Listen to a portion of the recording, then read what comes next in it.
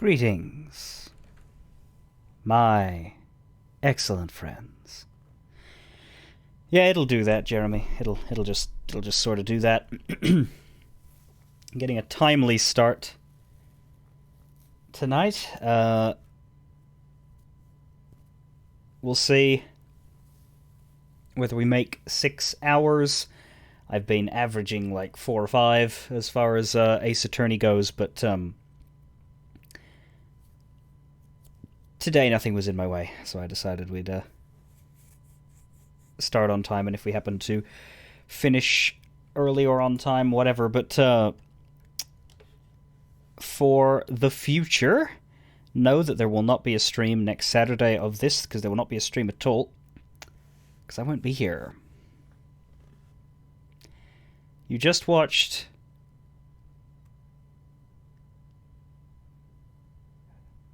Phoenix Wright versus Professor Layton? That's the spin-off game, right?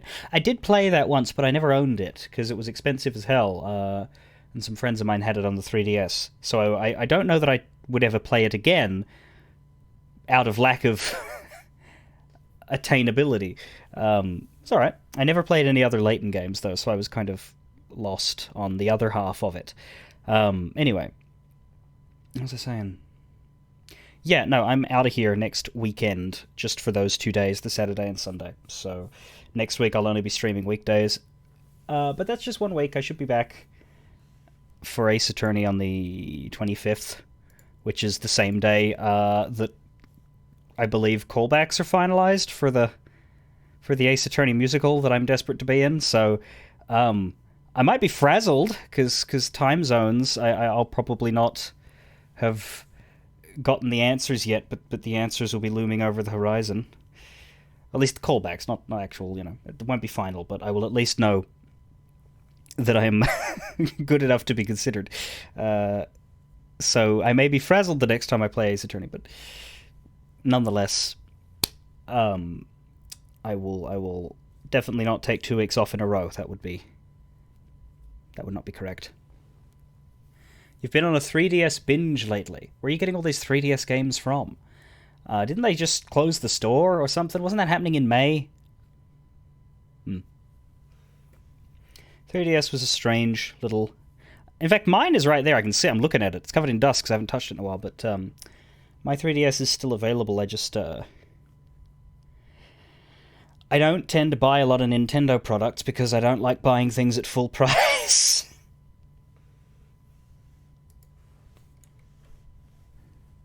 It's true.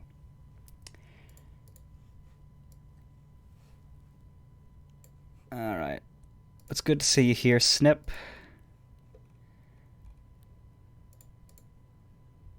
I like that you've taken the badge away because you actually give a damn about this particular game. They closed credit card purchases. Does that mean that there are other ways to get things off of the online store? Where is it? Oh. It is nearly off of my 5 most recent played games list, which is weird. But I guess it does add up, because there's 14, there's Forza, there's the thing I've been playing in my spare time, and then there's the game that I downloaded the other day that technically isn't out yet, that I got a code for, but I'm not allowed to touch it properly. When you get a new game, it adds it to your last 5 played list, even if you don't launch it.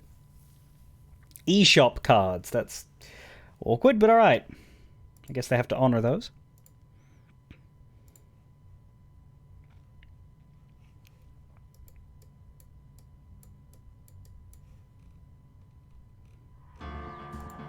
Here we are.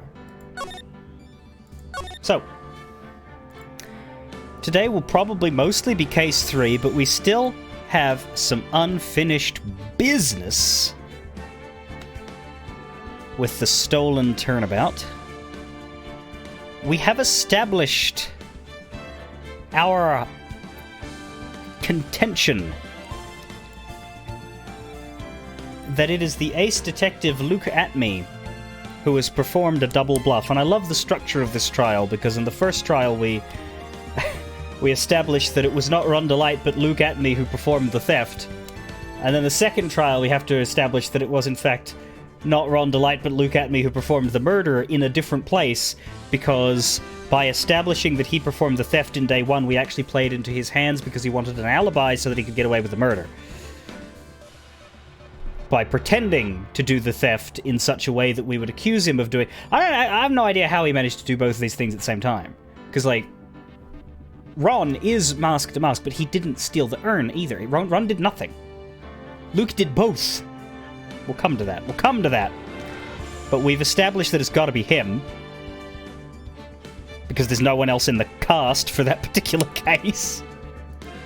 So that's Phoenix Wright has never been a whodunit series. It's more about proving what happened than it is about the reveals of what happened, right? Like, there still are reveals, but way back to the original cases where they would show you who the culprit was in the opening cinematic, they don't always do that, but they don't make it difficult. They don't make it a shock. The villains are not meant to break your heart. But was kind of funny that they showed us the silhouette of Luke Atme when Ron was talking about his flashbacks. That was a bit on the nose. It's a how prove it. That's it. Yeah, it's a how prove it. Excellently put.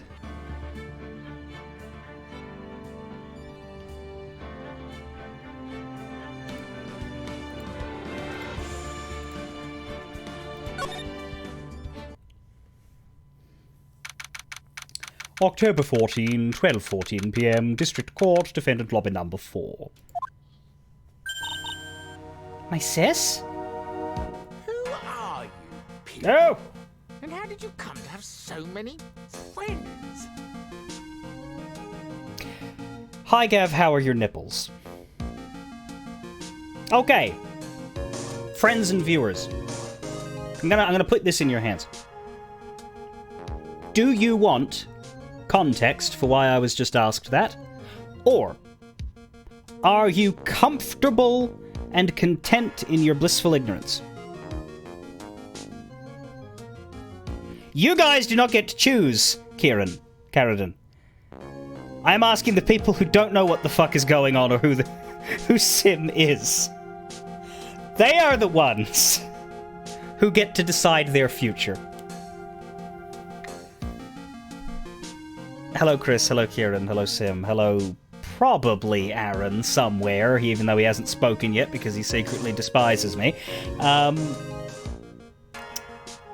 The channel that just raided me just hosted a Vampire the Masquerade session, which I was a part of, which was a big secret that people weren't supposed to automatically guess immediately based on context clues and the fact that it was fucking obvious. They're fine. In fact, can't even feel them at present.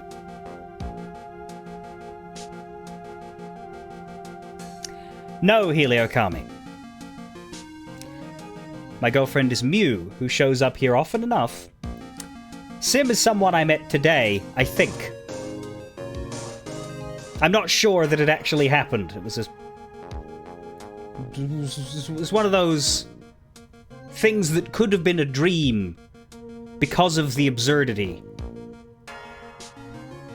But if so, then I haven't actually still woken up yet. Yeah, see, there you go. Nova here will be deeply and violently territorial if you dare to suggest such things. Nor should you, Heliokami, and you're probably better off and healthier not to. However, if you would like to change that, go follow that channel, go follow Aaron's channel. They're a lot of fun. Ah, yes, Nova is your mum. Sorry to break this to you in such a public place.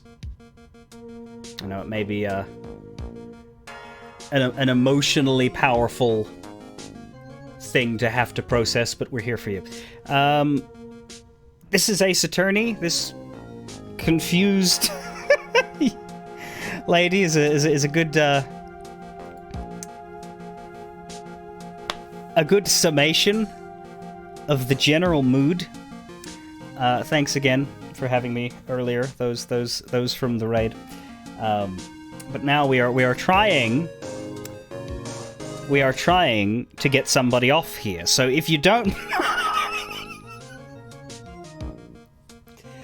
we are a lawyer, and it is our job to get our client off. So if you could cease distracting me, we could get to work.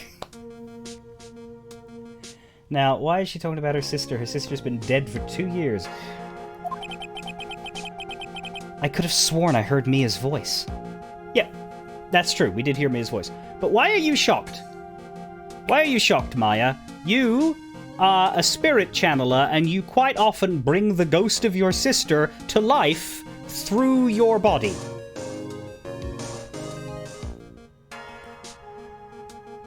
Which isn't surprising to anybody who knows what this game is, but anybody who's come in off the raid and does not know what Ace Attorney is going to be real confused for a bit. But that's okay, because all of the people who are my regulars are really confused at you. So we'll just vibe in mutual bafflement for the rest of the evening. So then, she's still alive. Inside your heart. Nicky boy! Oh, Ms. Delight. This is Desiree Delight, the wife of the defendant. Is it true that detective is the real killer? To be honest, we don't have any definite proof. But he's the only one who could have done it. The cast list isn't big enough. There's nobody else. It was him or it was you, and it probably wasn't you. But wasn't he at Lordly Taylor that night? Not to mention, we don't exactly know his motive. I mean, why would Detective Atme want to kill Kane Bullard? Oops, it's almost time. Better get back to the courtroom. I need to find some solid proof. It's gotta happen sooner rather than later. What are the dates? It is October 14, 12:21 p.m., District Court, Courtroom Number 6. Does that answer your question suspiciously decisively? Almost like the game heard you and immediately decided to timestamp itself? Did the murder happen on a Sunday? Are you trying to... Wait. Are you expecting a daylight savings twist?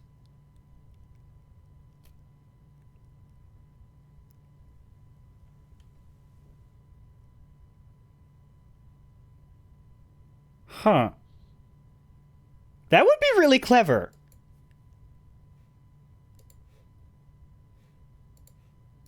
Let's just wait and see what happens. Japan doesn't have daylight savings. That's true, and these games are, I believe, set in Japan in the original writing, so it would be very unlikely.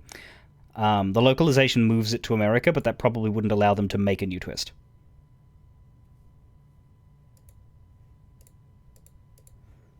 I think they call it Japanifornia.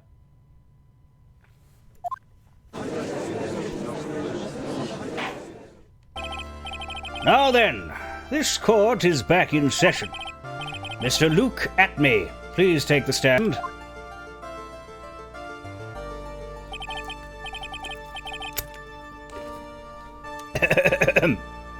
Alright, can I still do this voice without killing myself? Well, well! How do you do, sir lawyer? I never would have thought to see you acting so recklessly. I couldn't let them hand down your verdict just yet. Not when it would... Yeah. Not when it would have given away your... Fucking hell. Not when it would have given you your perfect alibi. An alibi by the name of Mask de Mask. I'm sorry. I'm afraid even the great Luke Atme has no idea what you mean. Of course, I have been in the next courtroom ever since 10 o'clock this morning. I'm afraid there's no way I could know what's been going on in here. You've been in the defendant's seat all day long, correct? Being tried as Mask to Mask. Indeed. It's truly child's play to fool the ignorant masses. Not only did the poor fools ask me to protect their valuables, they even gave me a generous reward upon returning their own property to them. Take this red diamond ring that sparkles upon my divine finger, for example. So you continue to insist that you are, in fact, Mask to Mask? Of course! Very well, then. Look at me. Let us begin with this simple question. On October 12th at 1 a.m., Cain Bullard was murdered. Where were you at that time? One without knowledge lacks even the knowledge that he should be ashamed of himself. But don't worry. I will not hold it against you, Sir Judge. Thanks.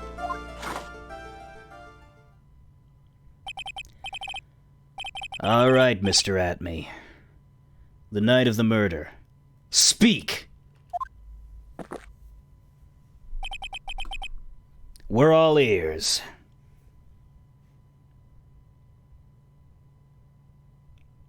Man's got 2 earrings. How did I not notice that?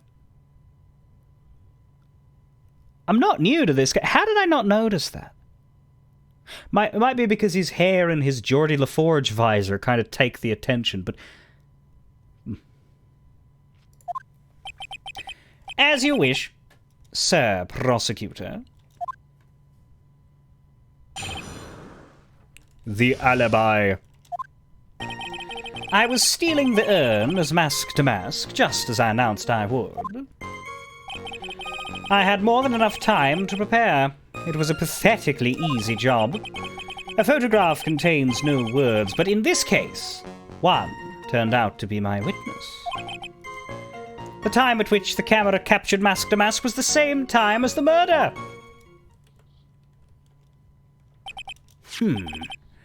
It seems the main point of discussion will be this photo of the crime scene. Everything else up until now was all part of his plan. There has to be a secret to this picture as well.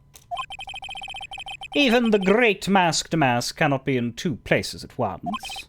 Now then, if you'll excuse me, I have a verdict to receive.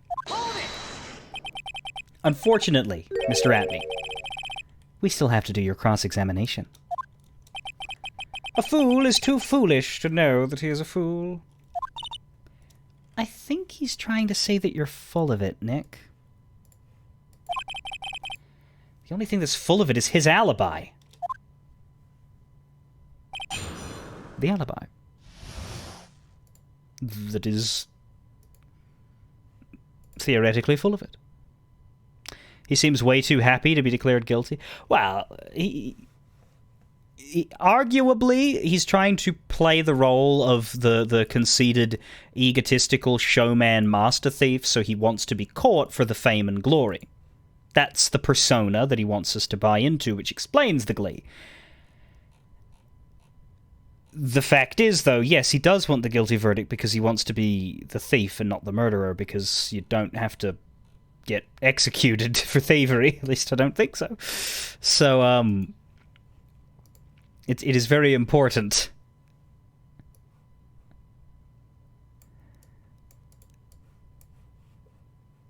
that he get the guilty verdict in the right spot. I was stealing the urn as Mask to Mask, just as I announced I would. So this photograph is the proof, correct? Indeed it is. And the man in the photo is certainly wearing a mask. That is why I am called Mask Star to Mask. But conveniently, that also means that there is no way to tell who this really is. What do you mean? Objection! Ha! Are you saying that this is not, in fact, Luke Atme? That it could be an accomplice, dressed up as Mask to Mask to create an alibi? Oh! What an interesting idea. Are you saying that I, Lone Wolf Luke, had an accomplice? No, that doesn't sound right at all. If Luke Atmey was at KB Security during the murder, all it means most likely is that either this is some kind of setup dummy, or the timer has been fucked with. Also, yeah, how does his nose fit in there? Then the masked mask in this picture has to be a fake. Maybe he has learned the art of nasal tucking.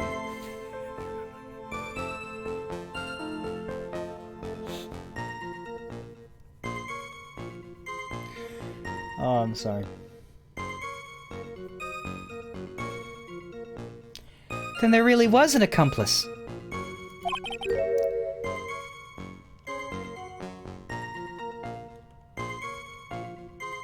No, but seriously, like, you just tie the nose, like, I don't know, to the right and over the...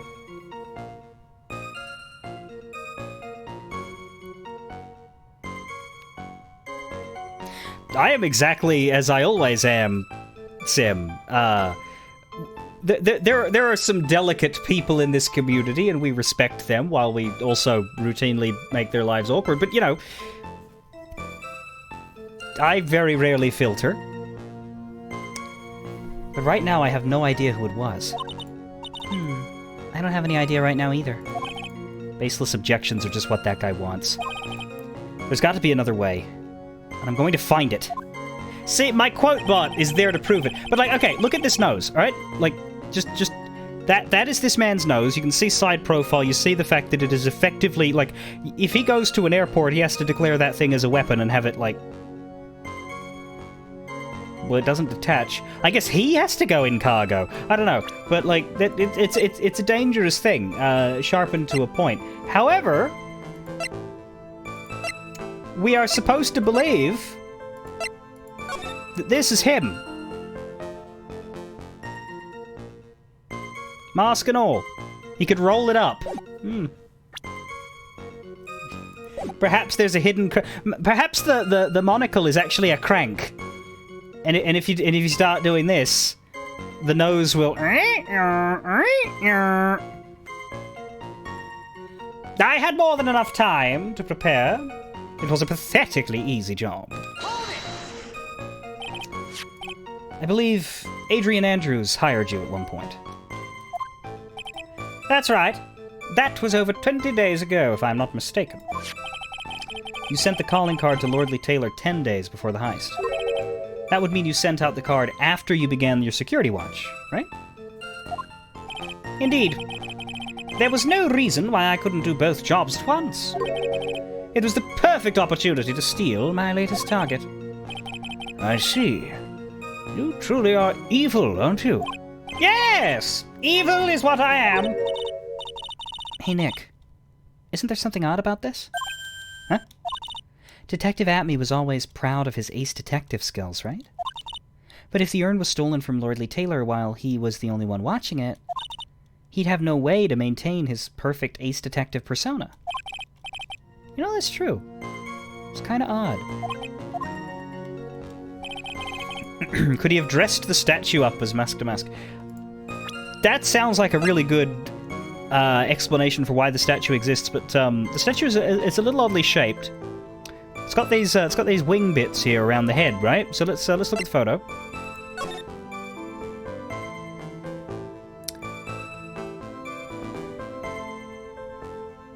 It seems a little bit stretchy. We can see the paint here, and the fact that the statue and the dolly are gone. But maybe it's the dolly and not the statue that matters. Or maybe it's not related. But this seems a little bit oddly shaped for the idea. A photograph contains no words, but in this case, one turned out to be my witness. The easiest explanation is that the time listed on that photo is not correct. So by photograph, you mean this piece of evidence here, is that correct? Indeed it is. That is it. The very thing that proves I committed the crime. The very thing that proves you committed the crime. When you think about it, it's really odd.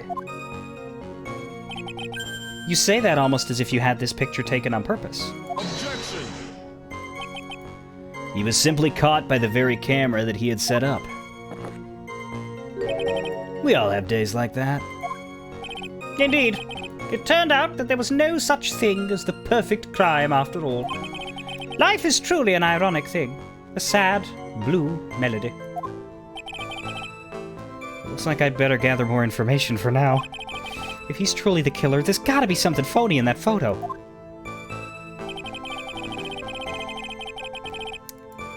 Yes, the paint is definitely in the background of the photo. And yeah, he set the camera up, so he wanted this photo to be taken. But we know that because we know why he wanted to be convicted of being the thief.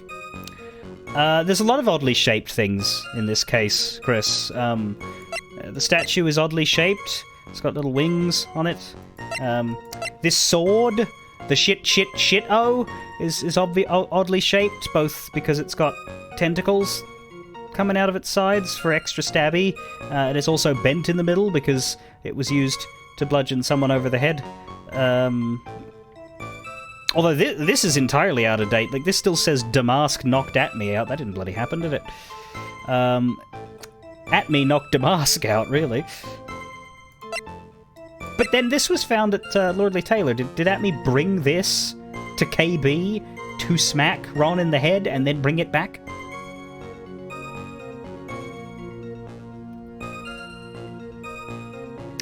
Yeah, he had to be leaving the room because he's got the box with him. The paint splotch means that whenever this thing was knocked over was before that. I think the paint was knocked... The paint's been there for 2 weeks. The thing is, why isn't the statue in the photo? Why has the statue been moved?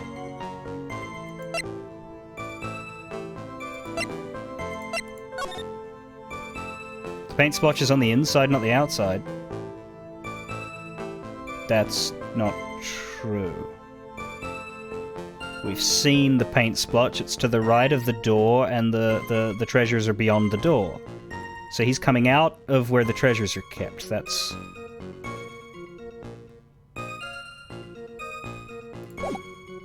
the perspective that we've had before. Anyway, the time at which the camera captured Mask to Mask was the same time as the murder. Hold that thought, please. About the camera that took this photograph. Oh, come now, it's all too clear what you're thinking. Huh? You think I altered the timestamp on the photograph, don't you? I'm afraid that's impossible. The camera was set up by Lordly Taylor. No, it wasn't. And on top of that, it was Lordly Taylor's staff that printed that picture's data. Unfortunately for the defense, there's no way that picture could have been altered. I see. Looks like I'd better find something else that could be suspicious. So, this alibi is false? Well, it has to be, or he couldn't have killed Mr. Bullard at KB Security. But I'm not really spotting anything unusual. There are 2 possibilities. Either the mask to mask in the photo is a fake, or the photo itself is. You've said 2 different things, Godot. Was it here or was it here? In one of these statements, it was said that Atme set the camera up. I want to hear this again. By photograph, you mean this piece of evidence here? Indeed it is. That is it. The very thing that proves that I committed the crime. The very thing that proves you committed the crime. Surely even you understand by now. Lordly Taylor provided that camera. There's no way I could have tampered with it. That's not what he said before. That means I could not have killed Cain Bullard unless I had an accomplice. He did say that, but he said that somewhere else. Come on, think long and hard about that night. The basement warehouse, and this picture that supposedly captures it. It's got to be here. Isn't there something funny about this picture? Yeah, the clown in the stupid suit. Are you implying that this picture is a fake? You bet I am. There's definitely something strange about this picture. We took a look around the basement warehouse that night before the theft took place. And there's something in this photo that doesn't match my memory of that night. Very well, then. Let's hear what you have to say. What about this photograph do you find funny? Okay, so we've sort of been led there because he's saying that the thing we're supposed to find is what was different on the night of the theft. On the night of the theft, the statue was still here. So the problem is here. It's not got to do with the box, even though he's holding it a bit strange. Take that! The funny part is right here. Why, this is a blood stain. Ah, blood! Now this case is getting interesting. Not exactly. This stain is actually pink paint, Your Honor. Maybe ease up on the Danganronpa, okay? Oh, just paint. Peach-colored at that. From blood to peaches, the judge sure loves going on his wild tangents. The problem with this photograph is not the paint. The problem is when you consider the layout of the basement warehouse. It turns out that something that should be there is nowhere to be seen. Well, Mr. Wright, what is supposed to be in this picture instead of the paint stains? The supervisor of the treasure exhibit stated the following. Well, there's a good reason for that. On the day of the crime, around noon, that golden statue just happened to arrive from the mountain training hall. I realized that the statue would be the perfect size for covering up the paint stains. That's why I put it where you first saw it. I myself was there that night that the theft took place, and saw the statue in that spot. If this picture was truly taken on that night, then that statue should have been there. But when I went there the day after the theft, that statue of the old bag was sitting in the corner. Perhaps it was somehow pushed there accidentally? Your Honor, this statue is slightly larger than yourself, and quite heavy. It would take more than an accidental push to move it that distance. Ha! In that case, can you prove it? Can you give us the rhyme and reason as to why that statue was moved that night? Can you do it, Nick? Never mind who moved it. The real question is, why did they move it? Well, Mr. Wright, I hope you are prepared with your answer. Now then, who was the one that moved the golden statue on the night of the crime? Ba-ba-da-boo-da-ba-da-ba-ba. Ba-ba-da-ba-ba-ba.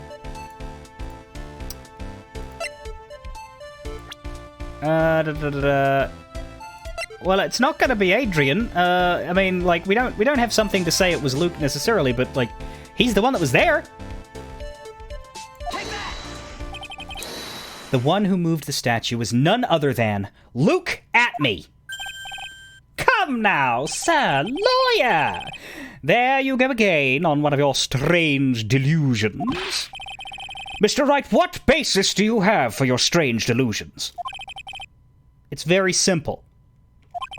The witness was the only one in the basement warehouse that night. That is indeed very simple. However, why would I want to move a heavy golden statue? The reason for moving the statue. Here's where our battle really begins.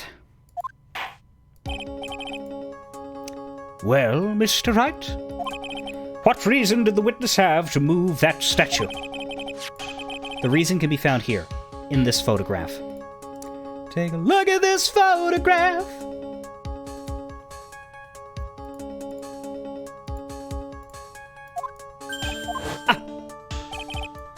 Luke Atme, you pretended to be Mask to Mask, to create an alibi by showing that you were at Lordly Taylor that night. But this photograph contains a single fatal flaw. If the statue had been there, your lie would be exposed like cheap film at a drugstore. That is why you had to move the statue. A single fatal flaw? Interesting theory. Please enlighten us. Just where in this picture does the lie exist? I mean, I hope it's the timestamp, but am I just wishful thinking that? am I supposed to... There isn't a date. That's a 43. I think that's meant to be like seconds. Like it's 13 seconds away from being 0059. The box, probably the seconds. Let's get put it here then. Naturally, the lie in this photo is the timestamp. What do you mean? I'll tell you exactly what I mean. On the night in question, Luke Atney went to KB Security and murdered Kane Bullard. Therefore, it's obvious. It would have been impossible for him to have been Lordly Taylor at this time.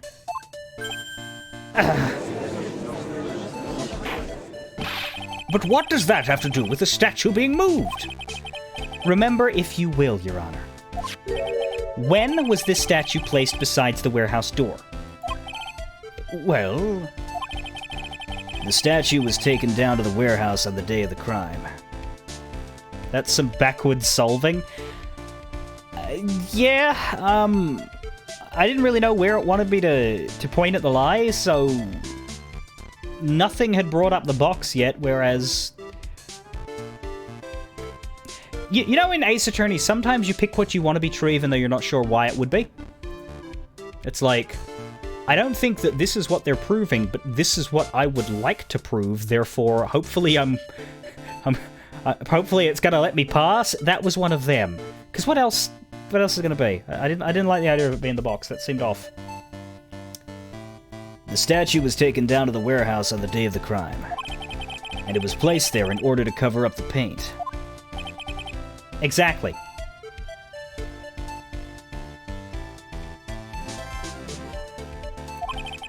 Luke Atney had already decided on the time when he was going to kill the victim. And so, in order to create an alibi for that time, he took this picture days before the murder took place. Right. No, that makes sense, but they didn't say that before. They didn't say he never moved the statue, he just took the photo before it was there. But yeah, no, that's a terrible security flaw to have a security camera that doesn't give you a date on the fucking... You could use that system to prove the existence of a ghost. You could take a photo of somebody in February, murder them in April, and then present the photo in June and say it was from yesterday.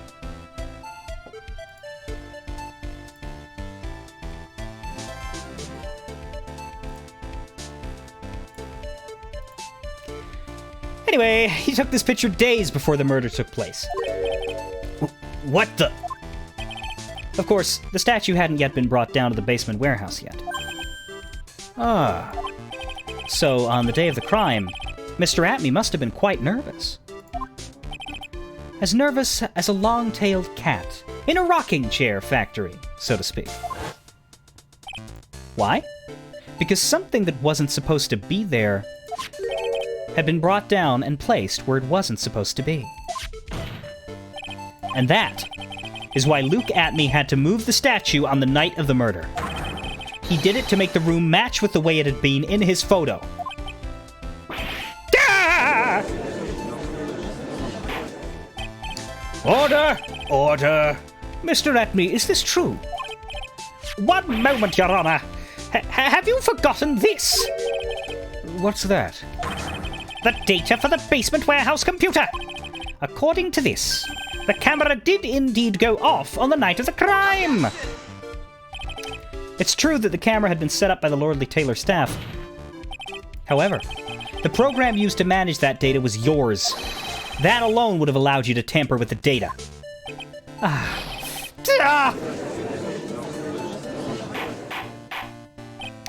Order! Order! Mr. Godot, what is the meaning of this?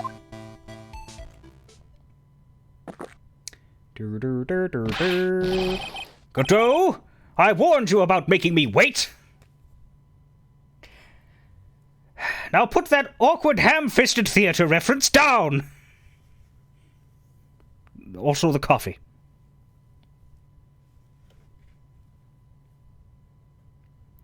Awkward and ham-fisted. Am I talking about that reference or about Snip? All I know is I'm definitely not talking about Nevermoon, the very picture of grace and elegance at all times. My 11th cup. I promised to drink no more than 17 during a trial. Which means I'm still good till the last drop.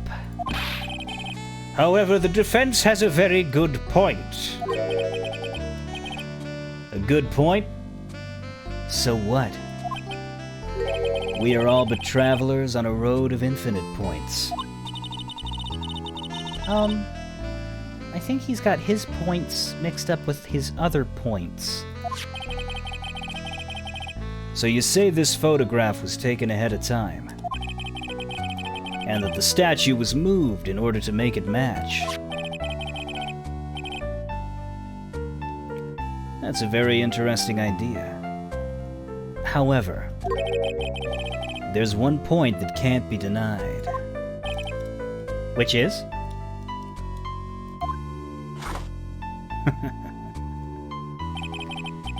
That it's only a possibility. Men that are trapped by the chains of maybe can never reach their dreams. That's very true. No way!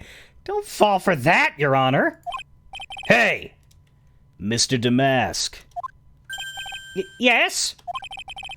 If there's no funny business in your actions as Mask Damask, there should be no problem with you telling us your strategy. So, let's hear it. Yes, please provide this court with your testimony about your plan to steal the sacred urn. Doodum doodum doom doom doodum doodum doom doom doodum Dum dum dum dum dum dum dum. I first received the request from Lord Taylor about 20 days ago. The urn was placed in a box and Svari! It was then sent to the warehouse. Hence, I was actually unable to see the urn for myself until the day of the crime. I knew it was an extremely valuable treasure.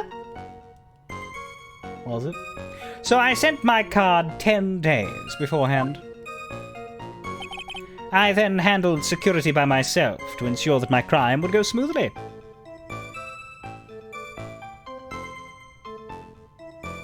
Guard must be thinking, what's that thumb-looking thing that's sticking out behind the crate? At last, I held the urn in my hands for the first time at 1 a.m. on October the 12th. That's pretty much all stuff we've heard before, isn't it? Yeah, but we will find the truth hidden in the nuggets of new information he gave. Witness, you're sure there are no mistakes this time? Sorry. Very well then. Mr. Wright, you may begin your cross-examination. Yes, Heliokami, but the photo also showed him carrying it in a box, and he's probably referring to when he got his physical hands on the physical urn after he'd opened the box, which could have taken him an extra 2 minutes to do. That said, we know he's lying because he's a murderer, and murderers like to do the bullshit, so possibly he's holding the box there because he actually took the photo a couple of weeks ago and there was no fucking urn in the first place at that point. Though we are left wondering how the urn went missing.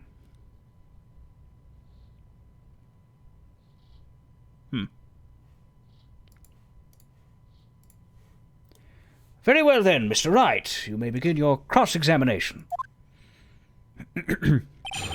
We know he's lying because he's on the stand. Gumshoe's on the stand, he doesn't lie.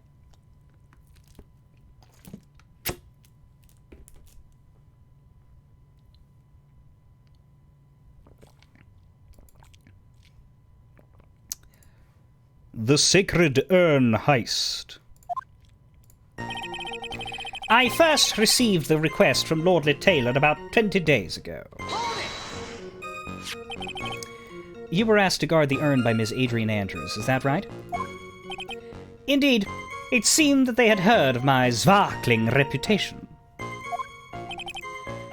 I see Miss Andrews is still attracting the weirdos. You better watch out too, Maya. Wow! The urn was placed in a box, and it was then sent to the warehouse. You mean this box? Wait. No, wrong one.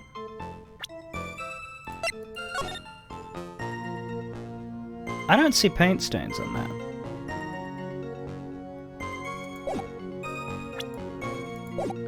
Yes, that pathetic box.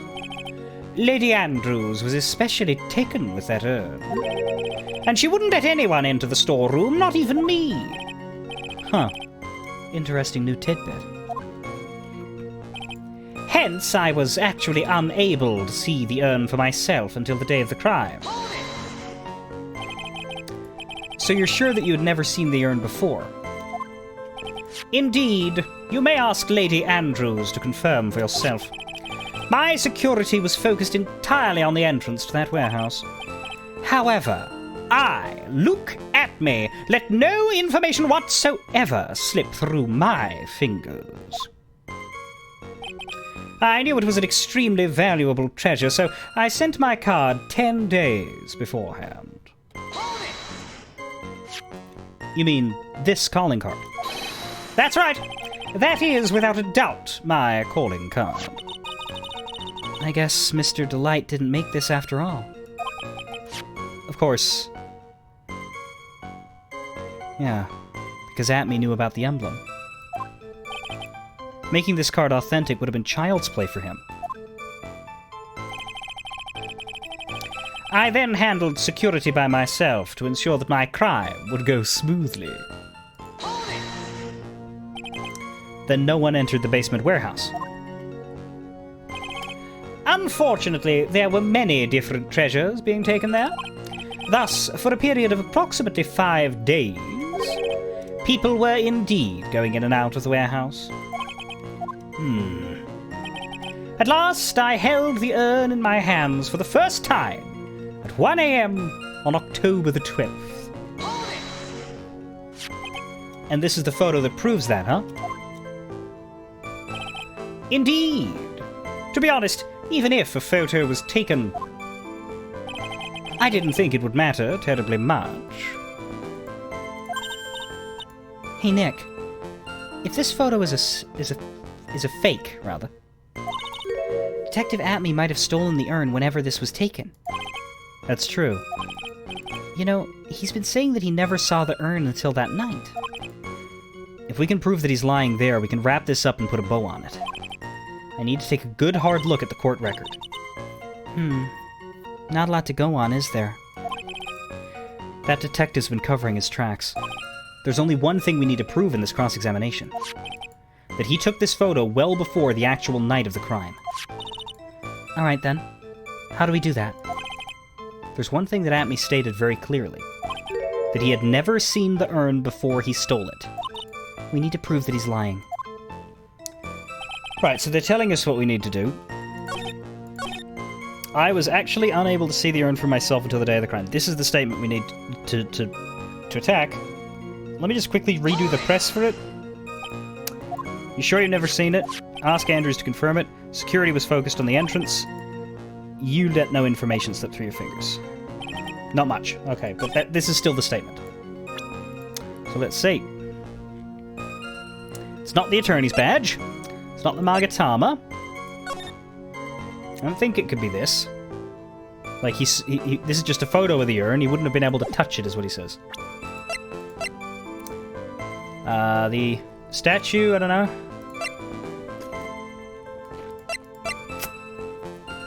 Said before a heist, the emblem is top secret. What's behind here? To the security at Lordly Taylor, I will be coming to purloin the most priceless work of art on display in your Treasures of Kurain exhibit. Take good care of the speckled urn, won't you? Yours truly, Mask to Mask.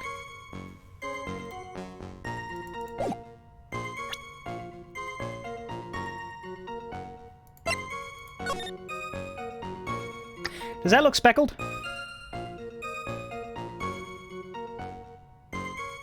Anyone would have access to this. This is the promo. Does that look speckled?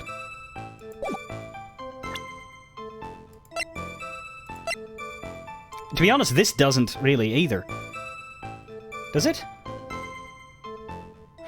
Or does he think the paint splotches are speckles?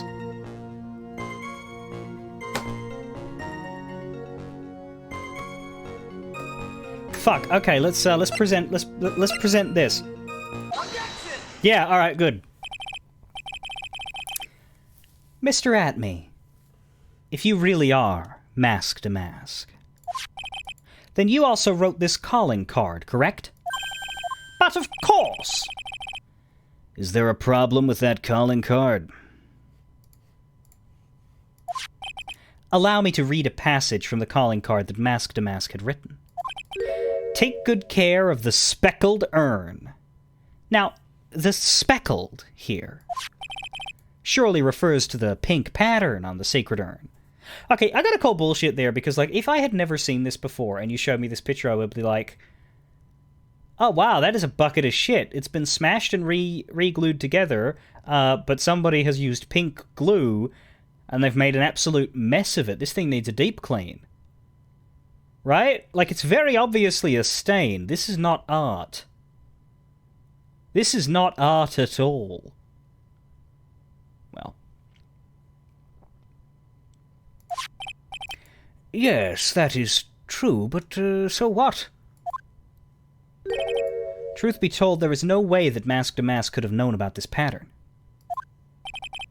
What do you mean? This pink spotted pattern on the urn is actually nothing more than paint stains. Paint stains? And these stains did not appear until after the urn had been taken to Lordly Taylor. I'm not finding this joke to be very funny, Mr. Trite. The day that the sacred urn was taken to the warehouse. Did we see that before when she confessed? That's amazing. Look at her, she's devastated. The urn was broken due to human error, or should I say an error-prone human. And that is when the pink paint got on the urn. Ugh. You can't be serious. And yet, this calling card clearly mentions the paint pattern. Which means, Detective Atme had seen this urn long before the crime ever took place. In fact, he saw it when this fake photo was taken. And because this photo was a fake, your alibi for the night of the murder no longer holds water.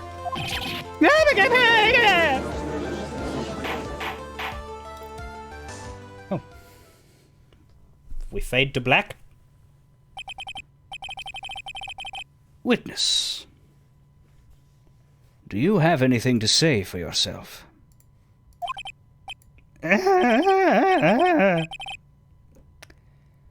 Deeply moving. Truly. I am touched.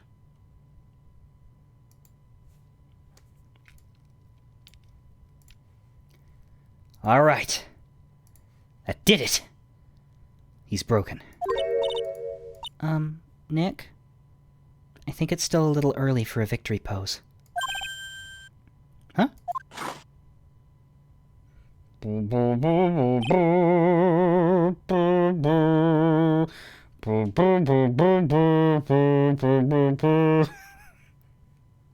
Ha! It's so sad. No one has any conviction these days. Conviction, you say? Yesterday, we all decided unanimously that this man was Mask to Mask. And now, we're calling him a murderer. You don't think we're being a tad fickle? That's a good point. No way! Don't fall for that too, Your Honor.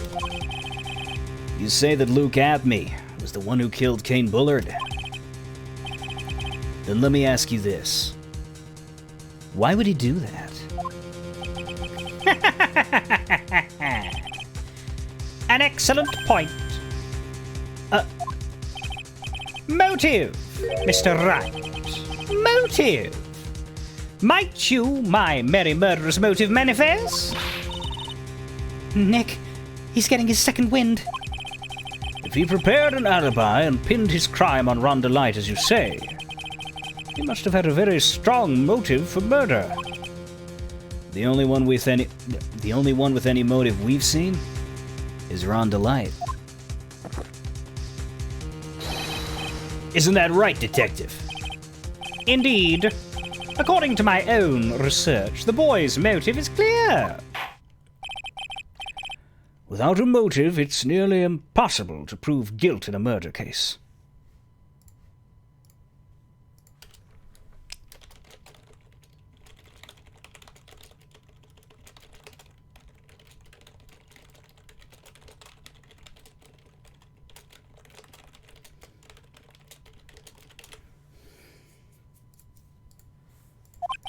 Now then, maybe you can enlighten us as to what the defendant's motives were.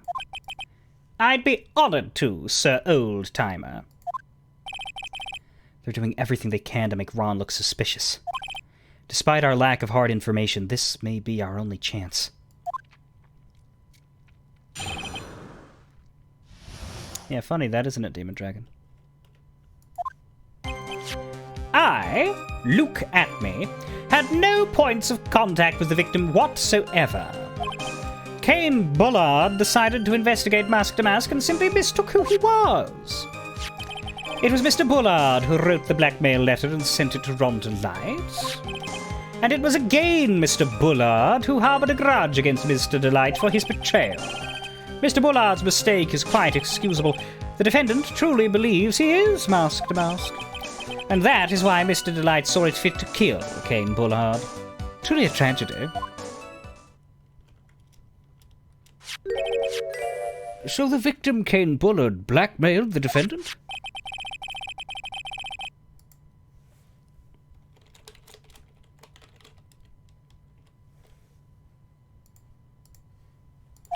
Oh, shit. This is the blackmail letter found in the defendant's apartment. I think that was mostly word for word. I skipped over it as soon as I looked at it and I missed it, but... A handwriting test confirms that Mr. Bullard was indeed the one who wrote the letter. What? Well. Very well, Mr. Wright. Begin your cross-examination. Try not to fuck it up.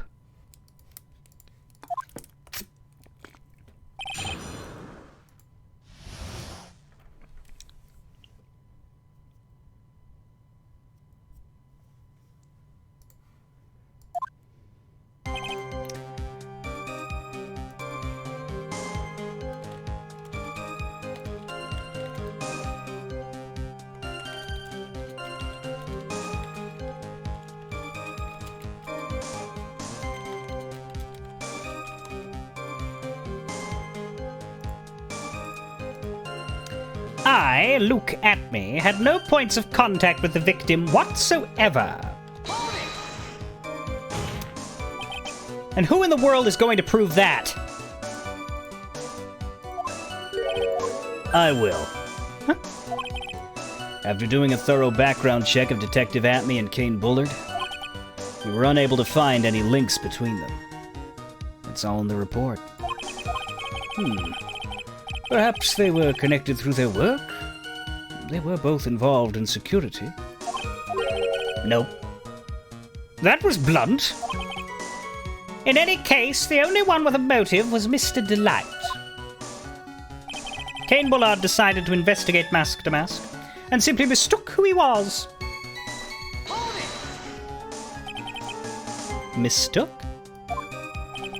That's right. Mistook From the Old Norse mistaka, meaning to take in error. That wasn't what I meant. Just who did the victim mistake Mask to Mask to be? Why, the answer is obvious. Ron Delight, of course. Boy, I'd like to wipe that smug look off this guy's face. Press harder! Always press harder! I don't know why I'd say it like that every time. Why would the victim mistake the defendant for Mask to Mask? Don't you already know that? Sorry, take a look at this newspaper. Every time it just makes you gape. Oh, that's the famous tear of Eminon. A magnificent jewel.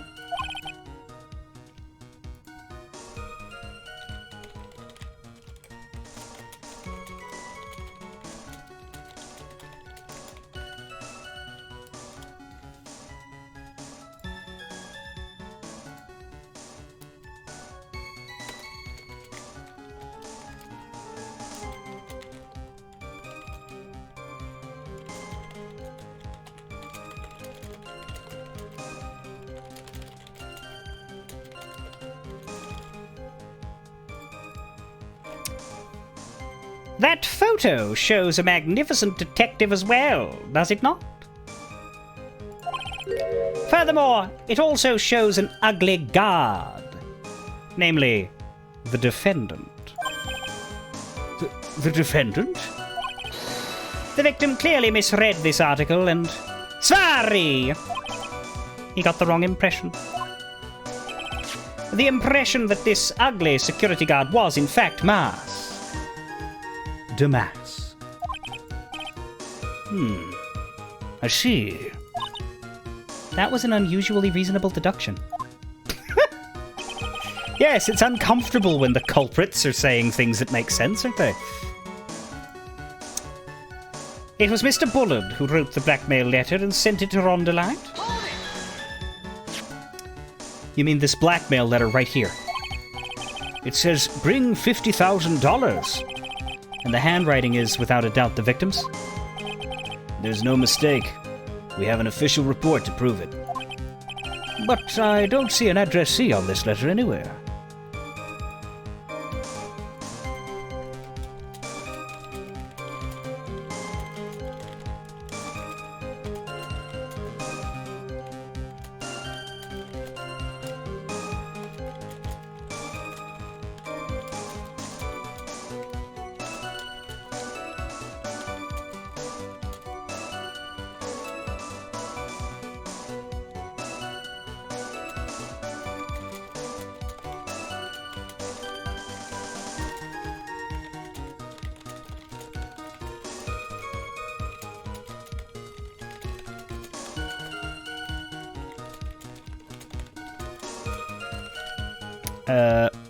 Sorry, I'm just sending a message on the side.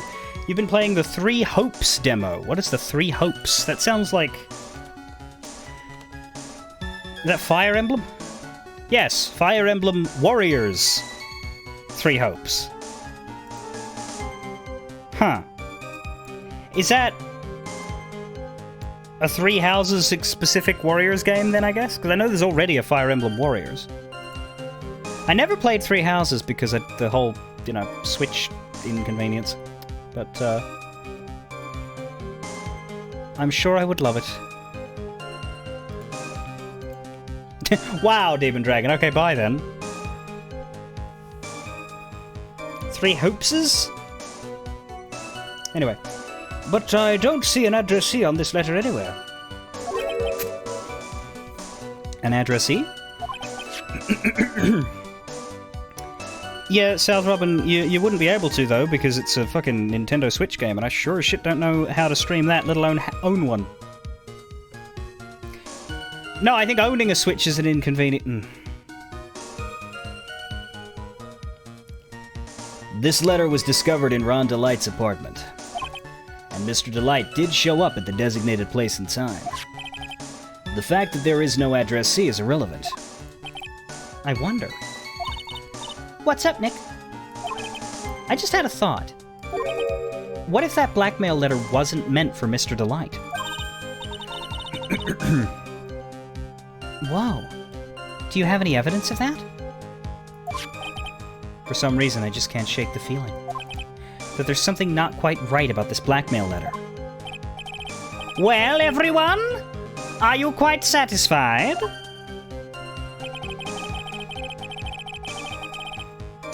And it was again Mr. Bullard who harbored a grudge against Mr. Delight for his betrayal. What do you mean by that? Oh my, I was certain you were already aware. Sorry! KB Security has a lot of security info on all sorts of companies. And since I was a security team chief, I stole data from the company.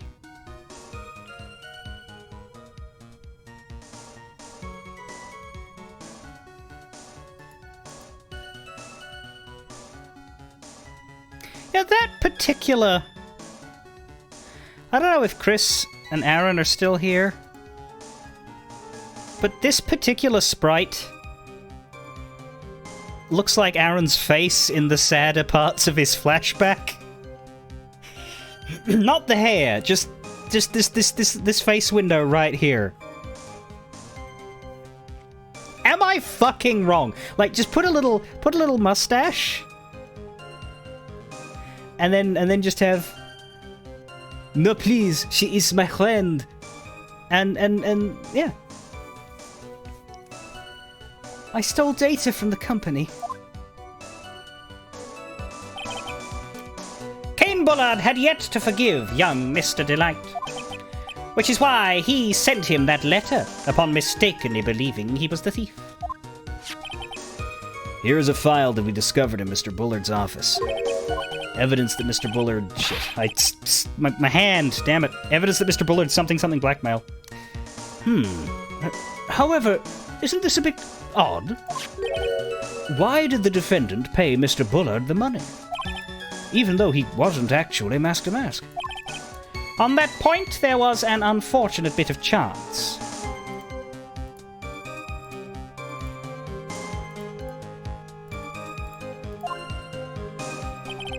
Mr. Bullard's mistake is quite excusable. The defendant truly believes he is mask to mask. Do you really think that story is going to hold up? Love it.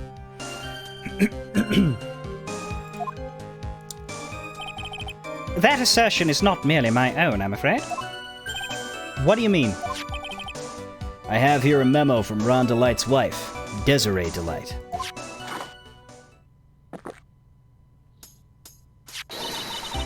Ronnie thinks he's mask to mask. Don't you feel sorry for him? Please don't think too badly of him. Well, Mr. Trite? Was he trying to act like Miss Delight just now? I thought he was actually pretty convincing. That is why Mr. Delight saw it fit to kill Cain Bullard. Truly a tragedy. From Ballard to Bullard, what a day I'm having. Now that's just your imagination talking. Come now, Sir Lawyer. I'm afraid imagination isn't the right word for it.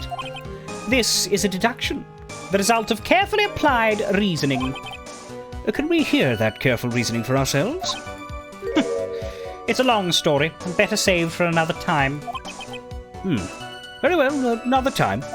Those so-called long stories aren't usually all that long. At least not in my experience. Nothing's ever as long as advertised, Phoenix. So you're going to try to connect Detective Atme to Mr. Bullard, right? Yeah, that's right. Hopefully it won't require surgery either. In that case, you'll have to talk about blackmail. We don't talk about blackmail, no. That's true. Was that blackmail letter really intended for Ron? Since we don't have enough information, you should press him for more testimony. Maybe I'll be able to shake some contradictions loose that way.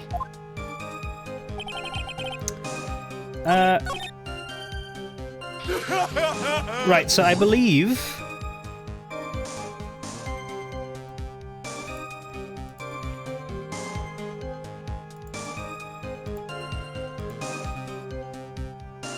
Morb at me. I believe the thing we're trying to counter is this. Bullard wrote the blackmail letter and sent it to Rhonda Light. What was in the press for this again? Bring $50,000. The handwriting is the victim's. There's no mistake on that. There's no addressee. It's irrelevant that there's no addressee. How do we prove that this was meant for Atme? Now, somebody brought something up before that I think is correct. It's on his face. Well, rather, it's on his hand. He brags about the red jewel, and if we look at the blackmail letter, what we have is, if you don't, I'll take the red diamond you received the other day instead. That's for Atme, that's not for Ron.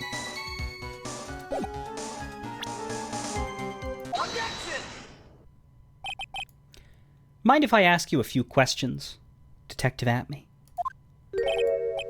Well, if it's just a few, I guess it's all right.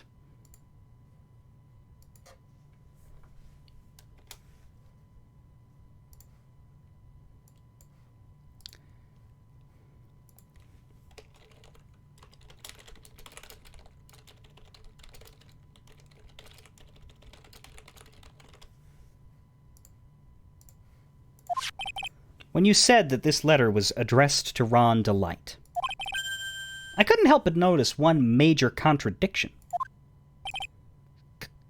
Contradiction? I don't know where a walking contradiction like you gets off saying things like that. You're one to talk. At times like these, men are made to express themselves with their fists.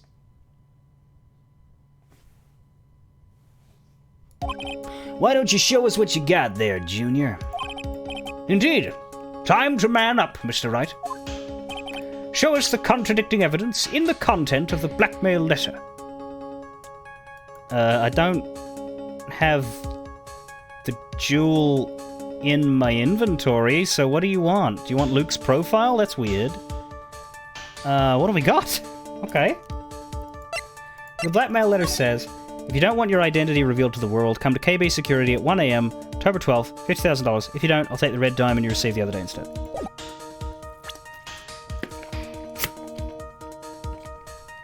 It can't be this, we just presented this. Security camera photo, weird sword, camera data, calling card we've already used, statues irrelevant now. Let's just keep looking. Ron's wallet? No.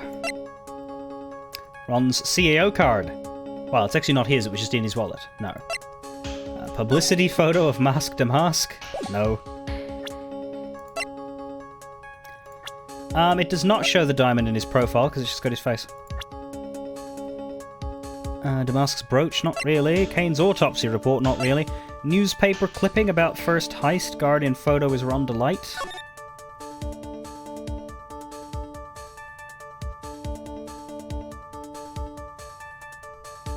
That's blue.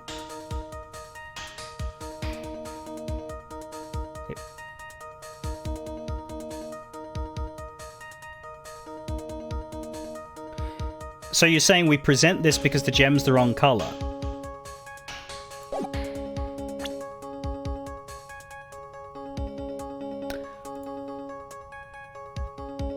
Right.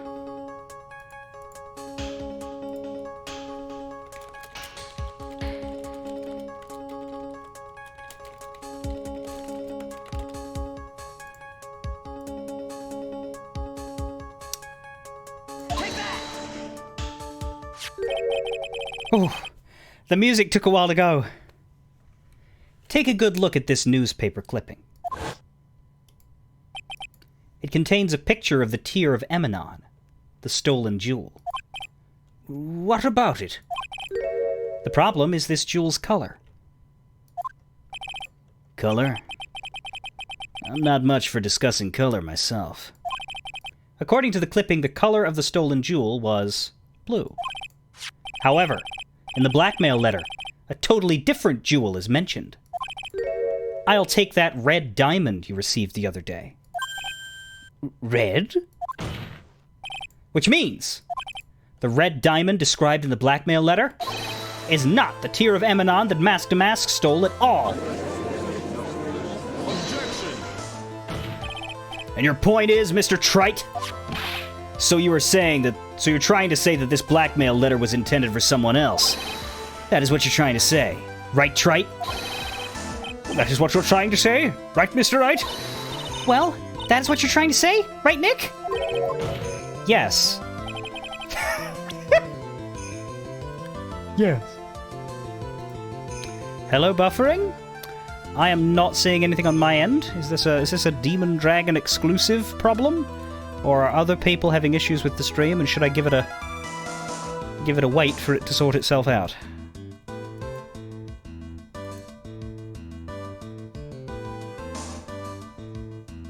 Blurp, blurp, blurp. Blurp.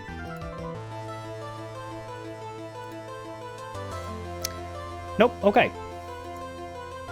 This is who Kane Blood is actually blackmailing.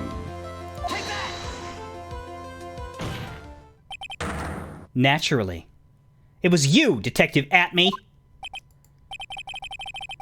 Do you have some sort of basis for that claim?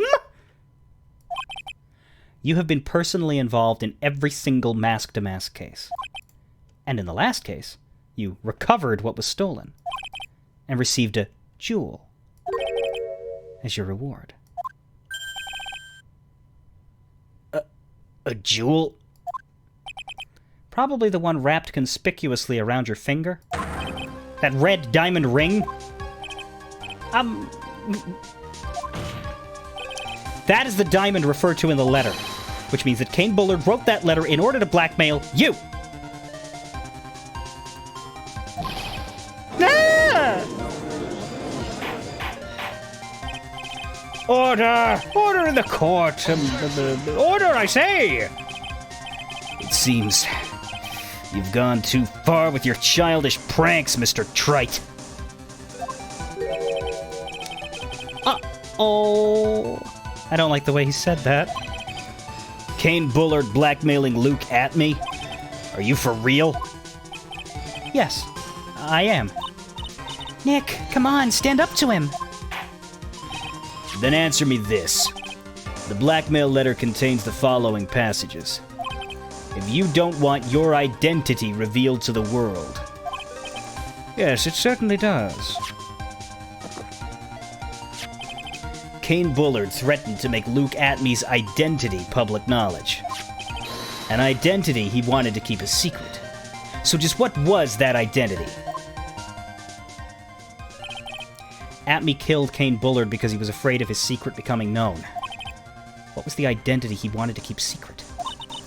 This is what it all comes down to, Nick. The identity that Luke Atme wanted to so desperately keep secret was his identity as... It's not this, or he wouldn't be... So, Ron was mask-to-mask by proxy. He was being ordered around by someone. Now, that was... It was suggested that that was Bullard, but I don't think it is. He's the person ordering Ron DeLite around. He is the mask-to-mask controller. He is their Bane. B-A-I-N. Payday reference. Anyway, blackmailer.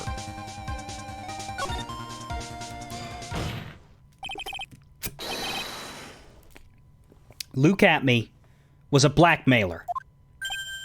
Objection! Hey now. Isn't that a little different from what you've been saying? You said that Kane Bullard was the one blackmailing Luke Atme.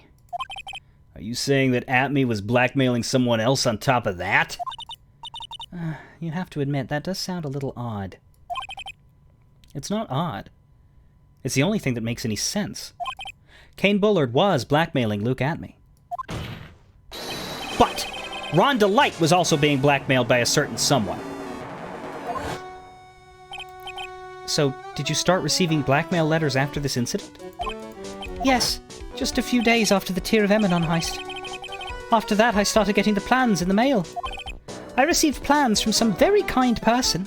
Incredibly detailed plans. Detailed plans? In which case, that would mean that Ron DeLite was actually mask-to-mask. This is what we are claiming. Someone else came up with the plans and had Mr. DeLite steal his targets for him. And that someone was none other than Luke Atme. Shh! Silence! Now I see. It's all becoming clear. What is? When you were in grade school, you received the same report card every year. Careless, with the tendency to jump to conclusions. Am I wrong? How did you... You say that I, Luke Atme, was blackmailing Ron Delight. In which case I would naturally know all about his relation to Mask to Mask. Well, yes. Ron Delight started receiving plans from his second crime onward, correct? Which means I learned of his identity when he committed that first crime. Good point. You certainly couldn't have blackmailed him otherwise. In that case, let's see some hot, bitter evidence. During the first crime, how did Luke Atme know that Ron Delight was Mask to Mask? This, right? Like, he saw him. Very clearly. We literally have a picture of them. I think I see it. See what? When you were in grade school, you received the same report card every year. Gets into a lot of mischief trying to be the center of attention. But what do you mean? That one where his eyes are like... That's his Panic at the Disco face. This newspaper clipping. It has a picture of you and Ron Delight in his guard uniform. It seems that Mask to Mask didn't just disappear into thin air. He just took off his outfit and hid it in a bucket. That sounds far too stupid to be true. Correct. With tricks like that, he couldn't fool a baby, let alone an ace detective. And that's when you figured it out, Mr. Atme. Yeah, right there. Oh, not that one, not that one.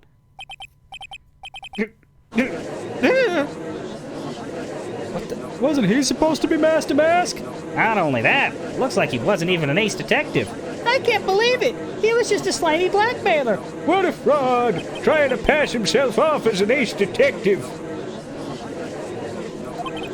Why, you... How dare you expose me like that?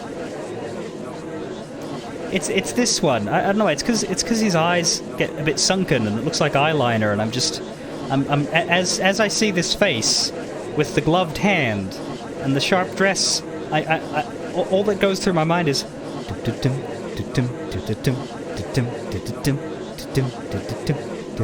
oh.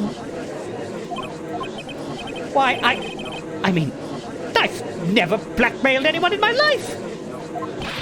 I'm a famous and proud ace detective and also Mask to Mask. Why can't you understand that? I'm afraid you are neither a proud thief nor an ace detective. You're a blackmailer and a murderer. That is your true identity. Why, you...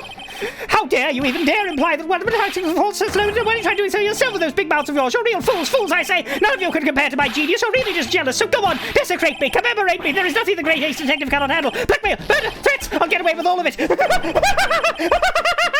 It's enough to make one laugh!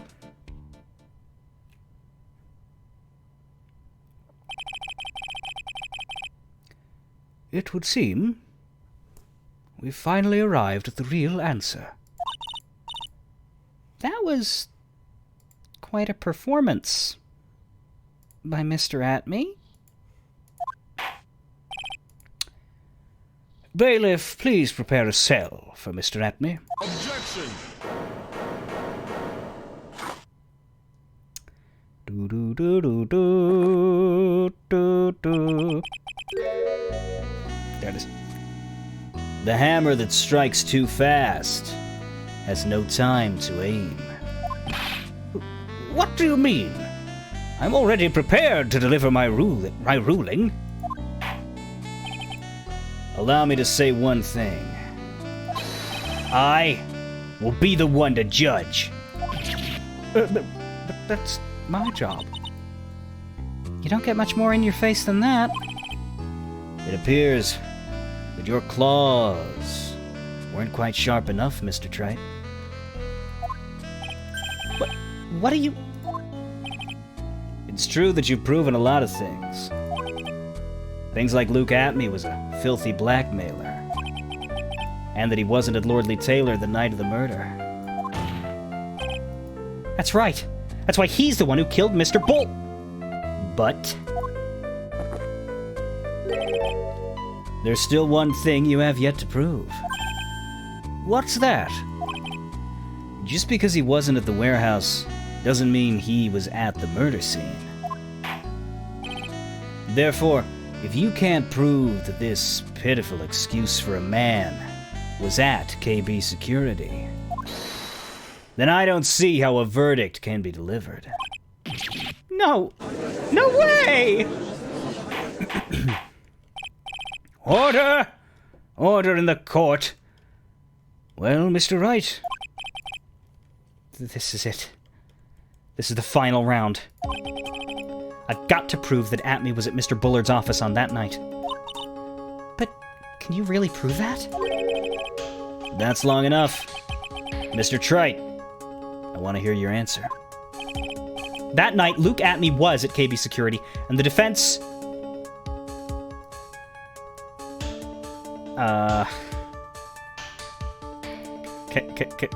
Can we? Is this a trick?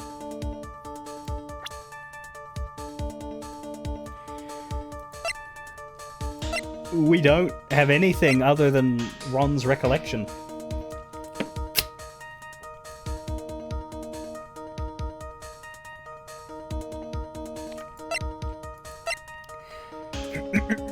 Yeah, at me hitting the buzzer with his gloves.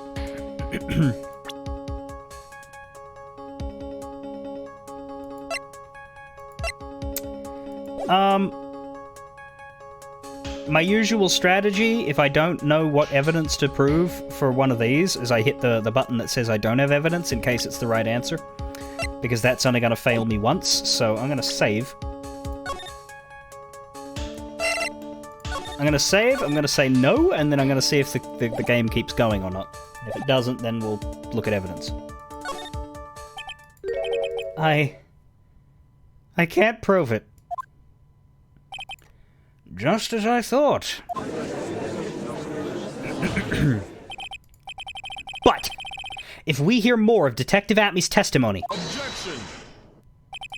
Unfortunately, that's as far as you go, Mr. Trite. What do you mean? I won't allow for any more testimony. That's what I mean. What? Have you forgotten? Luke Atmey is here after we interrupted his own trial. And you have failed to prove that he committed the murder. I think it's time for the witness to return to his own trial. And face his guilty verdict as mask to mask. No. Well now, Sir Lawyer. It seems that love wins out in the end after all.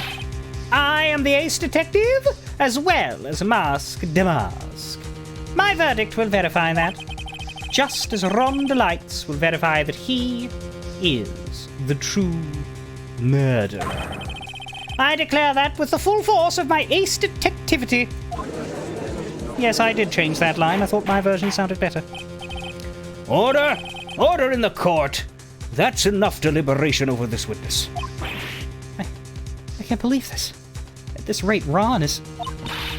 Don't give up now, Nick. We still have tomorrow. We can look for more evidence and... By then it'll be too late. Huh? Why?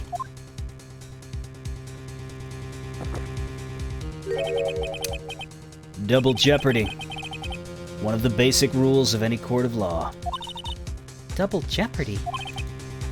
Should a defendant be tried and found innocent in court, that defendant cannot be tried again for the same crime. This is a fundamental rule of all courts, and it applies to this witness as much as it applies to anyone else.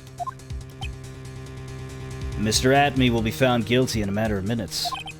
Guilty as mask to mask, which means he will be innocent as far as the murder of Kane Bullard is concerned, because as we all know, you can't be guilty of 2 crimes at once. There's a 1-crime limit. No way. The fact that you were unable to prove Mr. Atme's guilt of that crime here means that he will never again be tried as Kane Bullard's murderer.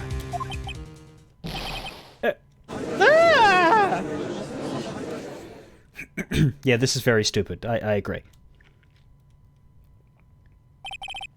Now there's nothing I can possibly do to win. Even if Ron is proclaimed to be innocent, the real killer, Luke Atme, will go free. You have cross-examined every statement the witness has made here today. And as long as there is no more testimony, I'm afraid I have to declare that there will be no further questioning of this witness. Are there any objections?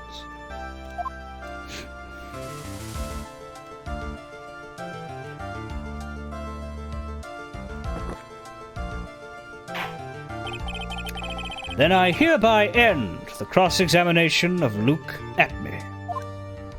Come on, Mia. Oh, I love it. I fucking love that she has a line there. I kind of wish, because they could have absolutely fucking done this, and I don't think anyone would have complained. When you re-release these, when you HD-ified them and put the trilogy out, you could have backdated Mia's objection line into the originals. You could have. I know she never shouted objection, but I think she shouted hold it, and she has a hold it line as well. I think I see it. Your Honor, when you were a child, this is what was on your report card every year. Has poor hearing, and often makes mistakes as a result. How did you... Phoenix, raise your head up high. Have you forgotten what I used to tell you? A lawyer is someone who smiles no matter how bad it gets. That voice. No way. Why are you surprised? It happens every game. Like, yeah, alright, it was genuinely fucking amazing at the end of Turnabout Sisters the first time Mia appears. And it is genuinely uplifting every time Mia shows up since, because it's always a point where you feel like you have more support. Yeah, okay, it's an established thing, but by this point, the only thing out of your brain mouth should be, fuck's sake, lady, what took you so long? Were you at some kind of country club party in heaven? I've been suffering here.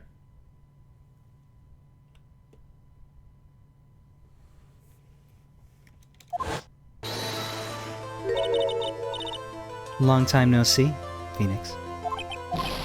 Mia! This is the true power of the Karain channeling technique. I know that it's really Maya who's standing before me. But right now, she's my mentor, Mia Fey. Now, let's do this. But there's nothing more we can do, Mia. Without any more testimony, I can't cross-examine... Not yet. The testimony's not over yet. What do you mean? Your Honor, just now you said something very interesting. You have cross-examined every statement the witness has made here today. Yes, that's true, but... Unfortunately, Your Honor, you're forgetting something. Earlier, after the last cross-examination, this witness made a number of remarks. Well now, Sir Lawyer, it seems that love wins out in the end after all. I am the ace detective, as well as mask to mask. My verdict will verify that, just as Ron Delights will verify that he is the true murderer. I declare that with the full force of my ace detectivity. And yes, I kept my ad-lib a second time. Yes, but these comments appear to have no importance whatsoever. Very well. Then we shall prove their importance via cross-examination. At any rate, as long as the witness has made these remarks, we, the defense, assert our right to question them. Is that all right with you? Prosecutor.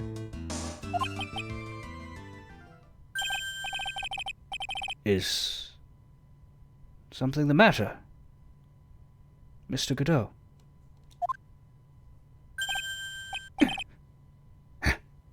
Nothing.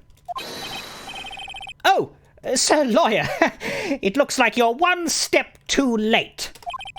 If you think such falsehoods will do anything to me, look at me.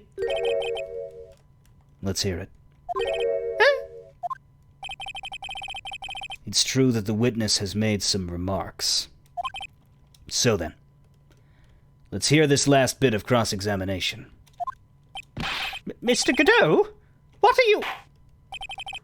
Very well then, Mr. Luke Atme. I'm going to allow the defense to cross-examine your earlier remarks.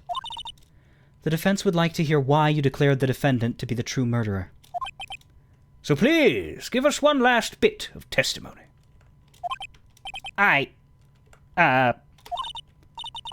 Phoenix, this is it. This is our absolute last chance. Yes, Chief.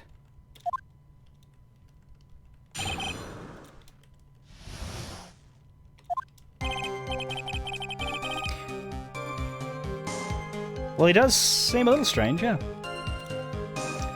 Indeed, it is true that I was not at Lord Litamer. I had to leave to see about another vitally important job request. I had known about the date beforehand, so I had this photograph readied. My brilliant deduction was what informed me that the true culprit was Ron Delight, and thanks to the keycard and wallet, it was abundantly clear that he was there. I was also able to make a deduction from the buzzer, which only sounded once. The button did not have any fingerprints on it. Why? The victim would have left prints if he sounded it, which means the killer sounded it. Mr. Delight was wearing his Master Mask outfit, which is why he left no prints. And the blackmail letter, oh, the victim likely just mistook the colour of the jewel. Sorry. Therefore, all the evidence points to that poor boy.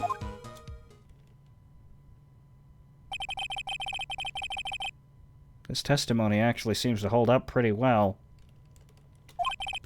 The witness's earlier remarks do not appear to have been hastily prepared. All of his points have been explained, and none of them seem to contradict anything. But of course. But how did you know about the emergency buzzer? The police investigation documents went directly through me. And I always look over all the documents. It's elementary, Sir Lawyer. Are you going to make even more trouble for us now, Sir Lawyer? I will not allow any of your usual shenanigans, Mr. Wright. Yes, Your Honor. We cannot postpone Luke Atme's trial any longer. This is your last chance.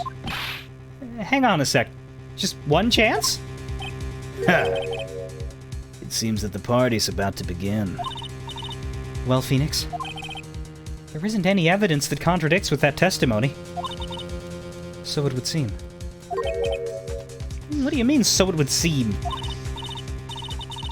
Listen, Phoenix. Pointing out contradictions doesn't always mean you have to present evidence. Does it? At any rate, this is our last chance. If you can't point out a case-breaking contradiction, you lose. That's all there is to it.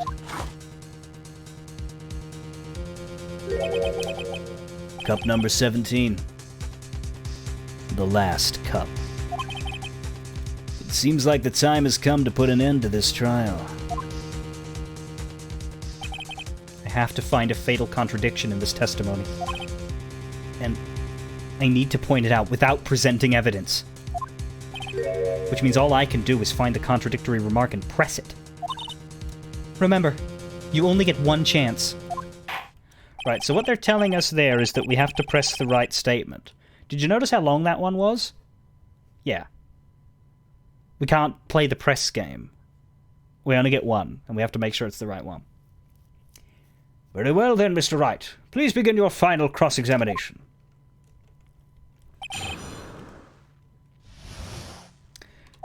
I kind of want to save here and purposefully bungle that just to make it clear. So yeah, indeed, it is true that I was not at Lordly Taylor. Bang. Mr. Atme, about this last remark. Objection! You still don't get it, do you, Trite? This isn't the time to be pressing the witness on every little statement. What? I said this before. There's one thing you still haven't proven. That this scum was in Kane Bullard's office that night. And now, it's time for me to drink my last cup. Mr. Wright, I will hold you to your end of the bargain. That's enough. This court sees no further reason to further prolong this trial. Nor is there any need for more time to decide the case against the defendant. Fuck justice. The case is extremely clear. I see no room for misinterpretation of the facts. This court finds the defendant Rondolite guilty, bitch. The accused will surrender to the court immediately, to be held pending trial at a higher court within a month from tomorrow's date. That is all. The court is adjourned. You just got morbed. We still have a day, but fuck you. And then it just puts you in the menu. I love it so much. I love it so much. I always have to purposely fuck up at least once when I do a playthrough of this series. Not in every game, just I have to see it happen once because it's the funniest thing the way it just makes no logical sense because they have to prepare a game over for every single step in which you can potentially lose life. So it is so generic and abrupt and stupid. It is my favorite thing. Do do do da da da do da da da do da do da da da do da da da do do.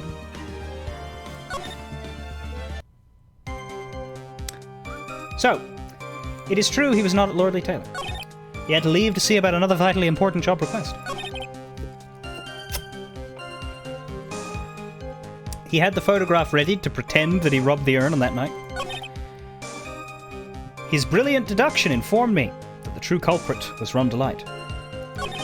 And thanks to the keycard and wallet, it was abundantly clear that Rondolite was there. He was also able to make a deduction from the buzzer, which only sounded once. The button did not have any fingerprints on it. Why? The victim would have left prints if he sounded it, which means the killer sounded it. Mr. Delight was wearing his mask-to-mask outfit, which is why he left no prints. And the blackmail letter? The victim likely just mistook the color of the jewel. Svari. All the evidence points to that poor boy. Which one of these? Now, we don't actually need to agonize over this. Because of my save file, I can literally just spam them until we get the right one. So, I am willing to try anything that you recommend. It's not going to be this one. It's not going to be all the evidence points. The victim mistook the color of the jewel. I mean, that's weak, but I think it's also weak to press. That's just weak for both of us. It's wishy-washy and not worth pushing. The secret 11th one? How many are there? 10, 9, 8, 7, 6, 5, 4, 3, 2, 1. 11. No, there are 11. What's the statement about documents routing through him? Not in this list. It's a good thing Ron was wearing the outfit. Should I push the outfit?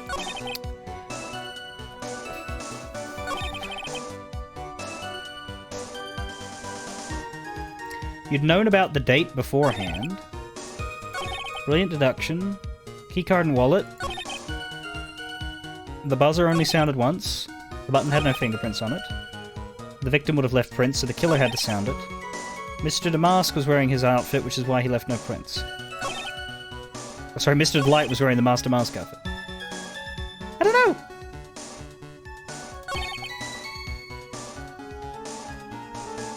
How would he know Ron was wearing the outfit? He wasn't present for that part of the trial. I don't know how he knows any of this shit.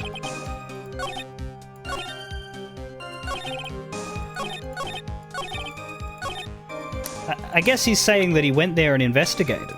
But I don't know why he did. Our whole point was to prove that he was there, so this almost seems to be helping us, but... The outfit was not part of police evidence. The only way he'd know that he was wearing the outfit was seeing it when you knocked him out. Okay. We'll try this one. Mr. Atme, about this last remark. Objection! Yeah. Oh shit! Never mind. This is different. they just layered it. You still don't get it, do you, Trite? This isn't the time to be pressing the witness on every little step. We're lucky I didn't start spamming the go button there. As soon as I saw Wright shake his head, I was like, ooh. I'm afraid you're the one who still doesn't get it, Mr. Godot. What? Mr. Atme, it seems you have finally admitted that you were in the CEO's office on the night of the murder. How can you say that? Let's review your testimony, shall we, Mr. Atme? The button did not have any fingerprints on it. Why? Mr. Delight was wearing his mask-to-mask outfit. Is that correct? Indeed, that's what I said. My deductions are absolutely foolproof. More like your deductions prove that you're a fool. I'm sorry, whatever do you mean? I chime in with a haven't you people ever heard of?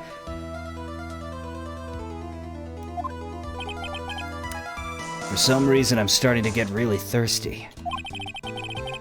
When exactly did we learn the fact that Ron Delight was dressed as Mask to Mask when he went to the scene of the crime? That was, It was just a few hours ago. Who's Pikachu to you? Is it Godot here? Back when my sixth cup was looking at me with a cold stare. Huh? Oh, did I forget to mention before? I'm sorry, I just never had a chance to mention it up until now. That's right. The defendant had yet to tell anyone else this fact before this morning. Therefore, the only people who should know this are those who have been watching this trial. Do you understand now, Detective Atme? There is no way that you should have known about that. You were in the next courtroom being tried as Mask to Mask. So then, enlighten us. Just how did you know about this piece of information? Well... Come on! This detective must have known about it. He probably had plenty of chances to find out beforehand. And it's those chances that I want to discuss next. That night, Mr. Delight was wearing his Mask-to-Mask outfit. There is one and only one way for Detective Atme to have found that out. Only one? One way, you say? Please recall, if you will, Mr. Delight's testimony.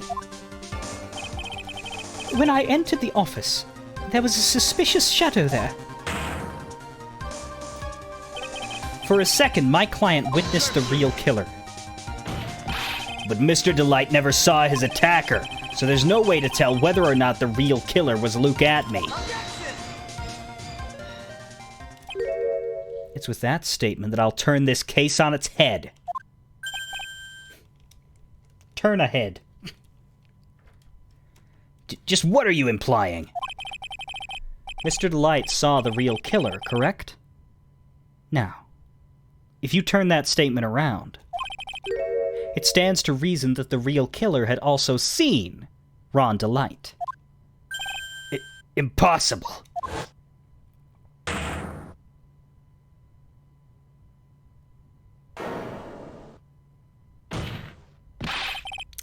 Detective Atme, you saw Mask to Mask at the murder scene that night. You saw him when you killed Kane Bullard and assaulted Ron Delight. That was the only way you could have known what Ron was wearing. Why is there an earthquake?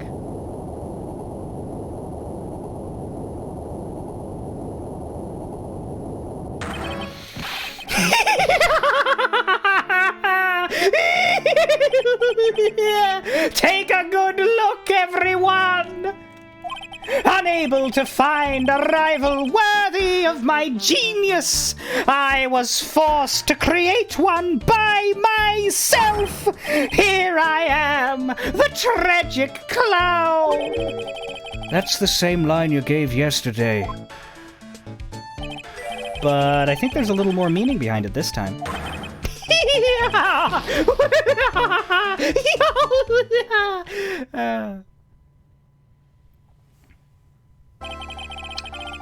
What an awfully complicated incident. Kane Bullard was blackmailing Luke Atney, who was in turn blackmailing Rhonda Light. And upon killing his blackmailer, Luke Atney tried to frame Rhonda Light. He then claimed to be guilty as Master Mask in order to escape his true crime. And to that end, he came up with this plan. To use the double jeopardy rule when making his alibi. At any rate, it would seem we finally found the truth. Excuse me? I came perilously close to besmirching the record of an innocent young man. Besmirching him with the title of murderer. Don't ignore me! Oh, I didn't realize you were there. Why wouldn't he be? He's on trial. About the verdict? I know you never committed any murder.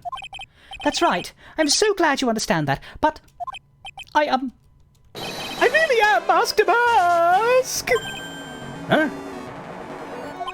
So, thanks to that trial yesterday, I'm innocent now, right? What was it you said? Double jeopardy? Now that you mention it. Oh, I've been careless. Careless? What do you think, Mia? As the defendant says, the rule of double jeopardy is absolute. A defendant can never be tried twice for a crime in which he was once found innocent.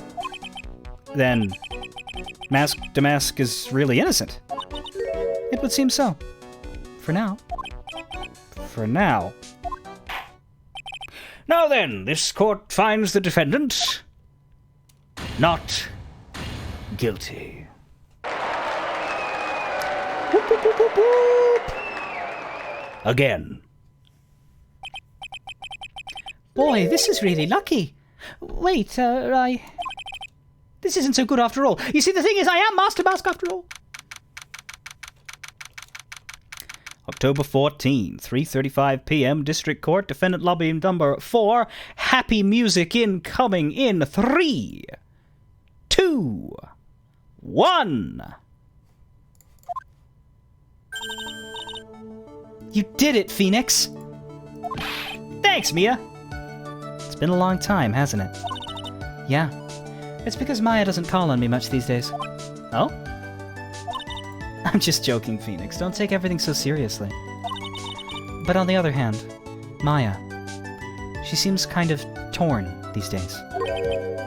You mean about becoming the master of the Karain Channeling School? Becoming the master means saying goodbye to our mother. Misty Faye, right? Watch over her, will you, Phoenix? Well, I mean, you're dead. Wouldn't you be able to tell us if Misty's... Wait, why don't you try to channel the mum? I mean, yeah, I know Maya can't then talk to her, but, like, you've got two. You got Pearl. Just swap off. Of course. Well then, see you around.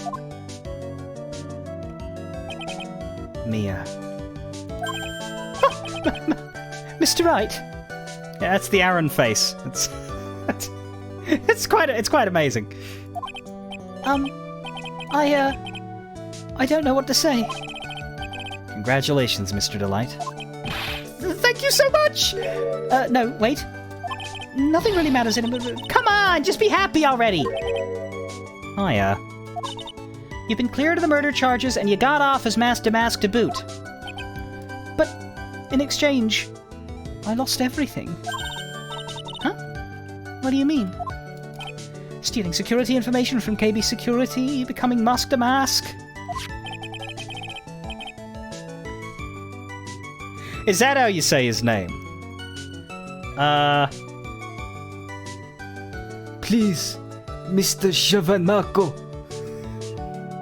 That was almost French Godfather. I don't like it. I did it all for one reason. For her. You mean your wife, Desiree? She hates criminals more than anything. Come to think of it, she was once held hostage by some robbers, wasn't she? Yeah, there were 3 guys and she accidentally kicked over one of their bikes. She always said how she hated sneaky criminals. I knew that, but Once I got fired from KB Security and lost all the money I had, she wouldn't have any reason to stay with me. I thought she would leave me for sure. so that's why you became Mask to Mask. Yes, but it's all over now. A broken bowl can never be put back together! That's not true. Right, Nick? Right. Really? Can we go back to the way things were? You'll be fine, and Nick can prove it.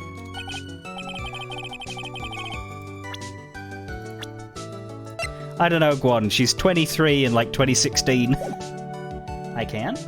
I kinda wish you would check with me first. Mr. Delight, even if a bowl is broken, there is always a way to put it back together. The urn, right? I throw it at you and it smashes into pieces on your weirdly Aaron-resemblant face. Actually, you don't look like him here. It's just that one sprite. It's not that you look like Ron. It's that Ron looked like you briefly. Unless you're secretly a thief. The sacred urn. Desi was the one who found this. Desiree, your wife. She always believed in you, Ron. That's why you'll be fine. You don't have to worry about anything. Ah! There you are. Miss Delight. You did it, Ronnie. You're innocent. I'm so happy. Thank you. I appreciate that. But, I suppose you don't want anything more to do with me, do you?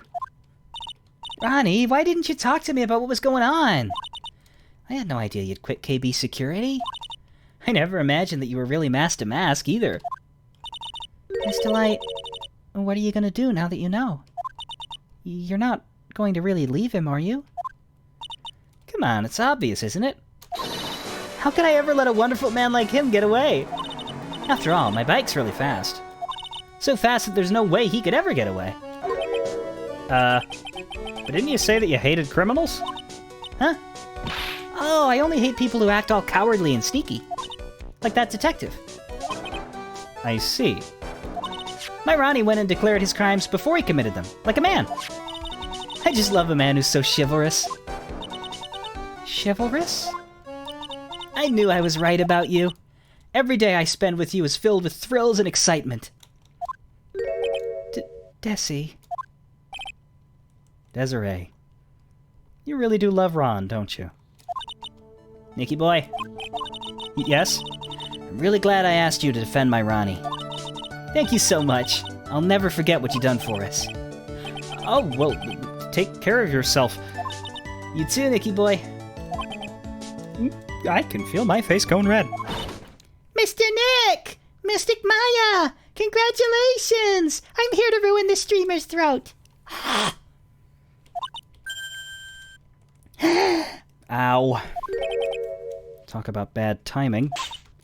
Mr. Nick! How could you? With another man's wife! In front of Mystic Maya! No, no, no! I'll never forgive you! Never! Ever!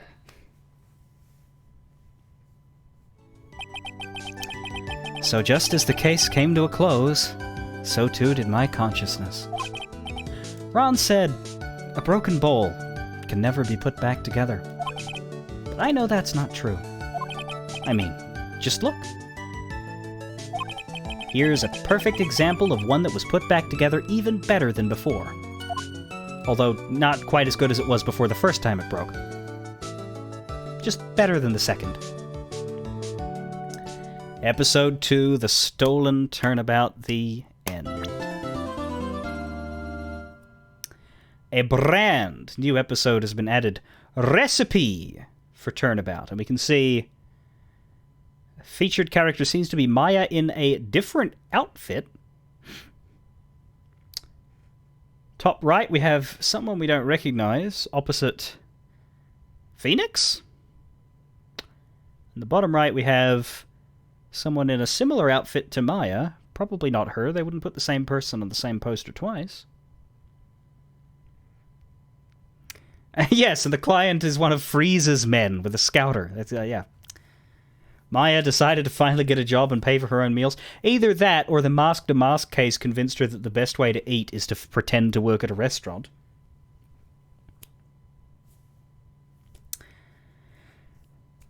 And now we have the traditional case 3, which is... It's a little different, the structure here, because as you'll notice, case 2 that we just did was kind of... normal. Okay, so in game 1 and 2, you have case 1, which is not very story relevant, but is a tutorial. Like, the first game introduced Larry Butts and Mia Fey, sure, but Frank Sarwit didn't fucking matter, and the overall murder in case 1 didn't matter. Case 2 was very main story focused. It set up case 4, and then case 3 was a funny side jaunt, right? That's the usual format.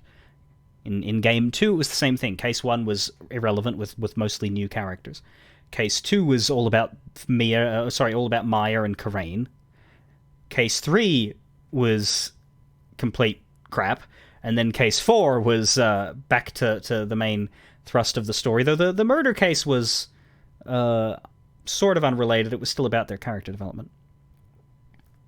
This game, though, case 1 was all about Mia and Phoenix.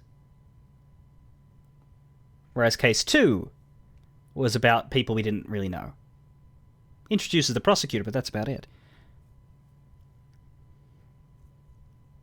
You completely forgot 2-2? Yeah, it was Reunion and Turnabout. That was the Karain Village one. Anyway, this is the first case that my memories become very hazy for. I remember some characters, but I don't remember all of them, and I might have to come up with interpretations on the fly if I don't quite remember the full cast. And the ones that I do remember, I'm not going to have to worry about. So, I am going to step away just for like a couple of minutes. I'm going to pee because I've been drinking water, and then we'll start up. So this isn't my proper break. I'll take a proper break in a couple hours probably, but just hold on for a sec.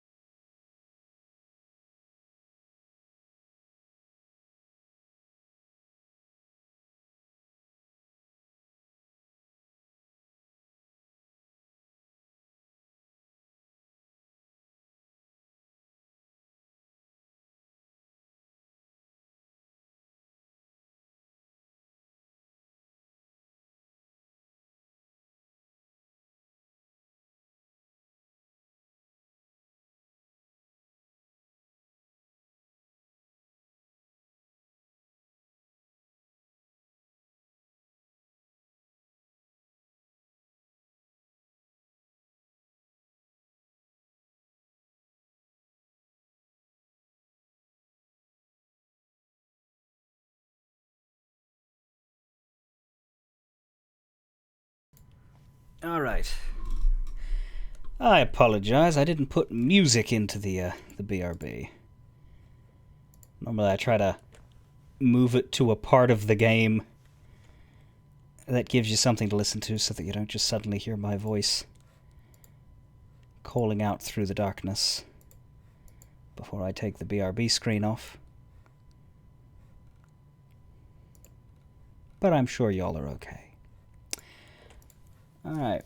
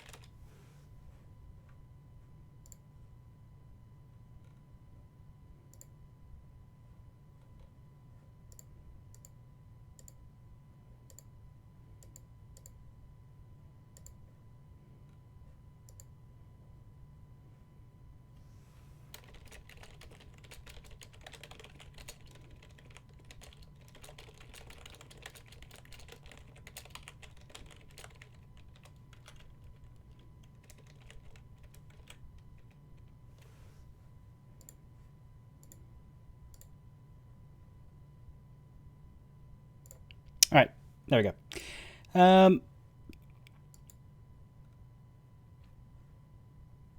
I'll just get that running.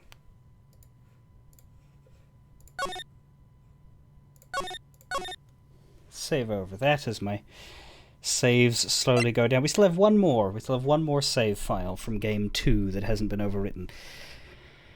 Out of the 10 slots. God, I hate that noise. Alright.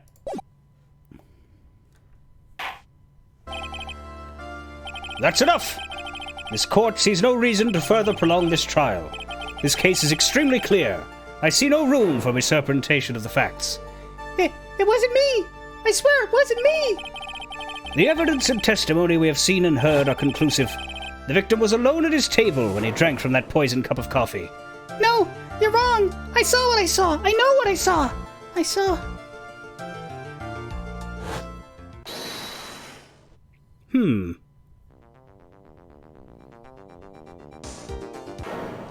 I saw someone else there! A man! He's the real killer!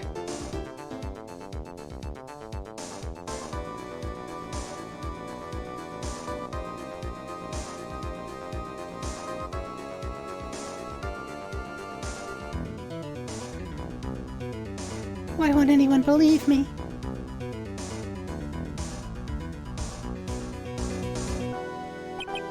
Well, I'd say that pretty much wraps the case up, wouldn't you, Mr. Wright?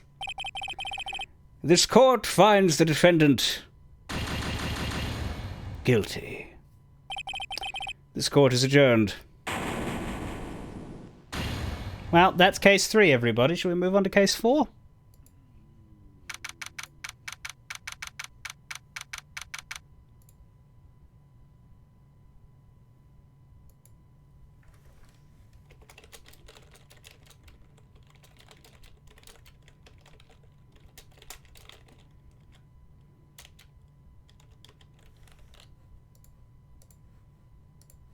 January 6, 10:03 a.m. Wright & Co. Law Offices. What's impossible, Guan? We've lost a case before, don't you remember? It happens to us. Happens to everybody. I will admit that the reason why I purposefully failed at the end of that last one was to juxtapose. But, I do like that the dialogue is identical. Ah, The start of the new year always makes me feel like I can take on the whole world. I bet it does, Maya. So, Ike decided that our resolution should be Svari! Take on the world, just like Purple Tentacle. What do you think? Sure, whatever, Maya. But I think maybe you've had more than enough mistletoe cake. Never! You've got to eat a lot of cake during New Year's. It's practically a tradition. Like watching the fireworks on TV, or playing a board game. Hey, pal! Detective Gumshoe. Happy New Year, Detective! Likewise. Now listen up, Wright! I wanna...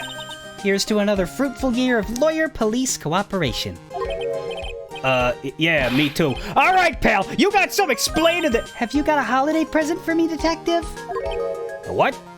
Well, Here, have this. It's really nothing much, but...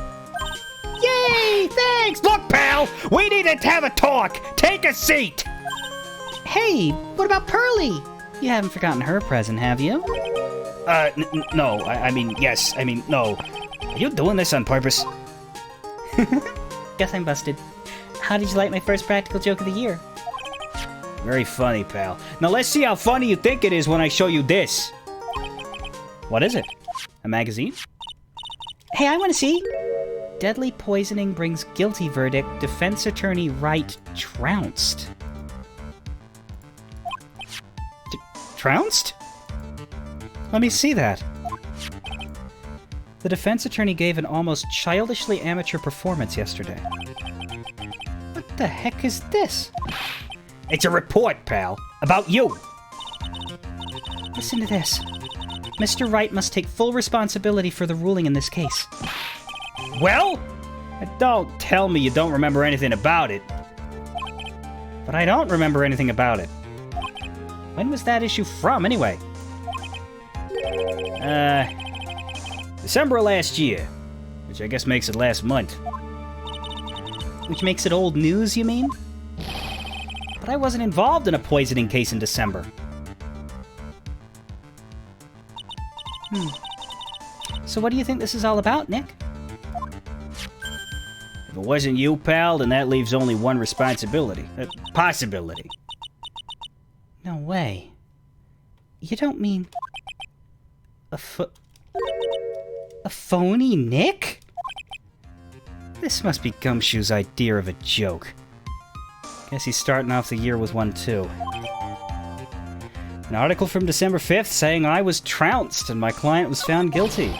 So? What are you gonna do about it, pal? What do you mean, what am I gonna do about it? The real joke is how he managed to not know about this for a month when it got media attention. Well, it's your fault that the judge found the defendant guilty in this case. My fault? How do you figure that? Because the Phoenix Wright is super famous now. Well, maybe only sort of. Yeah, see what happens when you hotshots start getting too full of yourselves? But I didn't do anything wrong. At least, not that I can remember. You better make this right, pal, now! And that means taking the case back to court, got it? Sounds like we got our first case of the new year. Let's tackle it with gusto. I don't know. The judge already issued a guilty verdict once in this case. It's not going to be easy to get it overturned. I guess that New Year's resolution is going to have to wait until next year. So you're taking a case, right? Good! I'm going to head over to the courthouse then. After that, I'll go back to the precinct. Drop by if you need something, okay, pal? Yeah, it's just a second amnesia case. Perfect. I guess people are starting to know the name Phoenix Wright. That could be it. Oops.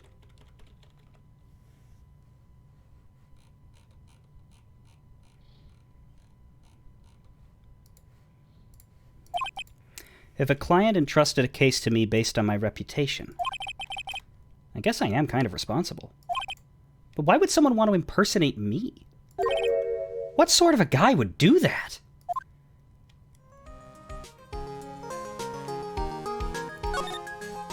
I'm sure we shall find out as we go.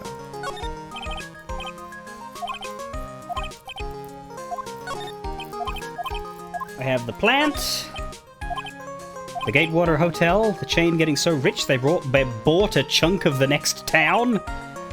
Also, I need to take this jacket off.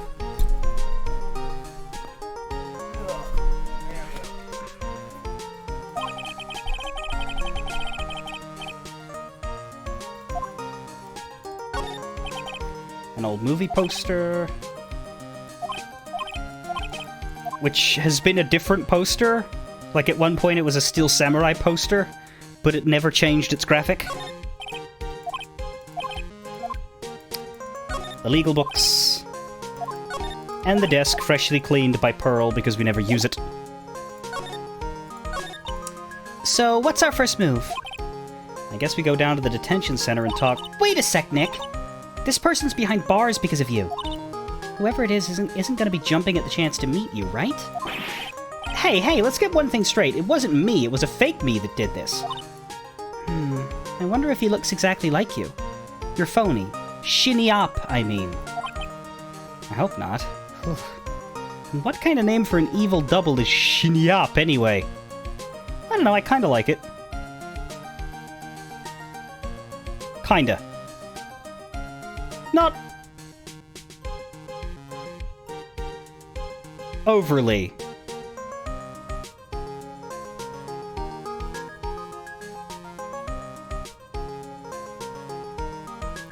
But kinda.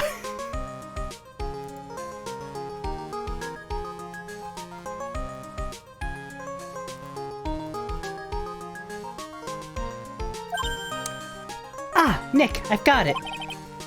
If you're going to ask whether I've got a twin brother, the answer is no. Spoil sport. Did you notice Gumshoe was acting weirder than usual? Or was it just me? Yes, it's Phoenix backward, yes. What do you mean? I mean, he was really worked up. Like a guy who just found out he's gonna be a dad or something. Yeah, I guess he was acting kind of strange. Maybe he realized he's got strong feelings for you, Nick. Considering how we interact, I seriously doubt that, Maya. Well, if he wasn't nervous because of you... then maybe it's because of our new guilty client? Well, who does Gumshoe care about?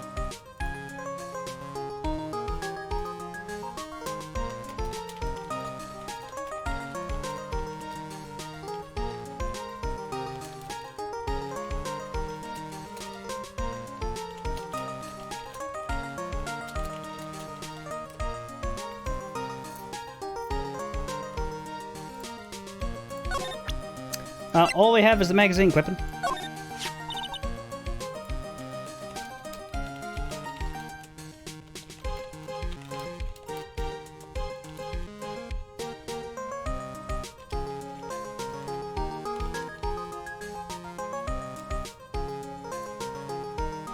I can't believe you've got an impersonator. I can't either. Ugh. Aw, but look on the bright side. Only famous stars have people impersonating them. This isn't funny, Maya. It's not just an impersonation. This guy stole my identity. Someone may have been wrongly convicted as a result. Guess you should have gone into showbiz, huh, Nick? I'll never understand how your mind works, Maya.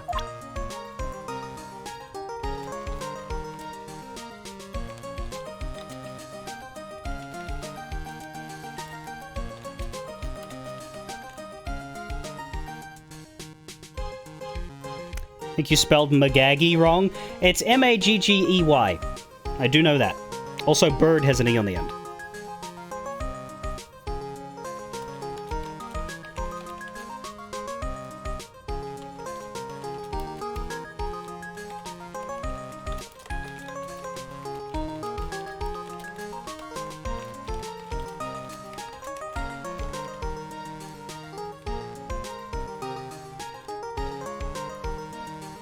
One second.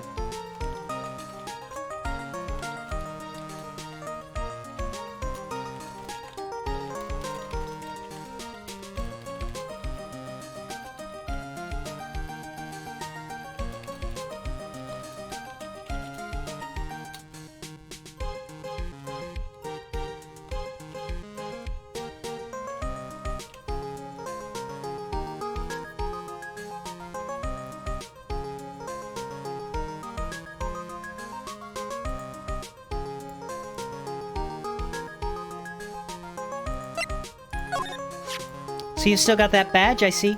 Huh? Well, I'm a lawyer, aren't I? Yeah, but I guess I just didn't think you'd keep on being one for this long.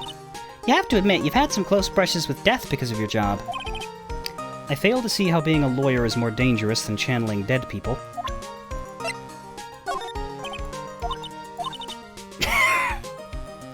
Maya still does not know what a Magatama is. Even someone as worldly wise as me doesn't know everything about everything, Nick. So I, the great Maya, am sad to say I can't tell you much about this object. Simple yes or no, Maya. It's not as if you had to give me a dissertation on this sacred object that is listed as a present from you. Did I look at this? Mm-hmm. So Godot's already in the cast list. That's a bit weird, but alright. I mean, it's pretty obvious it was going to be him again. So, how's your spirit medium training going? Well, I stand under the rushing waters of the shower head every day. That's called taking a shower. What happened to the rushing waters of the waterfall?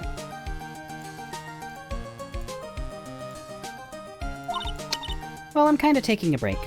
I'm having a bit of trouble right now, you know? Last year's incident must still be on her mind. I haven't seen Maya train at all since that time. I think Mia said that it's because Maya's kind of torn these days. Mia helped me out in court again last time. It's so cool that you get to meet my sis like that. Yeah. We mediums lose consciousness when we're channeling, so I don't get to see my sis. This is why you should coordinate with Pearl. I never really thought about it that way. Hey, if you want to meet Mia, why don't we just have Pearls call... Yeah! Why don't we just have Pearls call her? How do I? No, I couldn't do that.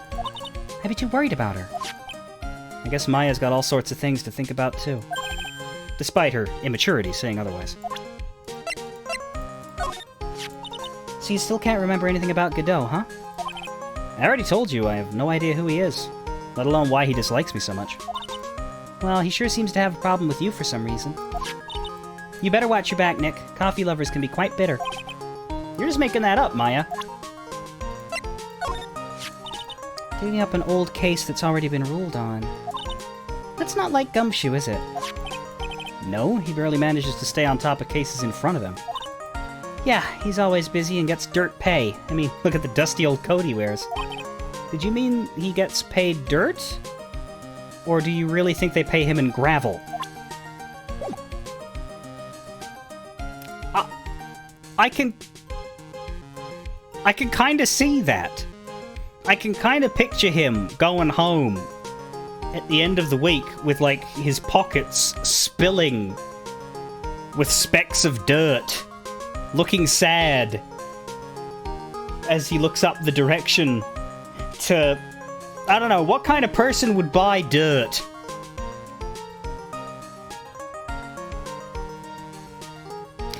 The dirt collector, who will then pay him money for his dirt.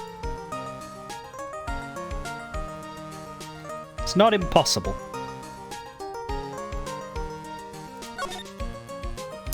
Well, we have the cop shop and the detention center. You bought potting soil for your succulent... Yeah, no, maybe Gumshoe just grows things and policing pays for that. January 6, detention center visitors room. This is so nerve-wracking, waiting to meet our new client. I wonder just what kind of person you tricked and got found guilty. Keep it down, Maya. That kind of talk could ruin me. Ah! How could you, Mr. Wright? How could you do this to me? They put me in solitary. I haven't been able to stop crying. Aren't you... Yes, I am! I am totally and utterly let down. Are you... Don't pretend you don't know me. It's me, Maggie. Remember? Maggie Bird? Maggie Bird. Ah! Maggie Bird. She's the policewoman I defended that one time. She was accused of murdering her lover. He was a cop, too. What are you doing in here? Didn't I get you a quick... Oh, sure. Very funny. After that fifth-rate defense job, you come in here and start making jokes? You better hurry up and tell her what happened, Nick.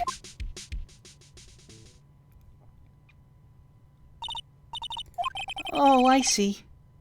So that's where we stand right now. I'm sorry you've been caught up in another murder.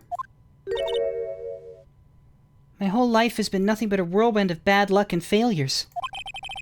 I vaguely remember her saying the exact same thing last time. But I don't mind. What's one more disaster in my life? At least now the real Mr. Wright is here with me. I won't let the world keep me down, sir. Does the fake have their own attorney's badge? You'd think they would need to, because, like, it's canon that he shows it to everyone.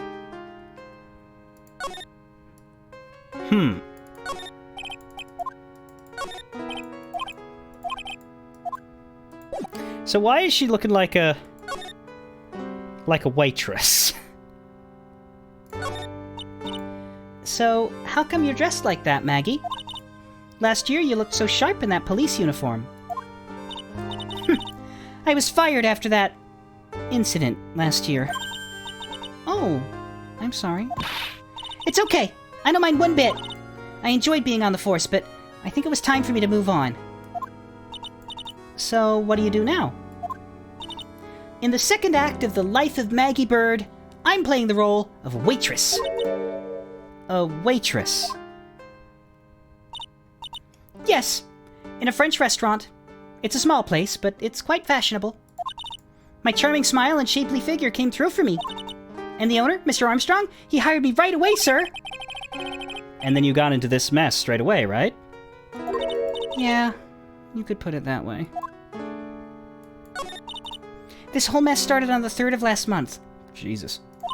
And it happened at Tribien. Tribien? Yes, Tremia. It's a restaurant where good service and a friendly smile are always included. Oh. There were 2 men at the table, both drinking coffee. And then...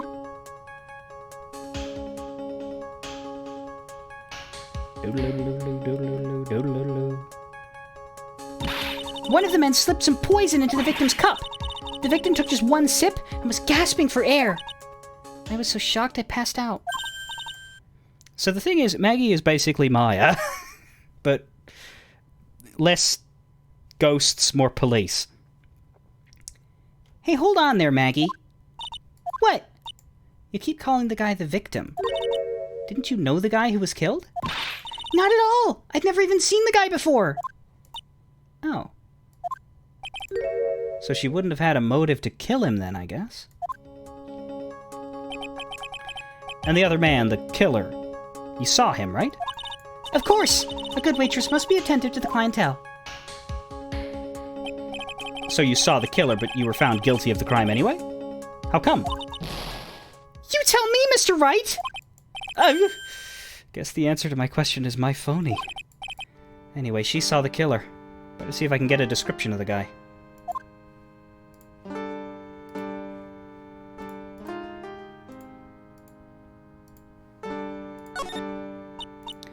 So, if you saw the murderer, why were you still convicted? Because no one else saw. Saw what? The other man. The one who put the poison in the victim's coffee. Everyone testified that way. Mr. Armstrong, the customer, everyone. The victim was sitting alone at his table the whole time. But how's that possible? I don't know. But nobody, not one person, would believe me, sir. Even Phoenix Wright, my one last hope for a fair trial, failed me. What a pathetic defense! My granny could have done a better job! Look, that wasn't me, okay? And then... they found something a bit incriminating in my apron pocket. What? A small bottle of poison. What? Poison? It was in your pocket? Well, I passed out when the victim collapsed. The killer must have slipped the poison into my pocket when I was unconscious. And no one else saw this other guy? No, sir. That's what everyone said, but I don't see how they could have missed him. I was the one who took the coffee to the two men. Oh? And what was your impression of them? Well, when I first saw them, I kind of thought they might be in the music industry. In music? How come? Well, one of them had some sort of earpiece and an Emo musician's look about him. Emo? Oh yeah, the script was written in the 2000s, of course.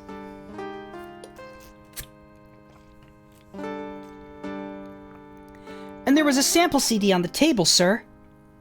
An earpiece and a sample CD, huh? Did you get a look at the CD at all? It had a band's name written on it. I think it was MC something. They must have been preparing for their debut, I guess. So it was a band CD. Maybe a promo disc? Maybe it was MC Screwdriver. Get serious, Maya. Would you buy the CD of a group named that? What was the name of that group again? MC Hacksaw? No. MC... And what about the killer? What did he look like? Well, I don't really remember.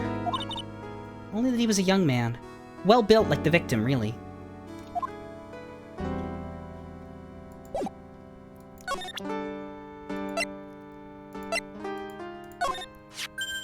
That badge! Is it real?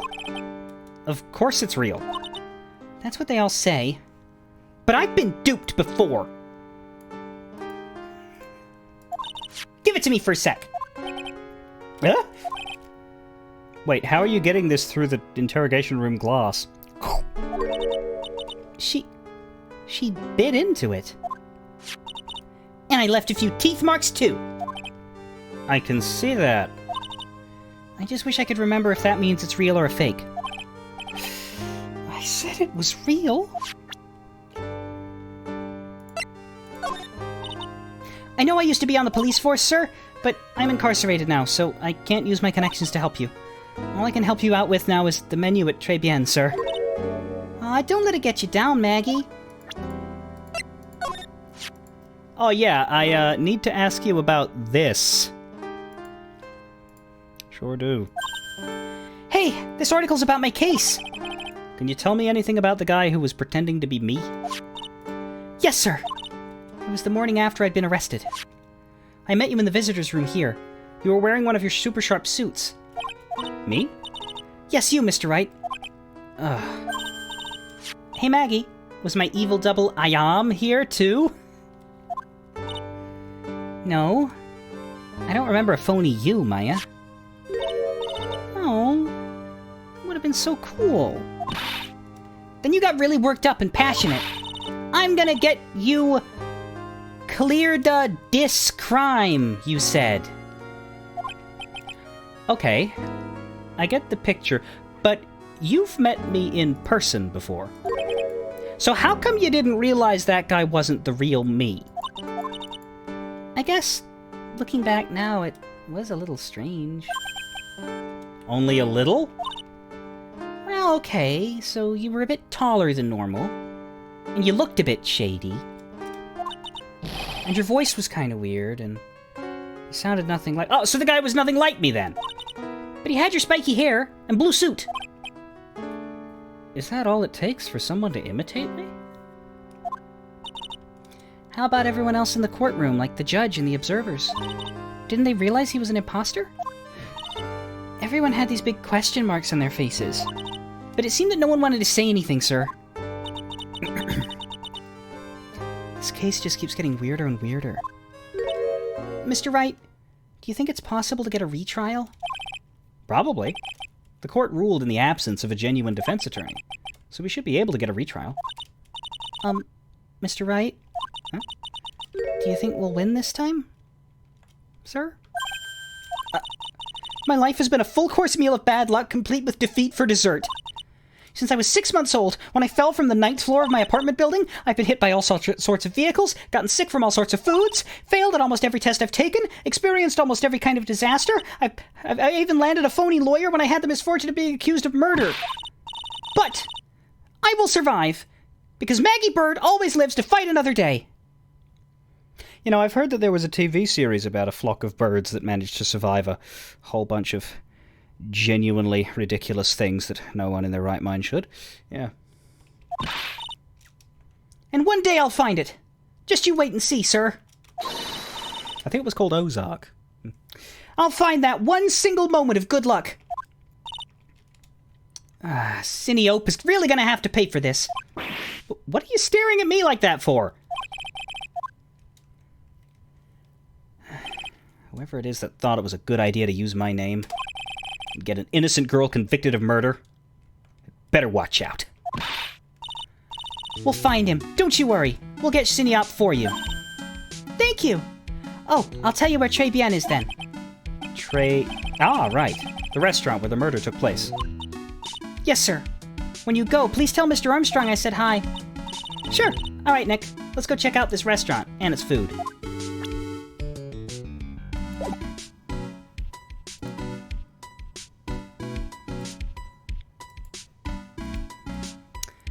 Alright then, ideally, I did skip over the cop shop, so we'll go to the cop shop next.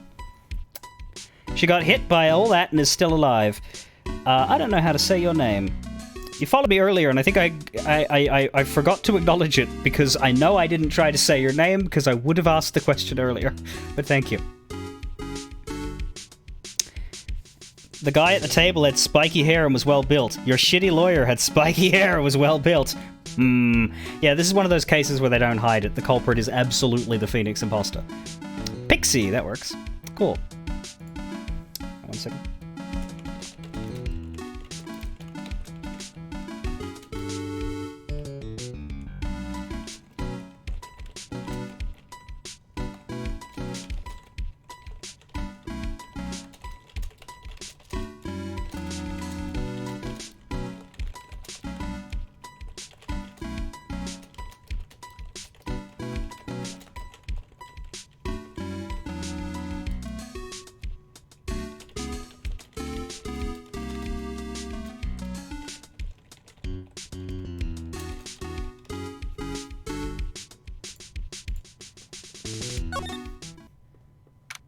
January 6, Police Station, Criminal Affairs Department. Sorry, I just... January 6!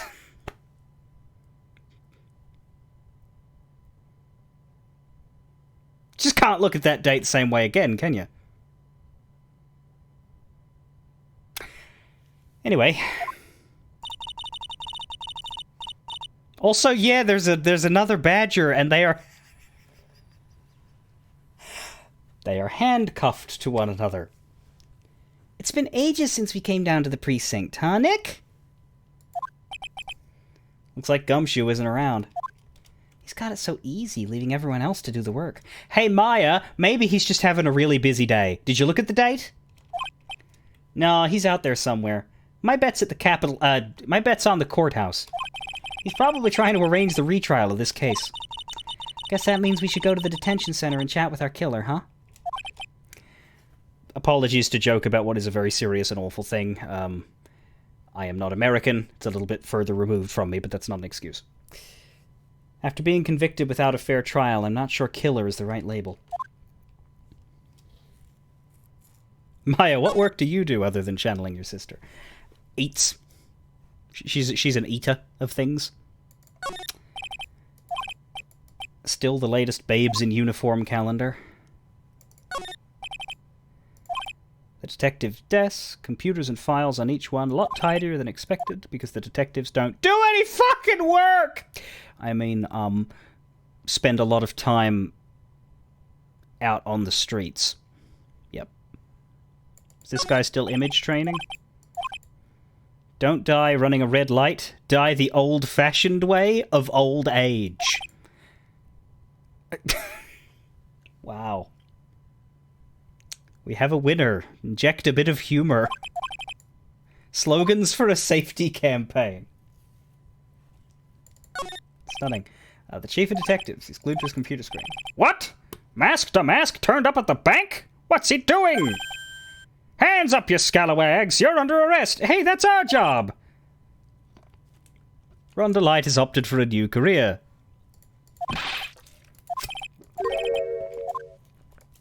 Alright, we gotta look at the badges. Hey, that's the police mascot, isn't it? It's so cute! That's the Blue Badger. It was my idea. I made it! And now it's the national symbol of the police force. So what's with the pink one? It's new, right? She's not an it, Nick. She's a she. Right, Chief? Yep, meet the Pink Badger. So one's called Blue and one's called Pink, but they're both called Badger? You got it. They're married. Mr. and Mrs. Badger seem to be cuffed together, Chief. You got it. That's marriage for you. Whoa. A mascot that's deeper than the deepest of deep oceans.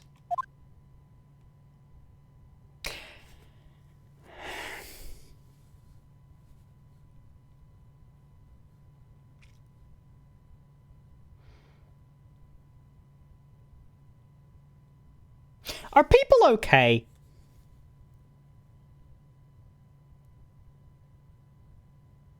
Like,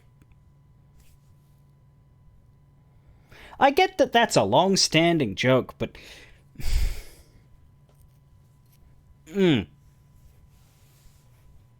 Why would you be with someone if there was even a hint of that?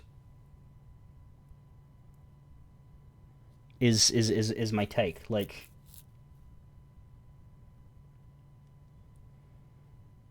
There should not be any...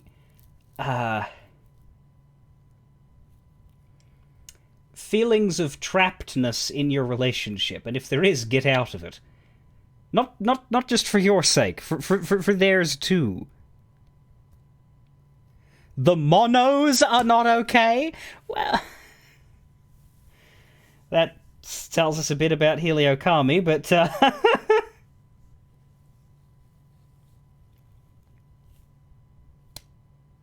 will that be mono snip, or would that just be nuno?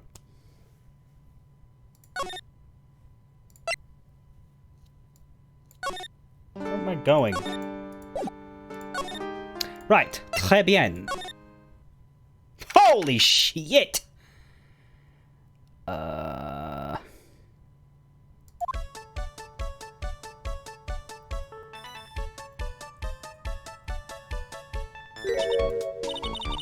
Wow. Look at this place. I'd really rather not.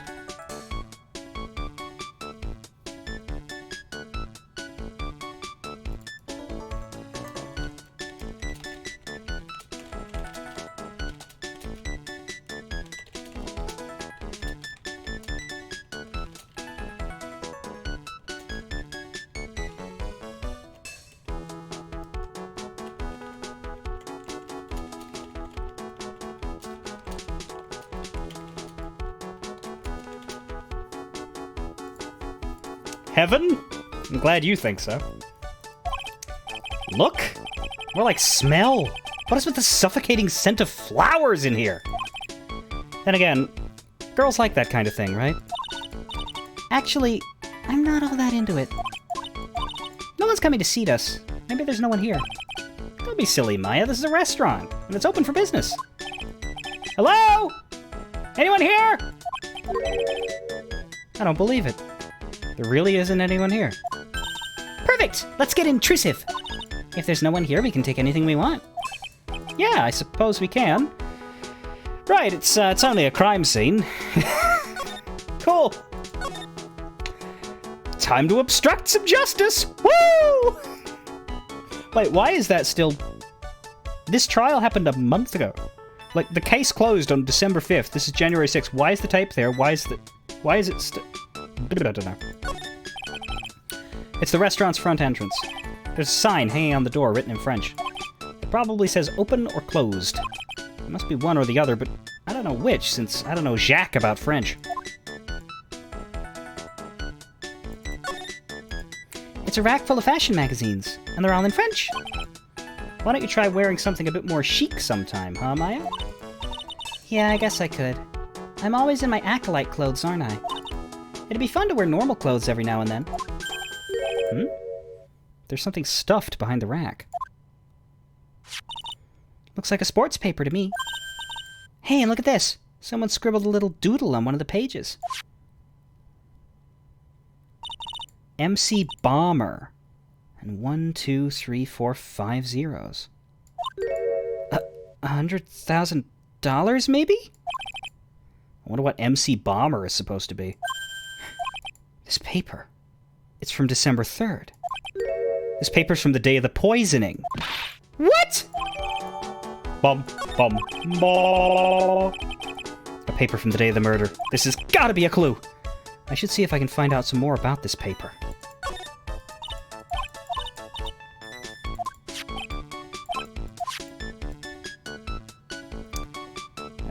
Maya talking about how she'd look stunning in a Parisian frock, rather.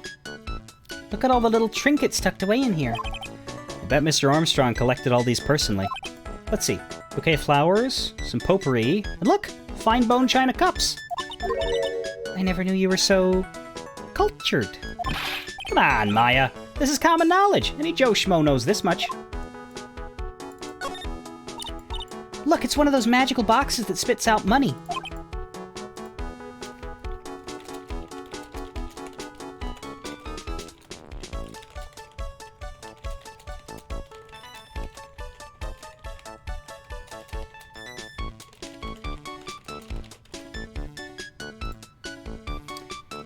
You know, you're the only person who would ever describe a cash register in that way.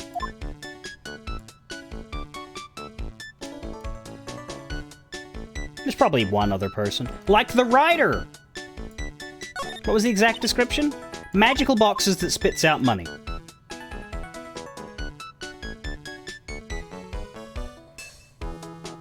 Maybe.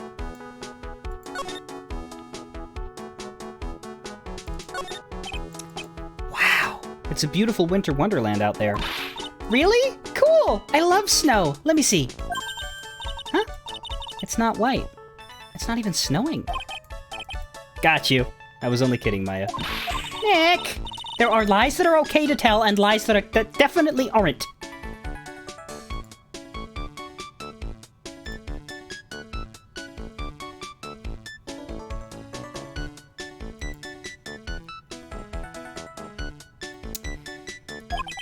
All I did was tell an itty-bitty white lie about non-existent white snow.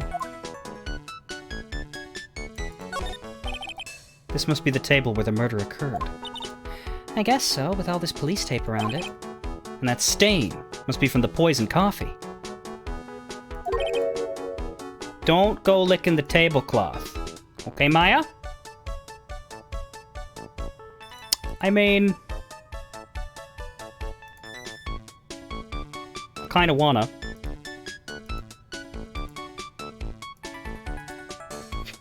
I mean, sorry, I'm sure she kinda wants to. Why would I lick it? I'm not a cat, you know. I stand corrected. Then why can I picture you doing just that? I think it's because of that sprite. That's the sort of sprite that gets into Jorts the Cat style mishaps.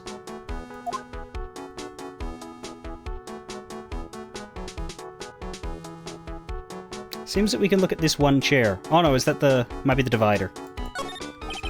This restaurant has partitions that separate the tables. When you're seated at a table, you can only see the tables to your right or left. Alright, it's not the chair. Presumably that was the chair the killer sat on there. Because it doesn't have the stain. This table's set nicely, just needs a customer. What do you think this flower is, Nick? Let's see. Well, it doesn't look like a tulip, and it's not a sunflower, I don't think. Duh, even I could have told you that.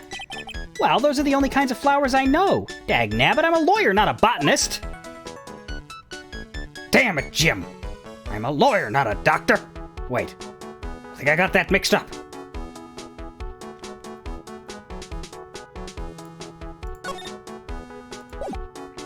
Is that it? I think that's it. There's no one here. Do you know anything about this?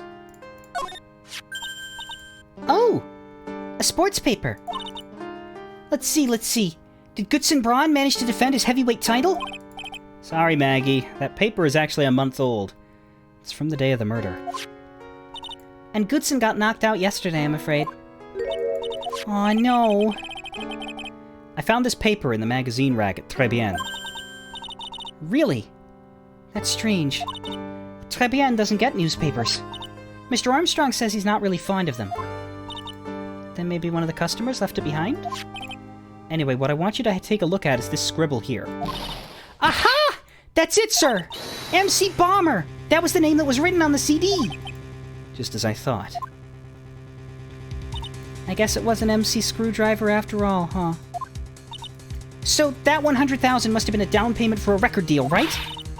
If someone gave me $100,000, I'd sing for sure. I'd sing for $10. I'd sing for $1. I very often sing for free. The Master of Karain, or the Spirit Song, or even Maya's theme. Okay, Maya. So if the sample CD was on the victim's table, that means this newspaper may have belonged to the victim. You're right. So the victim left this behind on the day of the murder, huh? I think we better step up the investigation, don't you, Nick? So the victim was MC Bomber? Perhaps? Nothing new to say to Maggie.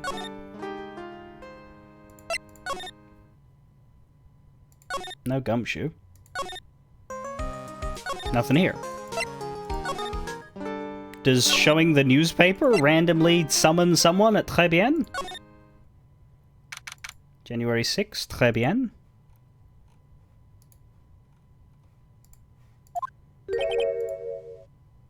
Oh god, here we go. Now I will admit... Oh là là, bonjour, welcome to La Très Bien. I will admit that I don't like doing a French accent. So I may have prevailed upon help. Now, you might be wondering, if you have a keen ear, that this is not the voice that is usually here on Case 3.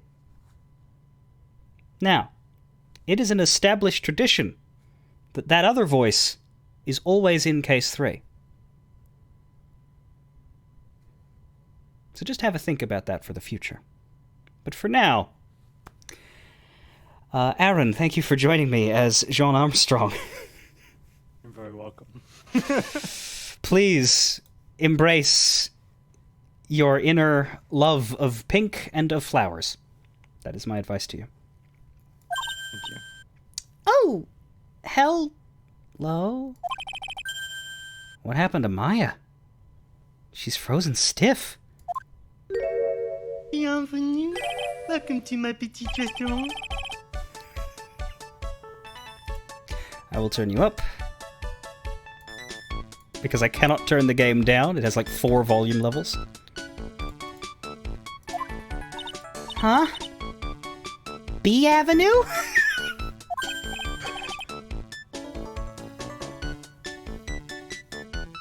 Oh, non, my petit Chuli. Huh? Me? Look at his face, like le kitten rejected by son mother. You have fatigue, no? Alors, you need this. Aromatic baton melange of Lennerly à la rose. My personal recommendation. You think I need what? Oui, oui. Just add a couple of drops of this mixture to la bath water, and voila, it will soothe your body and your mind. It's simply fantastic. Really?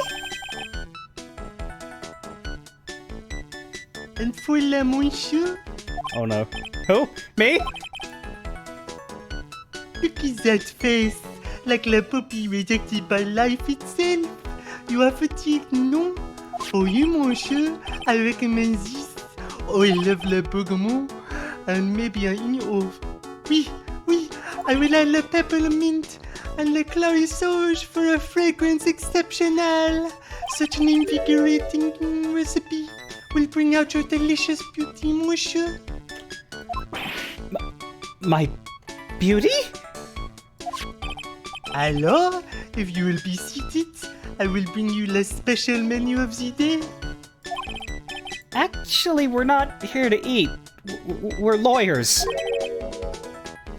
Mais, fiancé, I know this already, monsieur.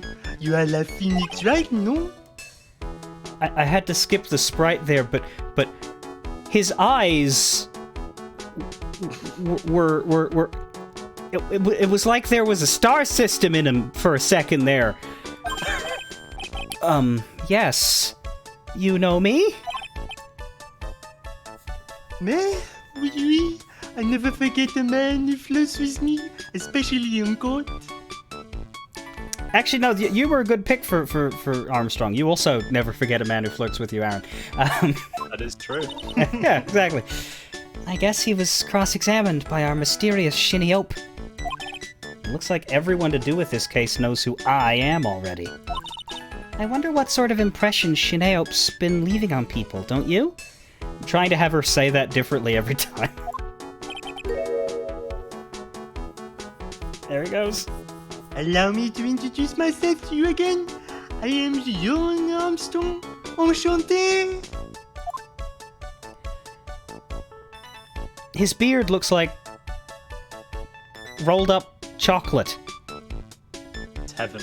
Yes. Well, I guess it's the hair as well, but just that one. I don't know. Yeah. Although this current sprite, he kind of looks like he's in the middle of. Anyway, we've examined everything here. We needn't examine anything else other than him, which we will do by talking. Très bien. So what does très bien mean? I know très, that means 3, right? Non, non, non. Très bien is français. In English, you would say very good. Oh, very good. Oui, exactement. L'atmosphère est très bien, et la cuisine is très bien. If the food's so good, why aren't there any customers in here? My cuisine is not for all. Some people, they do not appreciate la haute cuisine. I thought everyone liked hot cuisine. Since I have lost my game, I do not have no fans. So you're running this place on your own now. Oui, for le moment, no one has answered my advertisement. Oh, pour moi! Please don't eyeball me while you say that. I am le chef, I am le manager, I am also a trained aromatherapist. A roaming what? A practitioner de aromatherapy, the art of soothing the soul with a delicate floral aroma. The art of soothing the la soul. Delicate? The smell coming from that bottle earlier was anything but. So I think what Armstrong needs is that he needs to start, just because of the decor, he just needs to start marketing to the blind. Possibly to blind COVID patients so they can't smell anything either. But then again, the taste. I don't know. I'm sure there's a way. I believe in him. What happened? There was a bit of a murder going on. What do you know, sir? Yeah, so what could you tell me? Could you tell me what you know about the incident? Bien, it makes me sad to remember it, yet I remember it so well. More than a month has passed since it happened. Yeah, I guess it's been about a month since Maggie's sentencing. So it was the 3rd of last month, just after 1 in the afternoon. A man who was in here for a coffee suddenly became ill. Because of the poison in his coffee? That is the truth as I know it. It was Maggie who took his drink to him. I was in the kitchen. I heard the sound of somebody collapsing. When I came out to see what it was, he was already slumped in his chair. He was dead? Yes, Maya, he's a murder victim, that's why we're here. Mon Dieu! Oui, he was dead. Maggie had passed out also. And this man who died, was he alone? Oui, monsieur. All alone. I know that Maggie said there was someone else, but... I see. La police, they asked me many times, are you sure there was no one else at the table? They asked. But I am not the only one. The old man said the same thing. Old man. What old man? So who is this old man that you mentioned? At the time at La Mode, there was another customer in here. What? Someone else saw it?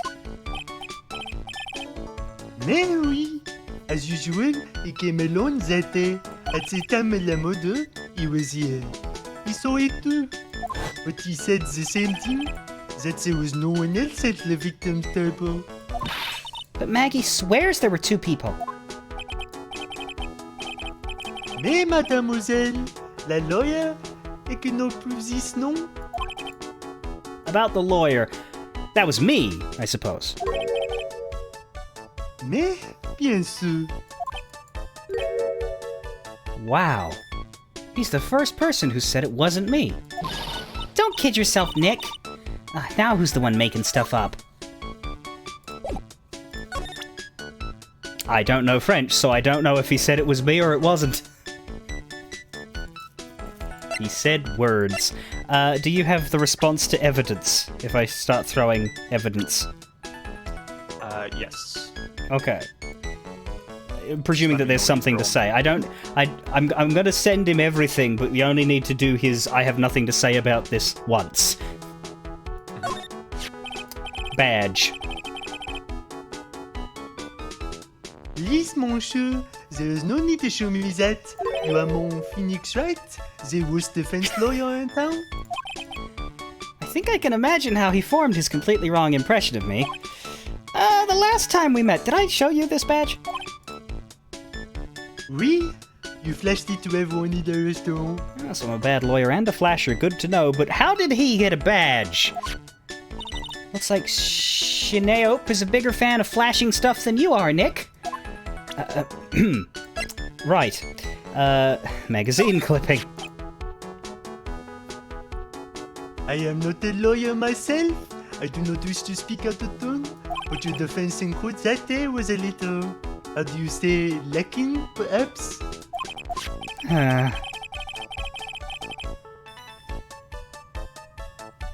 Even a Frenchman who cannot speak any English could have done a better job. You are very cool, though. Oh, oui, oui, so handsome. Wow. I wonder just how bad the defense could have been. Every time you opened your mouth, they all got ousted. Oh man, that is something I don't want to imagine. Where'd my Magatama go? I still have it. No, I don't. Where'd my Magatama go? Is that...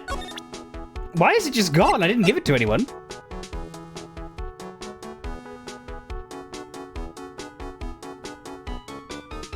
Anyway, sports paper. We found this sports paper in the magazine rack here. One of my customers must have left it behind. Do you have any idea which customer it was? The only ideas I have, mademoiselle. I save it for my kitchen. Now, let's see who he knows and who he doesn't. Maya. Ooh la la, you have such a pretty smile, my petit tulip. Who, me?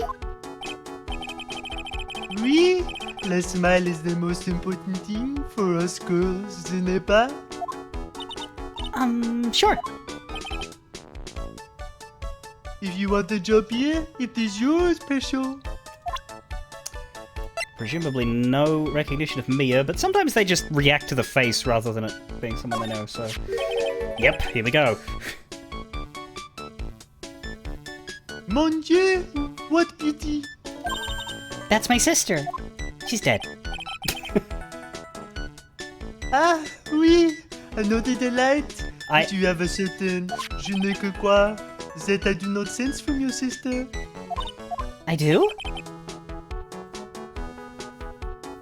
So to your head, oh bye. Rest out your feminine features. Do not delay that, ma fille. You are a woman extraordinaire. Do I not like I need cheering up or something? Yeah, and that sprite. Godot. Nothing. About this... Oh, what is that?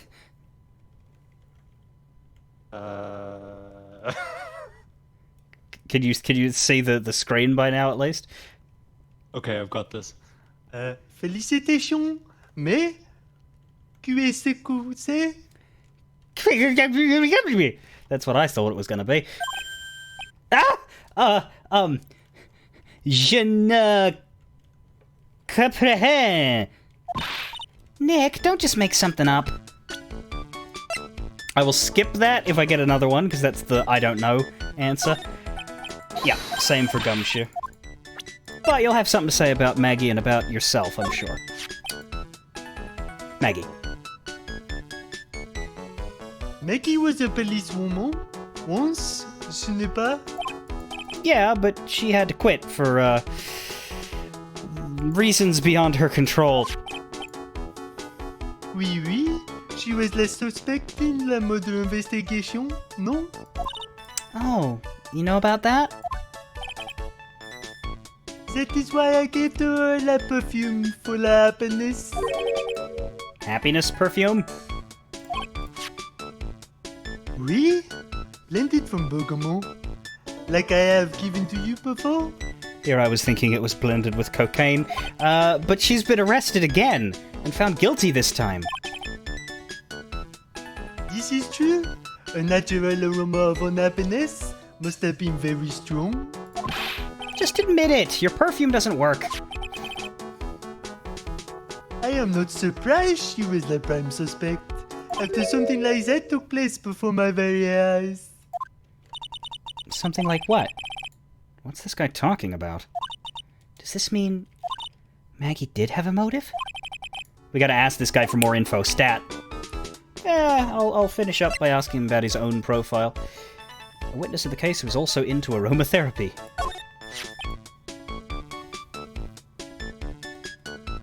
It is hard to imagine. I know, but I was an apprentice for 5 years in La Gay Paris. Wow, in Paris? It was something le chef said to me that made me decide to open my own restaurant. What was it? That awful man said to me, "You must train for another 10 years." Oh, it was such a shock, so unexpected. But you would have to be a fool to do this, no? Perhaps. Okay, I think we got a new talk. Maggie's motive. When Maggie took the coffee over to the victim, did anything happen?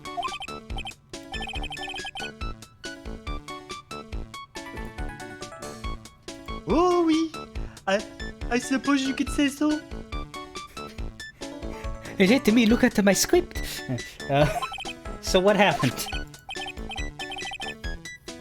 No, it was nothing. Look, Maggie says she didn't even know the guy, but she's still been indicted for murder. The prosecution must have come up with some kind of motive. Oui, it is true.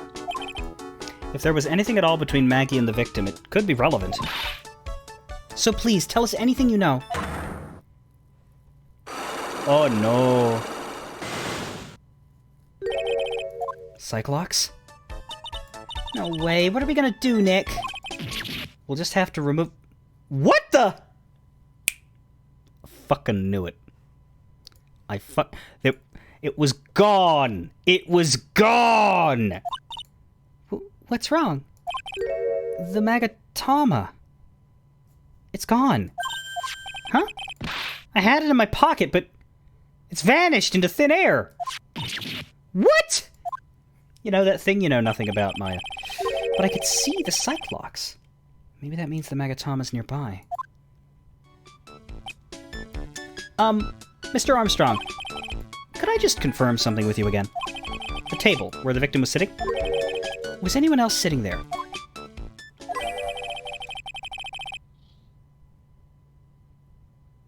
That is a question you will have to ask him yourselves. Huh? Him? The old man spends all of his time dans le parc.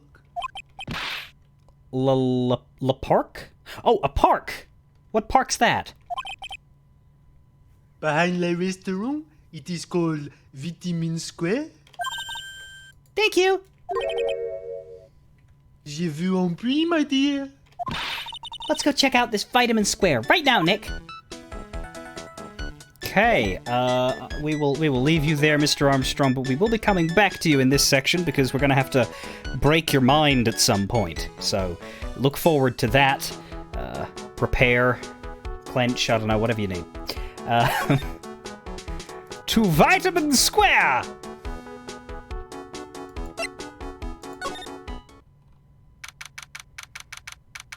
Named for its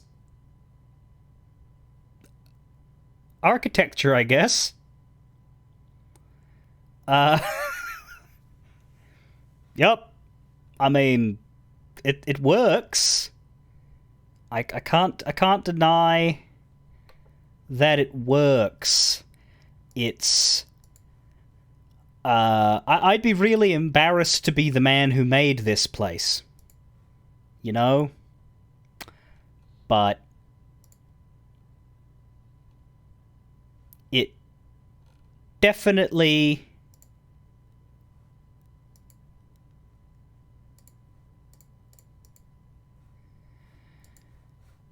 the name is appropriate.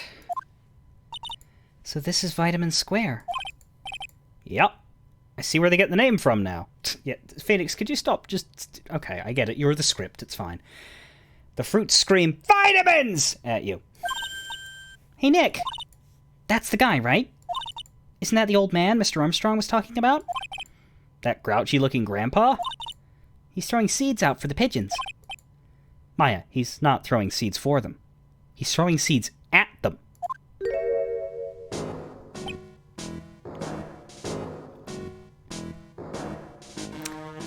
Now, before you ask, no, we're not going to have a surprise guest voice for this guy. I'm not letting anyone else play a character like this. My grumpiness threat level has just been raised to red. But let's take a look around the park first, yeah? Let's give him time to simmer. Or boil. I used to love sandboxes like you wouldn't believe. Really? You? Sure. Finding iron filings in the sand with a magnet was my favorite thing to do. Iron filings? Wow, that's too exciting for words. It was my ambition to collect every single shred of iron in the sandbox.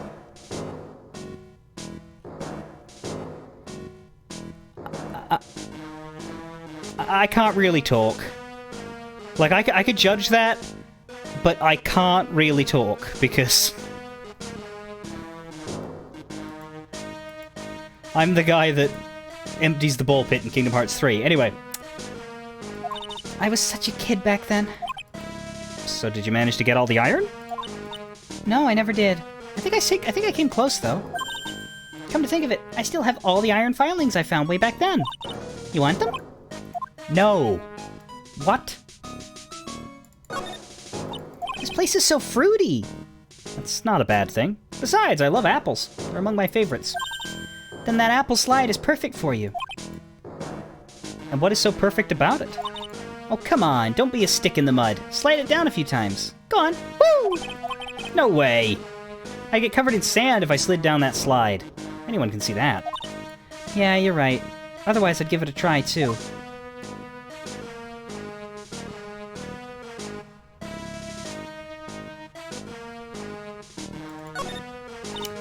Hey, look! Pigeons! Yeah, and heaps of them, too. Did you know that pigeons are a symbol of peace? That's a dove, not a pigeon. Poor things. So they can't be symbols of peace and harmony just because they're gray? Is that it? You're overthinking this one by just a smidge, Maya. That one's different. It's lighter. Ooh, there's a magazine here. It's a magazine full of job listings. You disgusting rogue! Picking up something someone else threw away? Threw away? Did you throw this away? Are you looking for a job? That's none of your business! Sorry. I guess I'll just take the magazine with me then. I don't want anyone else having it! Give it back! Too bad. Now that you want it so bad, I don't want to give it up. Thrown away by the old man. Hey! That's mine! Looking at this orange reminds me. Of what? That you're supposed to eat a lot of them to ward off colds in the winter. You can't have fun during the holidays if you're sick in bed, you know. You don't have to tell me twice.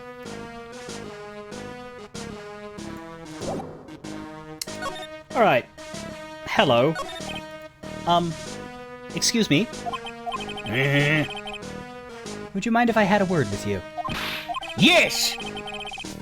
I just want to ask you a couple of questions. What's the matter with you? Can't you see I'm busy? So you don't like my seeds, eh, pigeons? He's really chucking those seeds at him. That's gotta hurt. Go on, eat this!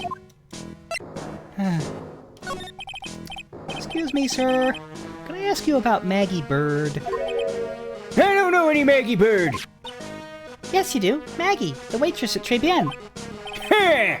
It's a disgrace, I tell you. Another disgrace. A disgrace? An innocent young girl revealing herself like that.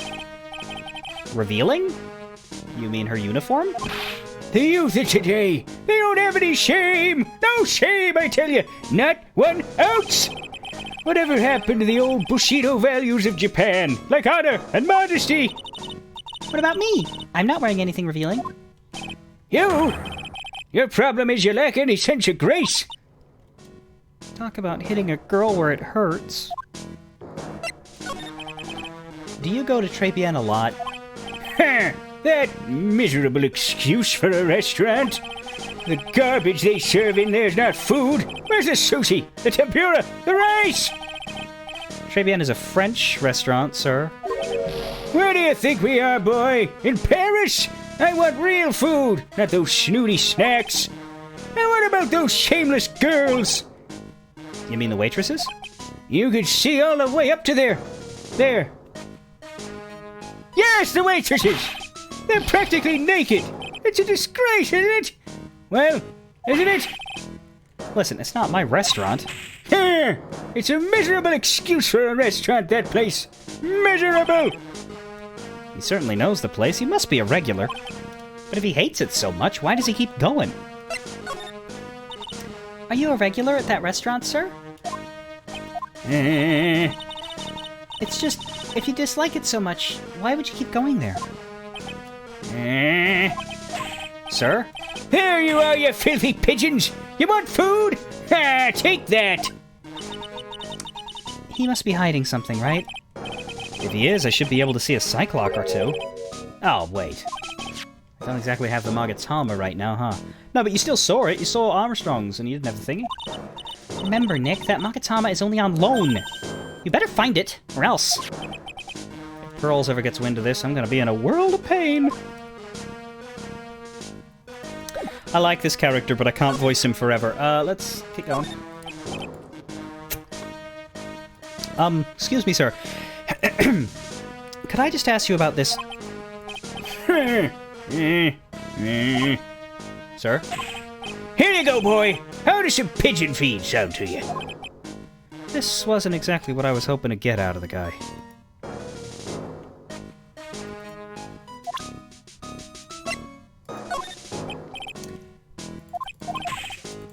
Alright, doesn't seem particularly interested in the evidence.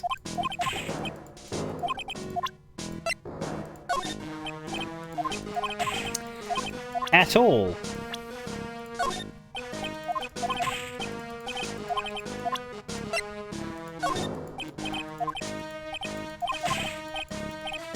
But you know, we'll just keep getting ourselves pelted. Seems like fun, right?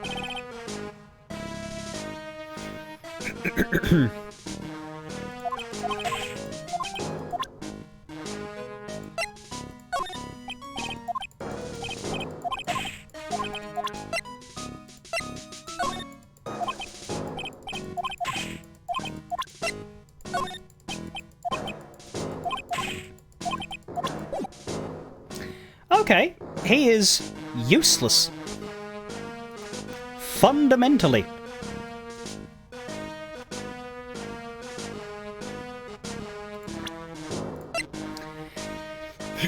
So we have job listings. The only place we could go is Tribulations from here. I guess we could show Armstrong the job listings now that we've added that. If Armstrong is available.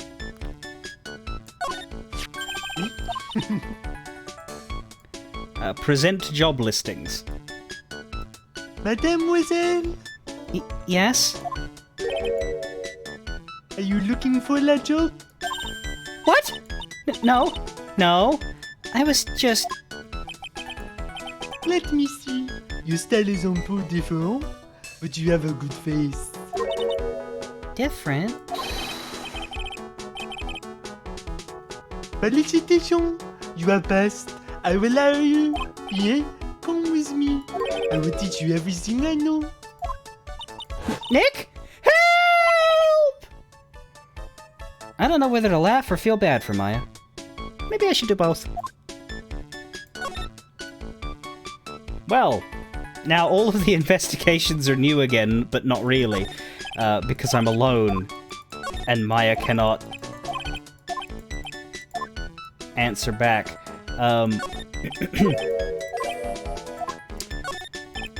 It's really tight behind the cash register counter. Can Mr. Armstrong even get in there? And if he got in, could he get out again? Jesus, Nick. That's just not nice.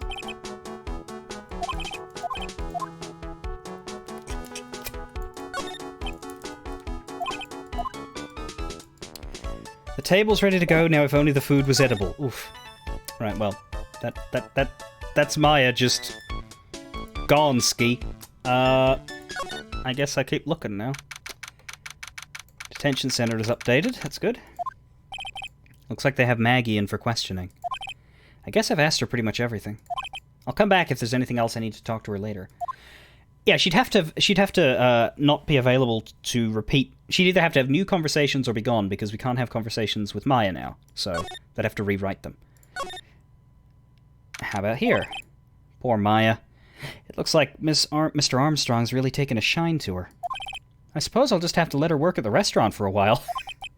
I'll go pick her up from Tribulations once things have cooled off. That's incredible, honestly. I kind of love it. Okay. Gumshoe showed up? Gumshoe showed up! Well, pal! Have you found the evidence yet? The one that's gonna find her innocent? No, not yet. We've only just started our investigation. Jeez. Well, whatever you need to know, I'll give you the dirt on it. I'm putting off all my other cases for now, pal. Gumshoe's really fired up about this. Oh yeah, one more thing. The retrial's been approved. Court's sitting at 10 a.m. tomorrow. And, Godot's gonna be the prosecutor. Oh. Him. Now listen up, pal. If Maggie's found guilty again... Yes? I'll make sure you get locked up good for it, got it? I don't think you have that ability.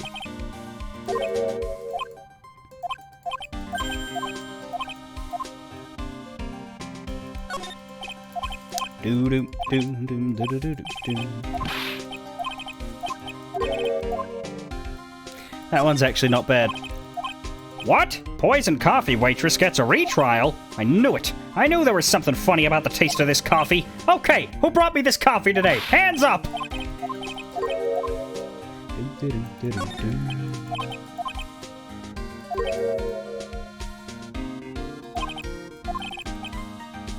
Hitting the gas is your passport to paradise. The cops are very bad. So the guilty party was Maggie Bird, huh? Yeah. Back when she was on the police force. You were her mentor when she was a rookie, right? Yeah, I kept a close eye on it. I mean, not too close, you know. Hey, what's with the funny looks, pal? It was just her... It wasn't anything like... Look, sure, I was her boss when she was doing her training. But that was it. Nothing happened. Gumshoe sure is sweating up a storm over nothing. He has a crush. Oh, yeah. Fucking hell. Ah, so that's it. Our big old Gumshoe has a little old crush on Maggie. Let me just check something.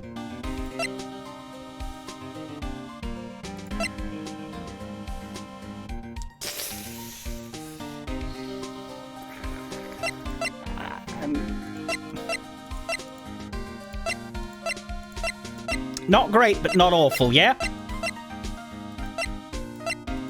Not great, but not awful. I don't like her or anything. I was... Note to self. Gossip with Maya about this later. Look, pal, don't tell anyone, okay? You gotta keep it a secret, got it? Sure. And would you mind not guessing what I'm thinking all the time? Hey, tell your face, pal. Not me. You'd have to be blind not to see what's on your mind. Harry! Thank you for the follow. So I was wondering, could you fill me in on the victim? Glenn Elg. He was a computer programmer. I see. A programmer. He was just a regular Joe working for a small-time computer firm. Maggie never had any contact with the guy before that day. And all she did was take him his coffee on the day of the murder, pal. Yeah, Maggie also claimed to have never seen the guy before.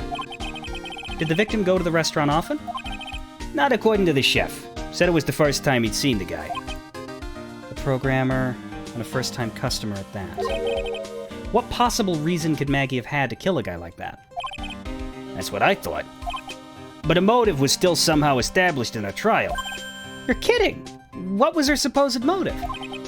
Sorry, pal, I'm real busy. I haven't even got enough time to sift through these papers. Look into it yourself, okay? What could this motive have been? This isn't really a proper investigation. I'm kind of working on it by myself. Oh, that's right. The judge already ruled on the case, and all the evidence is in already. The only problem is with Maggie's testimony. Yeah, doesn't sound very good for us, huh? Look, pal, I got a mountain of papers on this case to look over before tomorrow. So I'm just gonna say this. Maggie Bird is no liar. She's... Okay, so she's a bit out there, and a bit off base sometimes. But she was a good cop. That's not exactly complimentary, you know. So what do you think really happened? And just how contradictory is her testimony? The biggest problem with Maggie's testimony is the number of people at the table. Yeah, my thoughts exactly. Maggie still insists there was another guy sitting with the victim. Right. But get this. Everyone else in the place says the guy was alone. Even the chef. And then there's that CD. CD? Ah, yeah, she did mention something about a CD. And there was a sample CD on the table, sir. But our guys turned that place upside down. There was no CD. What? Not on the table, not anywhere in the whole restaurant, pal. But didn't Maggie say the victim was wearing an earpiece, too? Yeah, but that was for the portable radio in the front pocket of his hoodie. Also, if you look closely, I think you'll find that's a scouter. You really gotta watch more anime, Phoenix. You gotta get yourself cultured so you can recognize these things. Yeesh. A radio? You didn't have a CD player? You got it. Your phony never explained that contradiction at all. Come to think of it, the owner of Tribulations didn't mention that CD either. I don't know why, but I get the feeling Mr. Armstrong's got something to hide. May do. Well, it's alright, Gumshoe. It's okay, we're gonna be fine, because I am an attorney, and I can prove it. Is that thing real, pal? Why does everyone keep asking me that? I wonder what this phony of yours is like. He had Maggie found guilty of murder, doesn't that tell you? I've got to track this creep down. I wasn't at the trial myself, but I asked this one detective I know how your defense was. And what'd he say? He started off by saying, I'm at a complete loss for words, but he must have found something quick because he went on about how bad you were for an hour. But? He said you sucked so much it seemed like you were trying to get Maggie found guilty. Looked like I was trying to get Maggie found guilty? Yeah, it might have something to do with the fact that we're probably our phony is probably the culprit. But hey, let's not think ahead using the imagery that we see but the characters don't. What's that? A sports paper? Yeah, I found it in the magazine rack at Tribulations. It's dated the same day as the murder. You know, you may be onto something here. And take a look at this. See this writing here? MC Bomber. Hey! What is it? I've heard that name somewhere before. Yeah. MC Bomber. Wow! He actually seems to be thinking for once. It's no good. I can't remember. And he goes back to being the gumshoe we all know and love. Hey, pal, I'm gonna borrow this paper for a bit, okay? I want to get a handwriting analysis done on this scribble. Handwriting, huh? It'd be good to know more about that in any case. Thanks, pal. I bet this'll turn out to be an interesting clue. Sports paper given away to Gumshoe. Okay, guess I don't have that anymore. This shouldn't matter to him, should it? What do you make of this? Sorry, pal. All I can think about is Maggie at the moment. No, I didn't mean it like that. I meant, You don't have to explain. Really, you don't. And we have Glenn Elg, age 28, victim, programmer. So what's he got to do with the MC game, then? I don't know. Hey, so how come she's not with you today? She's working down at the restaurant right now. Working, huh? Yeah. It's tough being broke. I would know. Okay? Next time I see her, I'll show her how to make the world's best instant noodles. We low earners have to stick together. It's the only way. Why is he shaking my hand with such enthusiasm? Yeah, she cross-examined me once, you know. Mia. But what? Mia did? Yeah, that was us. The big guns locking horns. Witness versus lawyer. It was a cunning battle of tactics and tricks. But the witness isn't supposed to play any tricks. I can't believe she's gone. So how come you didn't react when you walked in on her body? Also, yeah, Phoenix doesn't remember. He was there! Not only is it retcon and make Turnabout sisters really awkward, but also, yeah, that is really dumb. That is really dumb. But then it was almost like a different dude in that first trial. Phoenix was weird in that trial. That's the guy who's gonna be the prosecutor in Maggie's retrial tomorrow. Oh, really? He was working on a bunch of more important cases at the moment. But he canceled them all. Just so he could take you on, pal. Why is that guy so determined to see me fail? You sure attract a lot of attention, huh? Too bad it's all the wrong kind. I'm such a loser. I had high hopes for Maggie. I was gonna make her the very best, like no one ever was. To catch him was her real test. To lock him up was her cause. But then all of a sudden she was charged with murder and arrested. I never saw it coming.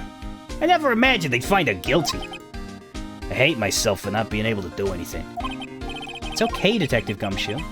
We still have a chance to make this right. You know what? You're not such a bad guy after all, pal. Have you gone to see Maggie? Of course I have. But I wasn't much good at consoling her. I'm not very good with words. Oh. Yeah, I guess I must have looked a bit down. Maggie was really supportive of me. It was great to have someone to talk to. Did he go for her? Or for himself? The chef at Tribulations, huh? You know what that chef said to me? Oh la la, your body is full of latoxins. And then he gave me this bottle. What's in it? I don't know. The label says juniper. I'm under orders to put a few drops of it in my bath every day. Joke's on him. I don't bathe every day. Under orders? Yeah, you know, there's something about that lady. I mean, guy. Oh. Oh, we're doing this kind of humor, are we? That's unfortunate, outdated, and awkward.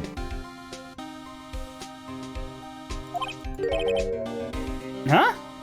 You can't stop thinking about him? Not like that, pal. Give me a break. He's not my type. I mean, I can't stop thinking that he's involved with this case somehow. Sounds like he knows a little something more about our charming chef. Okay. Victim. Nothing to say about the victim. Okay. Does that wrap Gumshoe up? No, the charming chef. So what exactly is it that caught your attention about the chef at Tribulations? It's, kind of hard to say. The guy's probably not even connected with the case anyway. Hey, come on, detective. Didn't you say you'd give me the dirt on anything? Well, this sort of stuff is kind of unimportant gossipy stuff, you know, pal? Look, how about this? You go to Tribulations and investigate the place yourself. And if you find out anything suspicious about the guy, you report back to me, okay? I don't suppose I get a choice in this, huh? Guess I better find out more about the chef and Tribulations, then report back to Gumshoe. Well, alright. We will go to Tribulations, but I'm gonna take my break now and get something to eat, because I've been doing this for 4 dang hours. Just about. And I've got another 2 left in me, or at least to the end of this investigation section is when I would stop. I've got 2 hours in which to finish it, so hopefully that's enough. But I will take my break now and have some food and get back to this in 10, 15, 20 minutes. Takes a while for this break, but we got a long time, so stay tuned. Enjoy the Gumshoe music.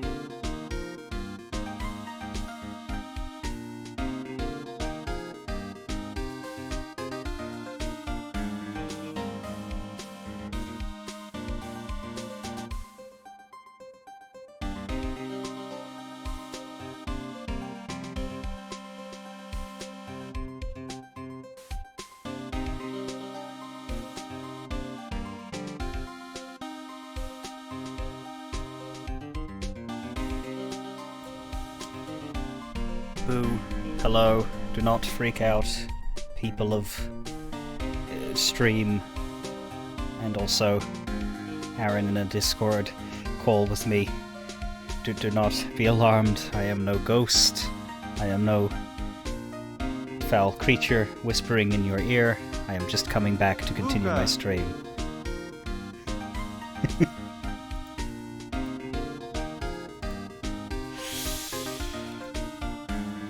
Blue Moon is freaking out. Fair enough. This game is scary. Alright, apologies for that lengthy break. I had to take care of something as well as my food. But we're gonna do our best to get all of this investigation section done today. Which means, after that, again, I don't have next Saturday, because I won't be in my house. So, it'll be 2 weeks before we do the first trial of this, but we'll try to do as much of 3 as we can on the 25th, Saturday the 25th, when I'm trying not to think about impending news. I should plug it, I suppose, for anybody who doesn't know, because it's AA Day.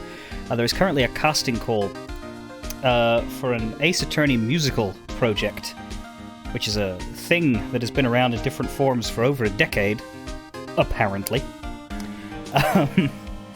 that I became aware of last week.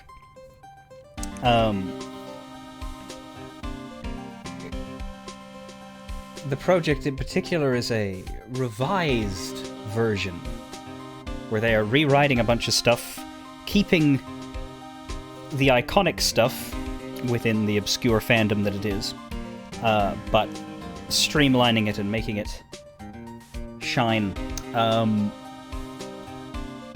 and doing it as an audio production, doing it as an album and a script read, so that it could be adapted to stage in future, perhaps when live performance is safer. So I have auditioned for every male role on their list, because I may be a tiny bit eager. And that day, the 25th, at least in the American time zone, is the day that callbacks will come in by. Which means that's when I will find out the first inkling as to my potential fate. So I might be distracted the next time I stream this, but we'll see.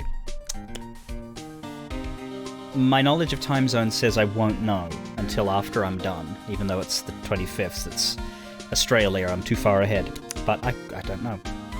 Jesus, if I get an email in the middle of it, that would. Anyway. But it's Turnabout and Ace Attorney Musical, which are all words that you should be able to type.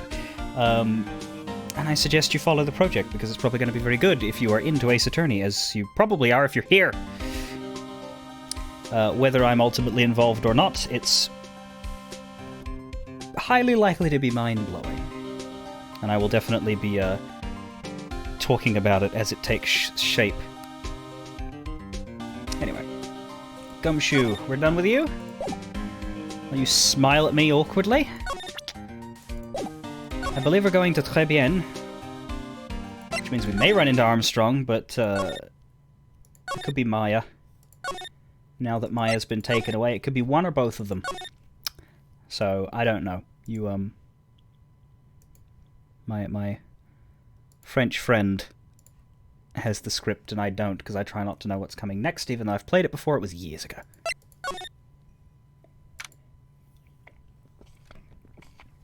January 6th, très bien.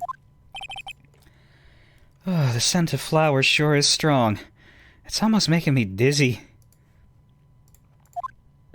No, God, what? I do not remember this character.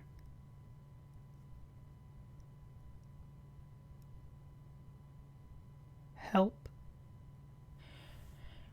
Oh. Hello? Goodbye? Who was that just now? A customer? She had a sort of a dark aura about her.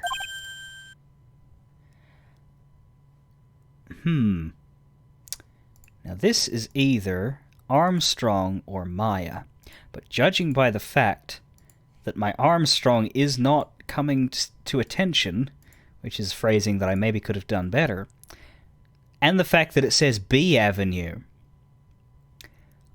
I am going to take a wild stab in the dark, which is hard to do in a place this brightly lit, and go with, Ah, welcome! B Avenue! wow, what a cute voice. Oh, it's just you, Nick. Maya? Well, how do I look? Maybe you should quit being a spirit medium. Maybe, but it's kind of boring being a waitress. I mean, you're my first ever customer. Then who was that woman I just saw? Oh, since you're here, you might as well have something to eat. I am kind of hungry, actually.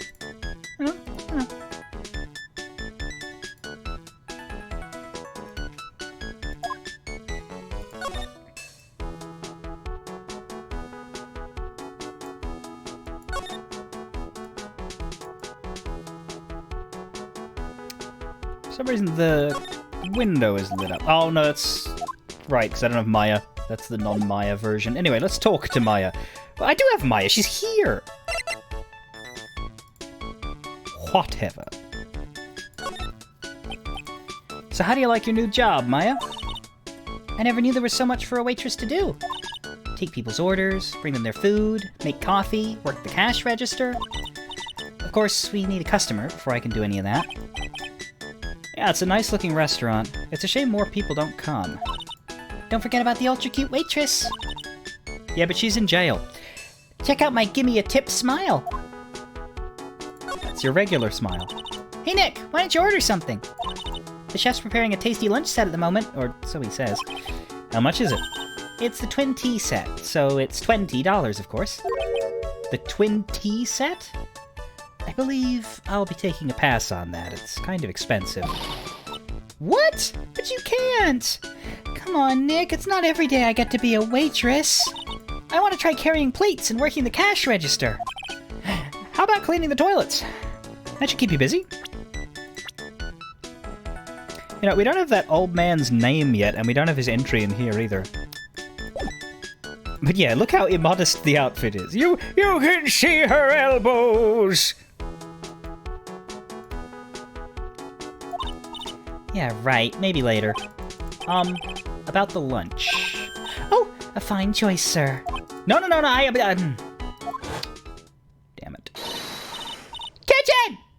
A lunch special, please! With all the extras, drink, side salad, dessert, and gift! I don't need any of that. Just a moment, please, sir. Maya's really getting into this. So how much is this set lunch, then?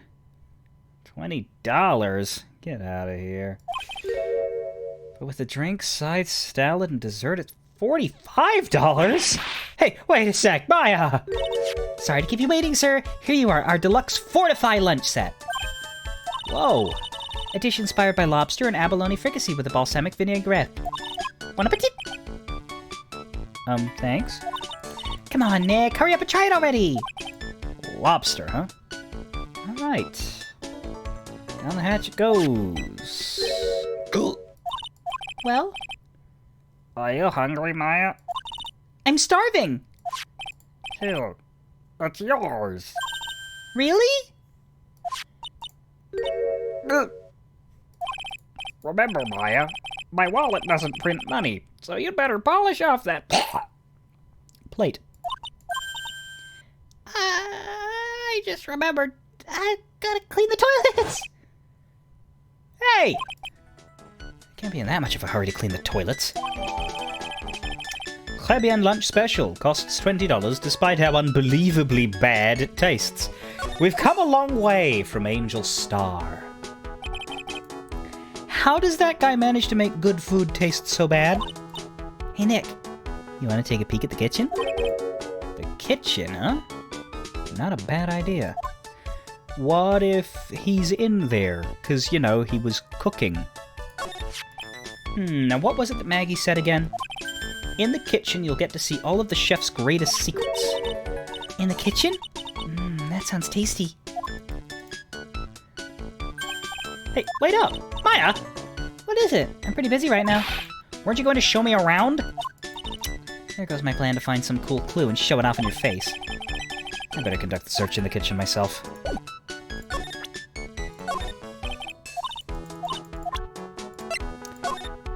Sorry, Nick. I'm a waitress now. I got a big pile of work waiting for little old me. Also known as, I don't really want to do the evidence game with you. Won't even talk about Armstrong.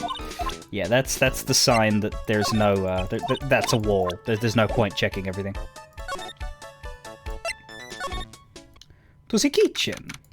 Très bien kitchen. And here it is, the famous Très bien kitchen. It's my first time in here too, actually. There is a weird atmosphere in here. That is for sure. Mr. Armstrong will be back soon, so we better search quickly. Chop chop!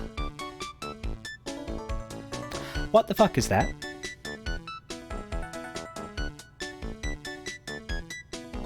Let's look at that last. Now I know I'm in a French restaurant. I've never heard of most of these seasonings. Hey Nick, this container has oyster sauce? What's that? Isn't that used in Chinese food? Oh, look! Oh, the whole table. Okay, fair. Well, we're taking it now. Right there on the counter. My Magatama! What's it doing there? What indeed? We have found the Magatama. And look at these knives! They're really sharp. I'd like to see how one of those slices through a cheesecake. A cheesecake? You don't exactly need a sharp knife for one of those, Nick. Fine, your skull. That escalated too quickly. That smells good. Something's bubbling away nicely in that pot. It must be the lobster and abalone fricassee with a balsamic vinaigrette.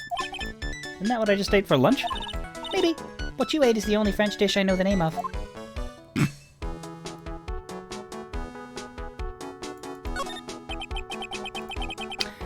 I appear to have a slight resentment of Maya? Me or Phoenix? What are these lace curtains for? I don't know, but they give the place a real homey feel, don't they? Lace curtains. You know, if I was a cooking pot, I'd be perfectly happy to sit on a shelf under those. How do you respond to something like that?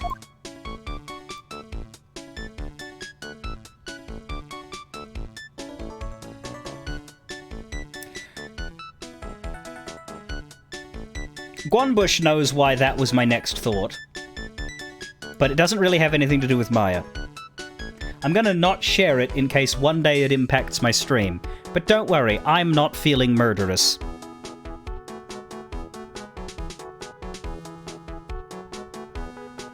If anything, it's a reference. Now this is one large mirror. I bet this is where he makes himself look pretty. There's a book on the dresser. Dresser? There's a book. She's just Fran Drescher, just in the kitchen. With a book. Cluedo. There's a book on the dresser. Clarice Armstrong's Bedtime Literature. Fuck, I just spat on my monitor. Hold on. There we go. Not exactly Pulitzer Prize material, is it? Looks like a collection of poems he's written. Poems? Cool. Read one out. And say it in your best French accent. With intensity, okay? Oh, fuck. Okay, here's one. It's called Printemps. The two of them, like actors from a film. The coffee still undrunk. Sweet nothing's over too soon. On that sad Sunday morning. The foolish cocktail so delicious. Take the last sip of your tea, and I know what I will do. I must lie to you. I must. Oh, hi, Maya. Huh? That's it? Yep, that's a poem for you. I realized halfway through the reading that I was accidentally doing it as Tommy Wiseau. Phoenix Wiseau. Tommy Wiseau. Tommy Wright. What's this? Looks like a treasure chest or something. Wow! Look at all these little bottles! Oh, they're aromatherapy oils. You've got so many, they're overflowing out of the floor. Let's see. 1, 2, 3, 98, 99, 100! They're all the same, too. Hey, wait a minute. What is it? There's one bottle that's different from all the others. Well, what do you know? And it doesn't have a label, either. And it doesn't smell. So what's that liquid inside, then, I wonder? Hey, Nick, we should borrow this. I mean, look how many bottles he's got. He won't miss one, will he? Oh, yeah, that's not theft. That's everything? Everything. Well, we've got our magic mine scroggler back. Though it's in the wrong spot now. It's over at the end. I don't like that. It's supposed to be here. But such is the way evidence works in this game, I guess. Maya, are you coming with me? Where are we going next? We don't really have direction, do we?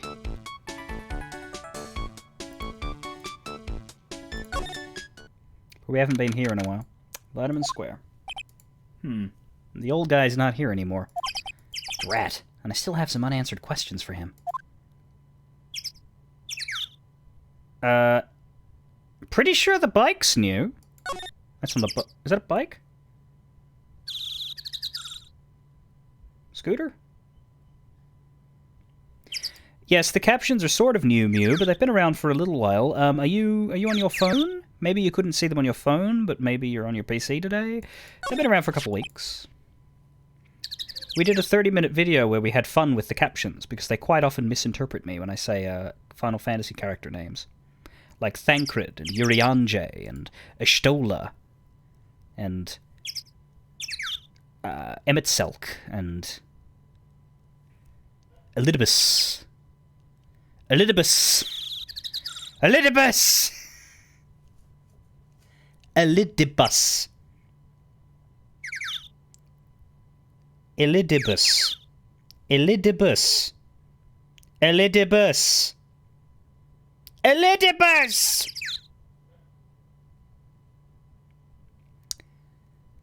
Yeah, so it can't say Gavarok, and it can't say Rizolka, but it can say Kikoskia perfectly. Never mind, it fucked it up that time. Kikoskia. Yeah, there it goes. No, not Elizabeth, Elidibus. This is where I found that job listings magazine before. A guy like me carrying around a magazine like that kind of gives the wrong impression. Guess I better give it back to the old man once the investigation's over. The pigeons are so busy picking at the seeds they didn't notice anything else. Seeing those birds eat with such intense focus. Reminds me of Maya when she's scarfing down a burger. You don't see many parks like this anymore.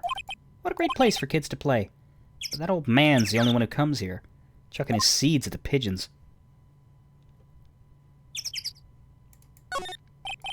When I think back to when I was young, I wonder what I found so great about playing in a sandbox. Maybe I'll come back here in the middle of the night one of these days to relive it.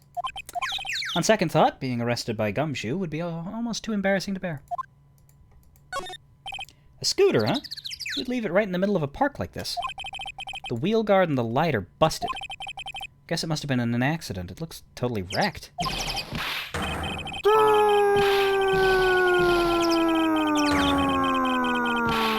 I don't know who this is. Someone's yelling. Oh!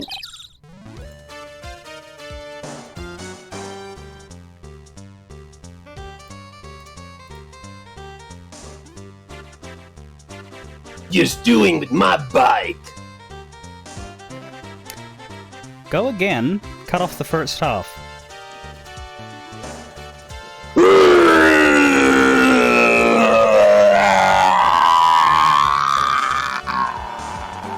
Good. Hey, what do you think you're doing with my bike? No, I was just... Just a sec. We'll just watch his head nod, it's fine. You've been messing with my new ride. Is that what you've been doing? New ride? Isn't that kind of an old model?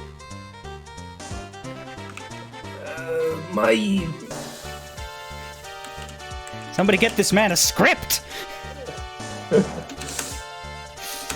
God, I like the outfit, though. It's good. He also appears to be from Namek, or one of the... No, not Namek, they're green. But, like, that skin is not a skin of a human. Examining Scooter. Oh, fuck. Okay. I wasn't expecting it either, don't worry. Rawr! You're just gonna pay for this.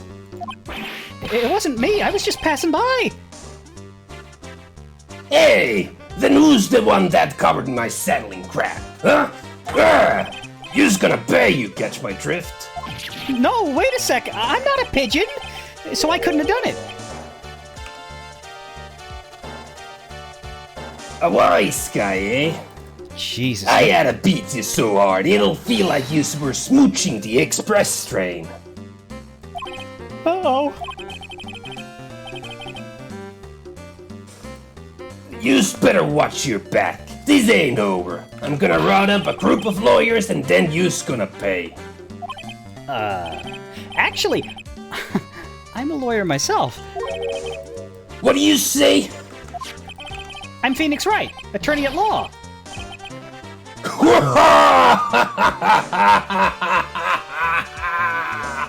Phoenix Wright! You saying you, Phoenix Wright? Yeah? I am. So you a vice guy too, huh? Cause I'm Phoenix Wright, the one and only. What? Out of my way! I got a cruise! He's gone. Surely that guy wasn't my phony. Was he? He wasn't anything like me! Guess I better make a note of the scooter. Scooter! Ridden by my phony! The wheel guard is all smashed up. Pathetic! Oh, it's you. A few threats from a little brat like that, and you look like a pigeon that got seeds in its eyes. Have you been here the whole time, then? I was in that strawberry. I had some thinking to do. More like you had some cowering to do.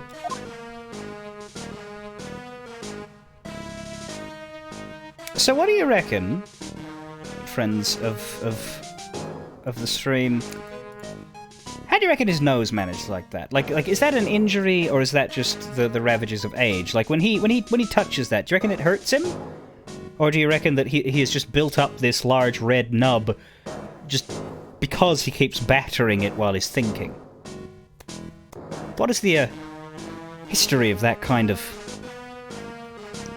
The theme of Trials and Tribulations so far seems to be that every case, except maybe the first one, has a character with a weird nose.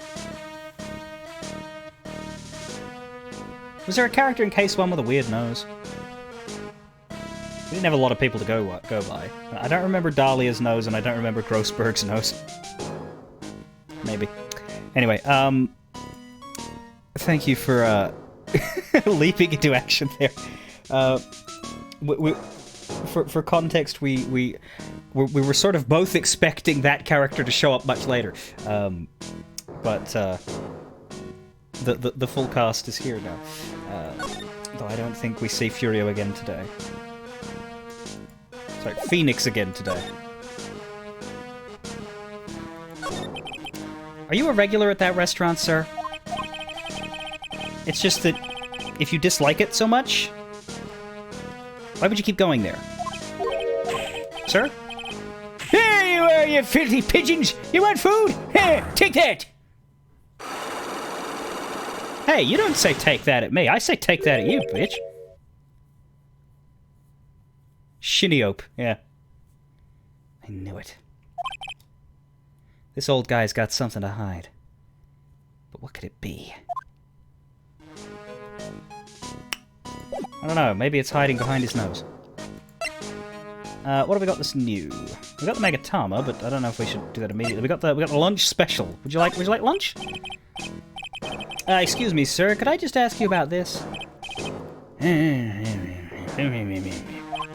sir? Here you go, boy! How does your pigeon feed sound to you? Okay, so he's still doing this game. Yeah, he's a wall. He's a wall. He might talk about the scooter. Nope. Question is, can we do this straight away? I don't know that I wanna.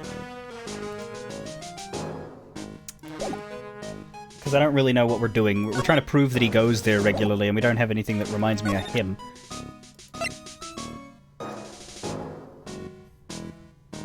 We had a paper from the restaurant, but Gumshoe took it. I don't know if we get that back, but if we do, I might come back to him. If we get something else from Tribien, I'll come back to him. But there's nothing at Tribien now. Nothing at the detention center. Office is empty. Aha! January 6, police station, criminal affairs department. That is still a cursed set of text right there.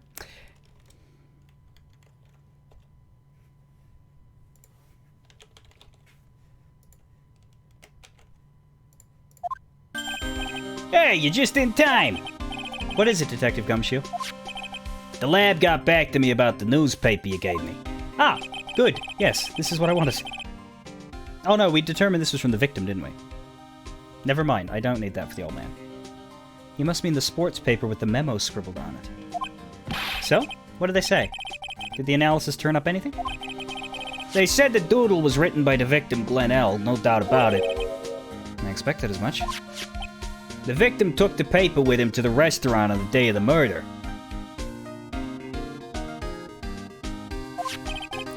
That's our best interpretation of the facts at the moment.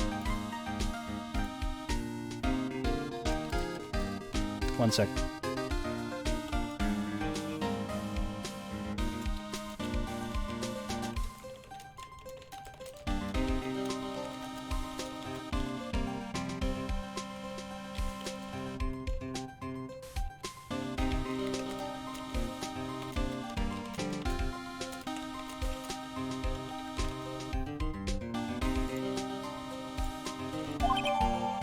Alright, left by victim. Doodles in his handwriting. MC Bomber. I get the feeling I've heard that name somewhere before. Ah, well. I guess it'll come back to me. Oh, maybe he said that, not Phoenix. Anyway. Don't forget to report back to me with whatever you find in the restaurant, okay, pal? Since when did I start taking orders from Gumshoe? Although, I get the feeling there's something I need to show him. Would you like some lunch? No. I thought he might like some lunch. What about the bottle? You got one of those aroma bottles too, huh? Only this one doesn't smell. Huh? I don't get you. This was mixed in with all the other aromatherapy bottles, but it's not the same. It doesn't even look the same, wouldn't you agree? A cologne bottle that doesn't smell, huh? Smells like a skunk to me, pal. Mind letting me borrow that bottle for a while? I want to send it to the lab for analysis. The victim was poisoned, so the contents of this bottle are pretty important. I had a hunch there was something funny about that chef. You suspect John Armstrong? I got that guy's number. I know what his secret is. That must be the same secret Gumshoe was talking about before. I guess I better fill you in on the details. About this Armstrong guy's secret, I mean. I have a guess. There's a pretty big clue. And no, I'm not joking in any way. It's a pretty big clue as to what his secret could be.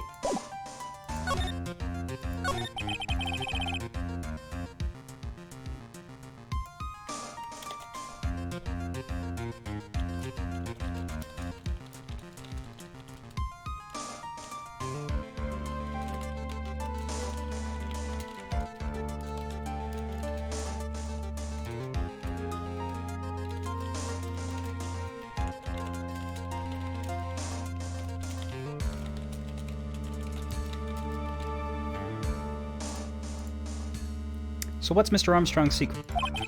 You ever had lunch at Tribien, pal? Yes. So, how was it? To put it nicely, it was inedible. Hey, don't worry about being nice around me, pal. You and I both know the reason that place is so empty is because of the food. I mean, the place is clean, and he's got a girl like Maggie as a waitress, so... Yeah, I guess it's probably the food. The real scoop on the guy is that he's up to his ears in debt. Really? How much does he owe? This is a copy of his loan contract. He's about $500,000 in the red. $500,000? Are we talking dollars? No, Kupo nuts. What the fuck, Phoenix? Yeah. Hey, if it was sterling, you'd really be in trouble. Sorry. That figure just took me by surprise. Yeah, this case is full of surprises. And I'd be willing to bet that chef's got something to do with most of them. That's my hunch. Jean's loan contract added to the record. Jean's debt is $500,000. That's not the secret I was thinking of, nor is it the other potential secret. The secret I was thinking of is that he's a klepto because our Magatama went missing and he's the only person who could have touched it. However, come to think of it, what about that weird girl? I legitimately don't know. We're at the point in the series where I don't remember everything. The characters that I remember from this case were Armstrong and the guy on the scooter. I didn't remember the old man until we encountered him. I still don't know who the girl is. And I don't remember anything else. But it's possible that she's sneaking around, but more likely, he took it and put it in the kitchen when we met. So that's why I thought he was going to tell us that it was the guy who's been arrested for like, nicking things. Yeah, this could be a... Oh, well, he took it, but that could be a poison bottle that he took. Yeah. Well, how do we know that, Guan? Because...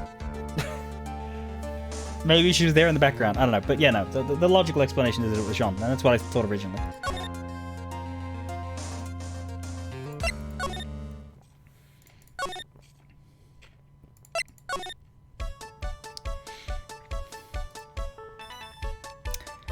Where am I? Where am I going to go now? I don't actually know.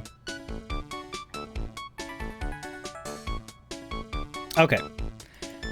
Full disclosure, for the investigations, if I don't know where to go next, I always have a guide open.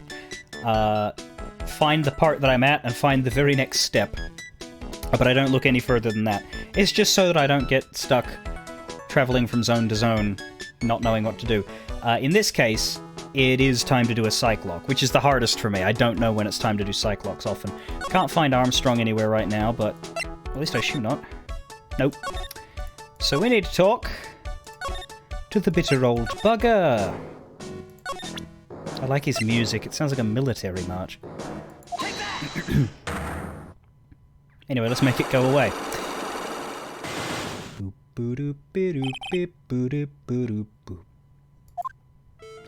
Très regular. It's time you told me the truth. Why are you a regular at a restaurant that you dislike so much? Isn't it obvious? People only have one reason to go to restaurants. Eat! To eat? Is that the whole truth? What do you mean? I don't think you go to that restaurant for the food at all. You insolent brat! How dare you accuse me? What proof have you got? I can tell that not you nor anyone else in the world would go to that place for its food. Try some. The proof is in the pudding, or in this case the lunch menu. That's the twin tea set! The food at Très Bien is terrible. And expensive. You're wrong. It's cheap. Huh? I'm rich. I inherited money when I was a boy. Yes, I'm stinking rich. I'm basically Rupert Murdoch without any success.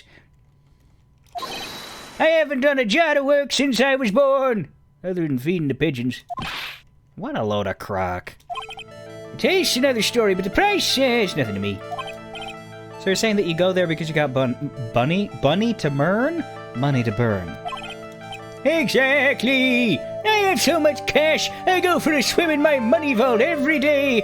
And when I have a girl over, we get ourselves together for the old Scrooge Anyway. Unfortunately, that's a lie. What? You don't have money to burn. You're flat broke.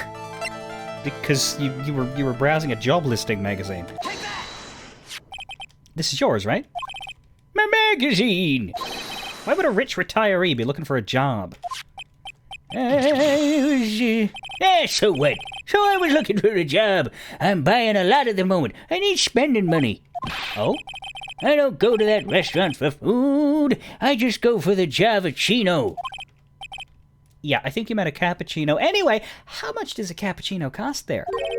$8. Those had better be some golden beans. What's your problem? You think a poor man would be better off drinking dishwater, do you? Is that it? No, I wasn't thinking that. I was wondering if the coffee there is really that great. No, it's not. But anyway, yes, that place has free newspapers to read every day. Newspapers. Exactly! They don't want me hanging around at home, so I go there. I'm sorry, sir. But there are no free papers to read at Tribulations. Why do I know that? Boop-a-doop-a-doop. I don't know what the fuck. Boop-a-doop-a-doop.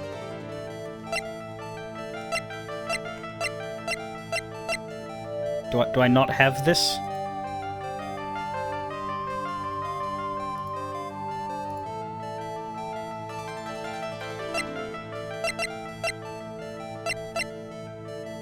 We have this paper, but...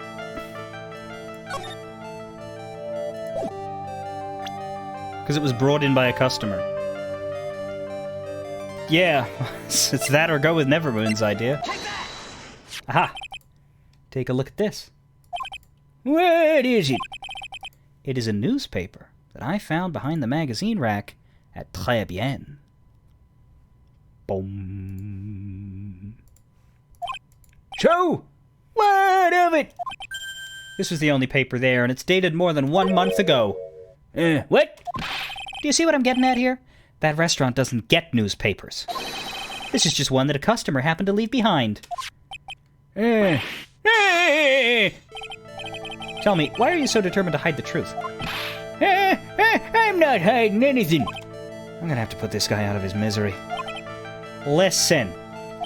The real reason why you go so much to Tribulations is because you are an old pervert. What are you asking me about that girl for? She was the waitress at Tribulations. Therefore, the answer to the mystery of why an old man would drink expensive coffee at a terrible restaurant is the waitress. But I don't recognize that face. And you are probably telling the truth here, because you weren't looking at the girl's face, you were looking at her outfit. That's the truth, isn't it?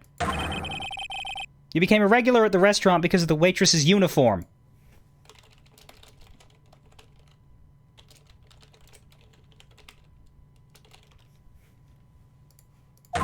That uniform is all you can think about, isn't it?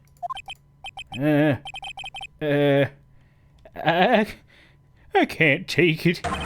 To you, that waitress was your... Enough! Please! No more! Stop saying that word! Stop saying waitress! Stop it! Stop it! Stop it!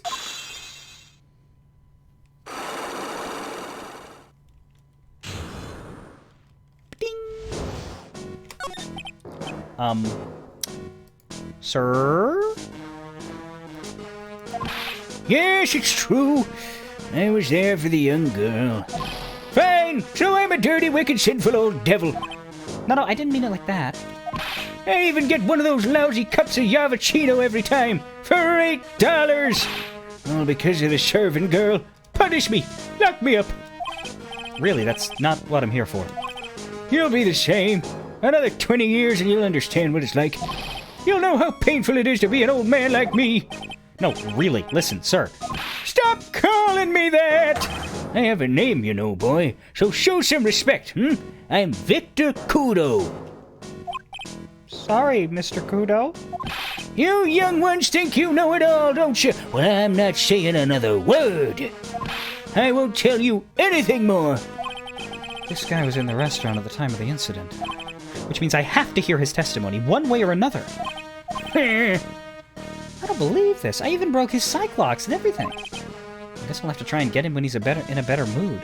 Phoenix, that means you're gonna have to summon him up when he's dead. But alright.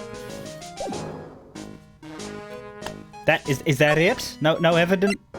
Not gonna say anything about the evidence? Nope, you just throwing the pigeon feed at me! Wow, alright, well I'm glad I did that. That helped so much.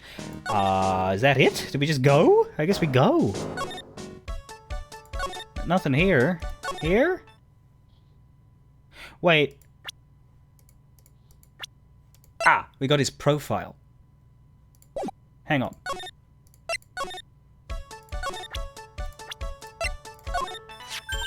Oh, it's that old man. Is he still feeding the pigeons? Yeah, he fed me as well. I got a bunch of those seeds in my eyes. Ooh, ouch. Hey Maya, would you mind coming with me for a while? Huh? Me? Why? There is something I really want to ask that old man. Sure, okay. I'll just get changed. No, hang on. Can you, go like that? I guess?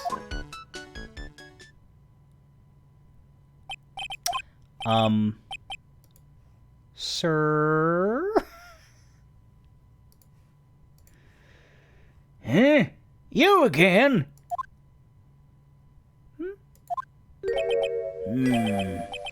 Well. I see. Nick? His eyes are burning into me. It's okay. I think it's going pretty well. Huh? You're still just a little child. Run along and play on the slide, all right? Play on the slide? Oh, we were so close. Just a little more and he would have spilled. Pigeon. How can we crack this guy?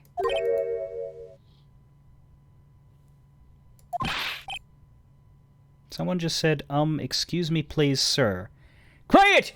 Can't you see I'm feeding the pigeon? Oh, fuck off.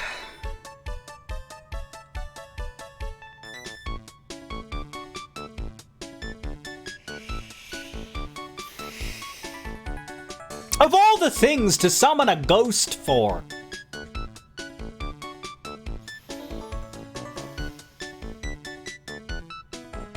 I feel like we're disrespecting the laws of reality here.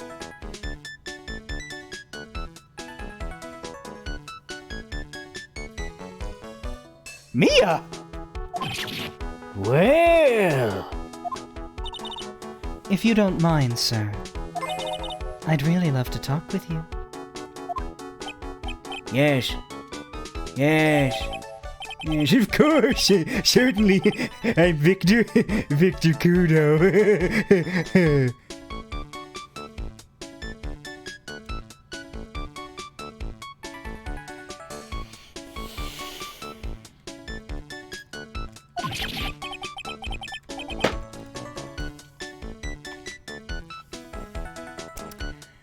Even from beyond the grave. Wow. Does Mia react to... No. About the incident? You mean the man who died after drinking the Yavachino? It's like he's a different person. It was quite a shock, even for me. He was a strange-looking boy. The girl took the Javachino over to him, see? And was the customer alone? Definitely! He was the only person at the table. Because I was sitting where that partition couldn't allow me to see the other chair, but still. Then he took one sip of his Javachino And? And he said something like, "Uarga!" And then collapsed. Dead. Oh, how terrifying. You're so good at listening, aren't you? I'll tell you anything, whatever you want to know. Do you want to know my bank account details? He certainly seems to be telling the truth now. But it looks like Mr. Kudo didn't see this other man either. Do you like the food at Trebian? Well, of course. I'm really quite a sophisticated man. I was a young businessman once, you know. I set up a casino in London. Really? How interesting. Eating the food at that restaurant really takes me back to my days in France. What a lovely story. London is in England, not France. Oh yes, France is wonderful. I'd love to show you around the city sometime. It's too much. I can't take it. I want France. I can't believe Mia's laughing at this guy. You visit Trebian a lot, don't you? Of course. I mean, yes. I'd like to come and see you there. Really? Oh, you flatter me so. The owner would be delighted to welcome you, I'm sure. Be careful of that chef, my dear. The chef? You mean Mr. Armstrong? That's right. The man's an ex-con. He's an ex-con? Whatever did Mr. Armstrong do? Oh no, those eyes! I can't take this! Mia's really got this guy eaten out of her hand. He steals things from his customers. From his customers? Gloves, handkerchiefs, magatamas, little things mainly.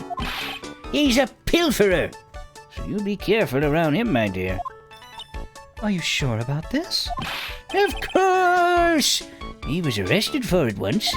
I was there when it happened, having my cappuccino. He really is a regular. Let me write you a little haiku about it. A haiku? A Japanese poem. It'll explain all you need to know about that chef. Victor's note.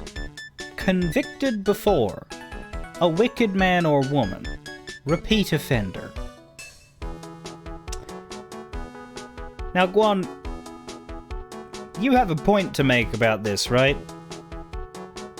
As I recall, this is not a haiku, because a haiku has a requirement, other than the syllables. If he takes anything again, you let me know. If it's not too expensive, I'll buy you a replacement. Poor guy, he could not do enough for Mia. Okay, Phoenix. That's about as much as I can do to help. Thanks, Mia! We got some really important information thanks to you. Honestly, I can't believe Maya called me for something like this. Yeah, me neither. Well, he's gone, so we don't get to ask him about evidence. Très bien. I guess it's about time to wrap up today's investigation, and you changed back. Had enough of being a waitress? Yeah, plus no one came to the restaurant. Ooh la la! Mademoiselle Maya, no? How can you leave like this? I'm sorry? That reminds me. Mr. Armstrong had a psych lock or 3, didn't he? I'm gonna have to break those. Mr. Armstrong, I hope you won't mind, but I'd like to have another word with you. Volontiers, of course. Are you ready for me to break your brain, Aaron, and see what's inside? Let's fucking go. It's just gonna be gay things. Is that any different from normal? Not necessarily.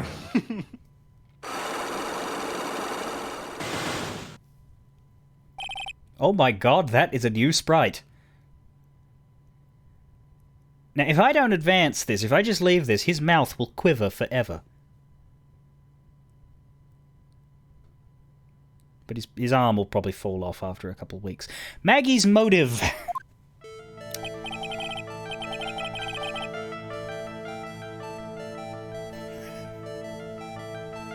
I actually don't know where I am. Let me... It should be Cyclock. Oh, there. Okay. Got it? Yeah. You're good. What is happening? I do not like this horrible feeling. You know, it's the first time someone has actually acted like they know what's going on. Normally, it's just a regular conversation with them, but anyway. I have to know the truth. What happened that day? Hello? I will confess everything. Just don't hurt me. Huh? Well, that was a new world record. It was a lottery ticket. A lottery ticket? The man who died here had the lottery ticket for $500,000. $500,000? Oui, but after the incident, the ticket, it disappeared. The ticket disappeared. This was the motive that the prosecution gave for Maggie. They said that she poisoned the man to get $500,000 lottery tickets. Why didn't you tell me about this sooner? Mais alors? You've been trying to hide this information about the lottery ticket from me. And I want to know the reason why. No, monsieur, you doubt me, but I've confessed to you everything I know. Mr. Armstrong, the $500,000 lottery ticket, I think I know who took it. I think the winning ticket was stolen by this person. You? Mr. Armstrong, I believe that there is a very high probability that it was you. Ah! Wow, that is one piercing scream. No, it wasn't, even for a man like him. Mais pourquoi moi? Why? You have no evidence. I'm not Master Mask. I'm not the kind of person who steals the property of others. Sorry to disappoint you, Mr. Armstrong, but I have evidence to the contrary. I present to you proof that you have stolen from others in the past. Do we have proof of that? Oh, yeah, no, Gumshoe gave us... No, Gumshoe gave us a loan contract. This feels like it shouldn't work, but... It's technically enough. Bugger it. The old man's word while drunk on waitresses.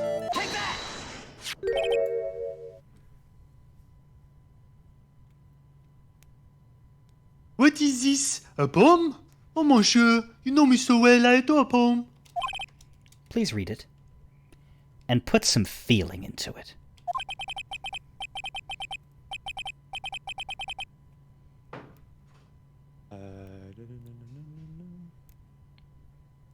I am now lost. I'm here. Convicted before? A wicked man or woman? Repeat offender? I'm sorry to have to bring it up, Mr. Armstrong. But you have been arrested for stealing from your customers before. Haven't you? Mon Dieu. Le mensonge? You are the liar. You deny it? Do not make la false accusation, s'il vous plaît. Do you have any evidence? I want to see the incontestable proof that you have ever stolen from one of my customers. You stole from me? It seems old habits die hard, Mr. Armstrong. What is that? This is my Magatama. And I found it in your kitchen. No! Wow. That scream just about broke some windows. Gotta start doing that properly. No. Oui, I have a weakness for the trinkets, for the little trinkets and the figurines. My hand, it just slips out, I cannot stop it.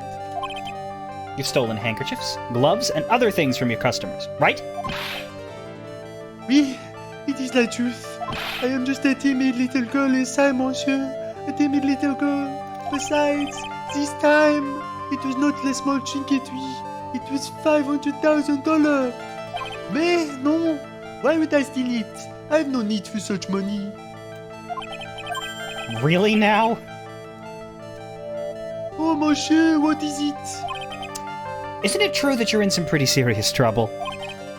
And that you are in desperate need of a large amount of cash? Your debt is, funny, $500,000. Take that! This restaurant is deep in the red, isn't it? Right, brace yourself. You have a loan to the tune of $500,000 as the people in Aaron's house begin to check on his health. That lottery ticket would have wiped out your debts. Well, Mr. Armstrong, what do you have to say for yourself now?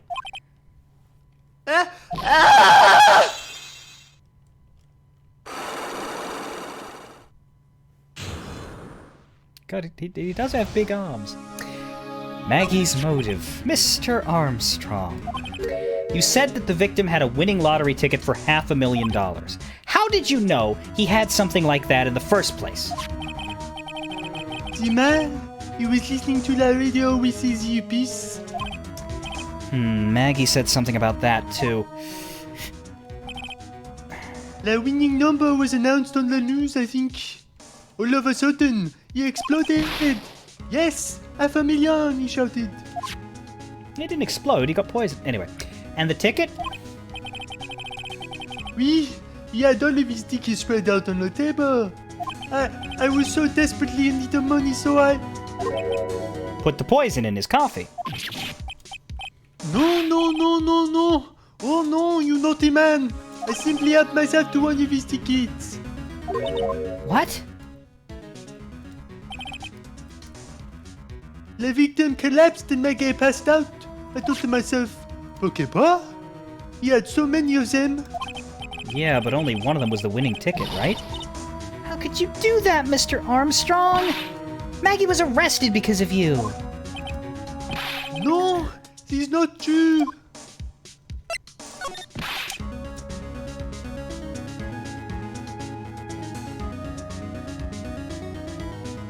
I did not take it. The ticket for $500,000, I mean. But you just told us you did. You said you took a ticket. Mais non, my fille. It was not. And someone says that's enough. Huh? That's enough. Mr. Godot! What in the heck are you doing here?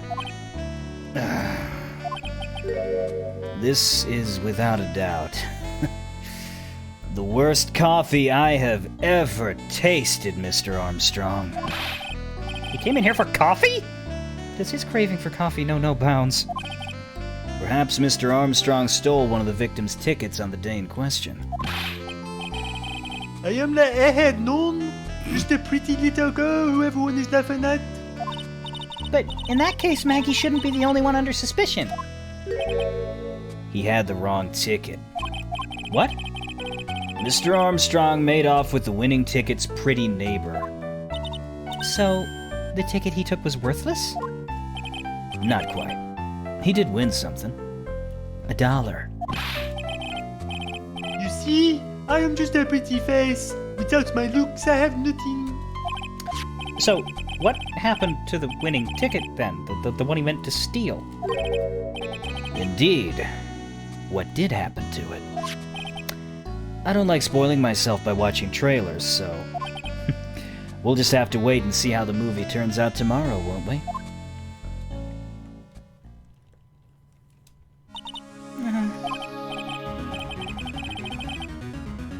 Voila, you two.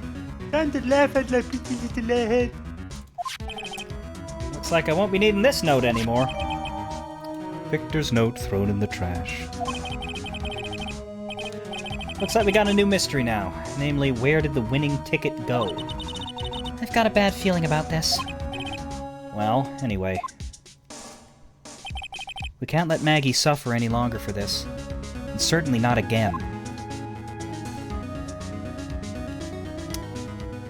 And that's that. We have just over half an hour on our overall schedule, so when it's when the timing is that low, I'm not going to start a new trial section. I think this is the point to bring it to a close, this would be a good time to go check to see if anyone has turned in a winning ticket from that week. Oh, that would be clever, which is why we won't do it. And by that week, you mean back in December, right? Yeah. Anyway, the game is saved. That is it for Ace Attorney for 2 Saturdays, which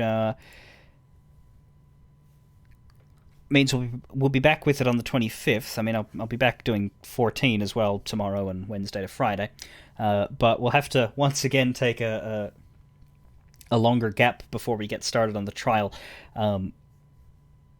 which I'm glad is happening at the start of the case and not the end, because there's a smaller amount of things to keep track of mentally for the big break. But thank you to Snip and Aaron. Snip joining as always for case 3, this time as Phoenix Wright. How does it feel to be promoted to main character after all this time?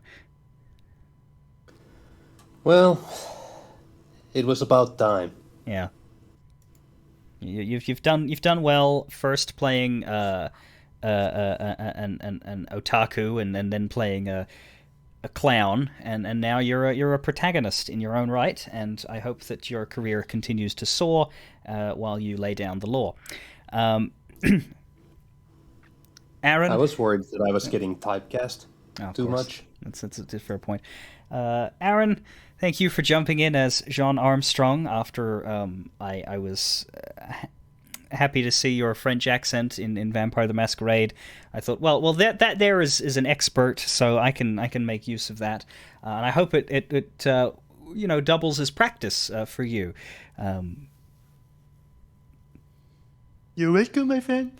Okay, still doing it. Right, that's creepy. I will be every gay man forever. Yes, we will do it. If that's what you want.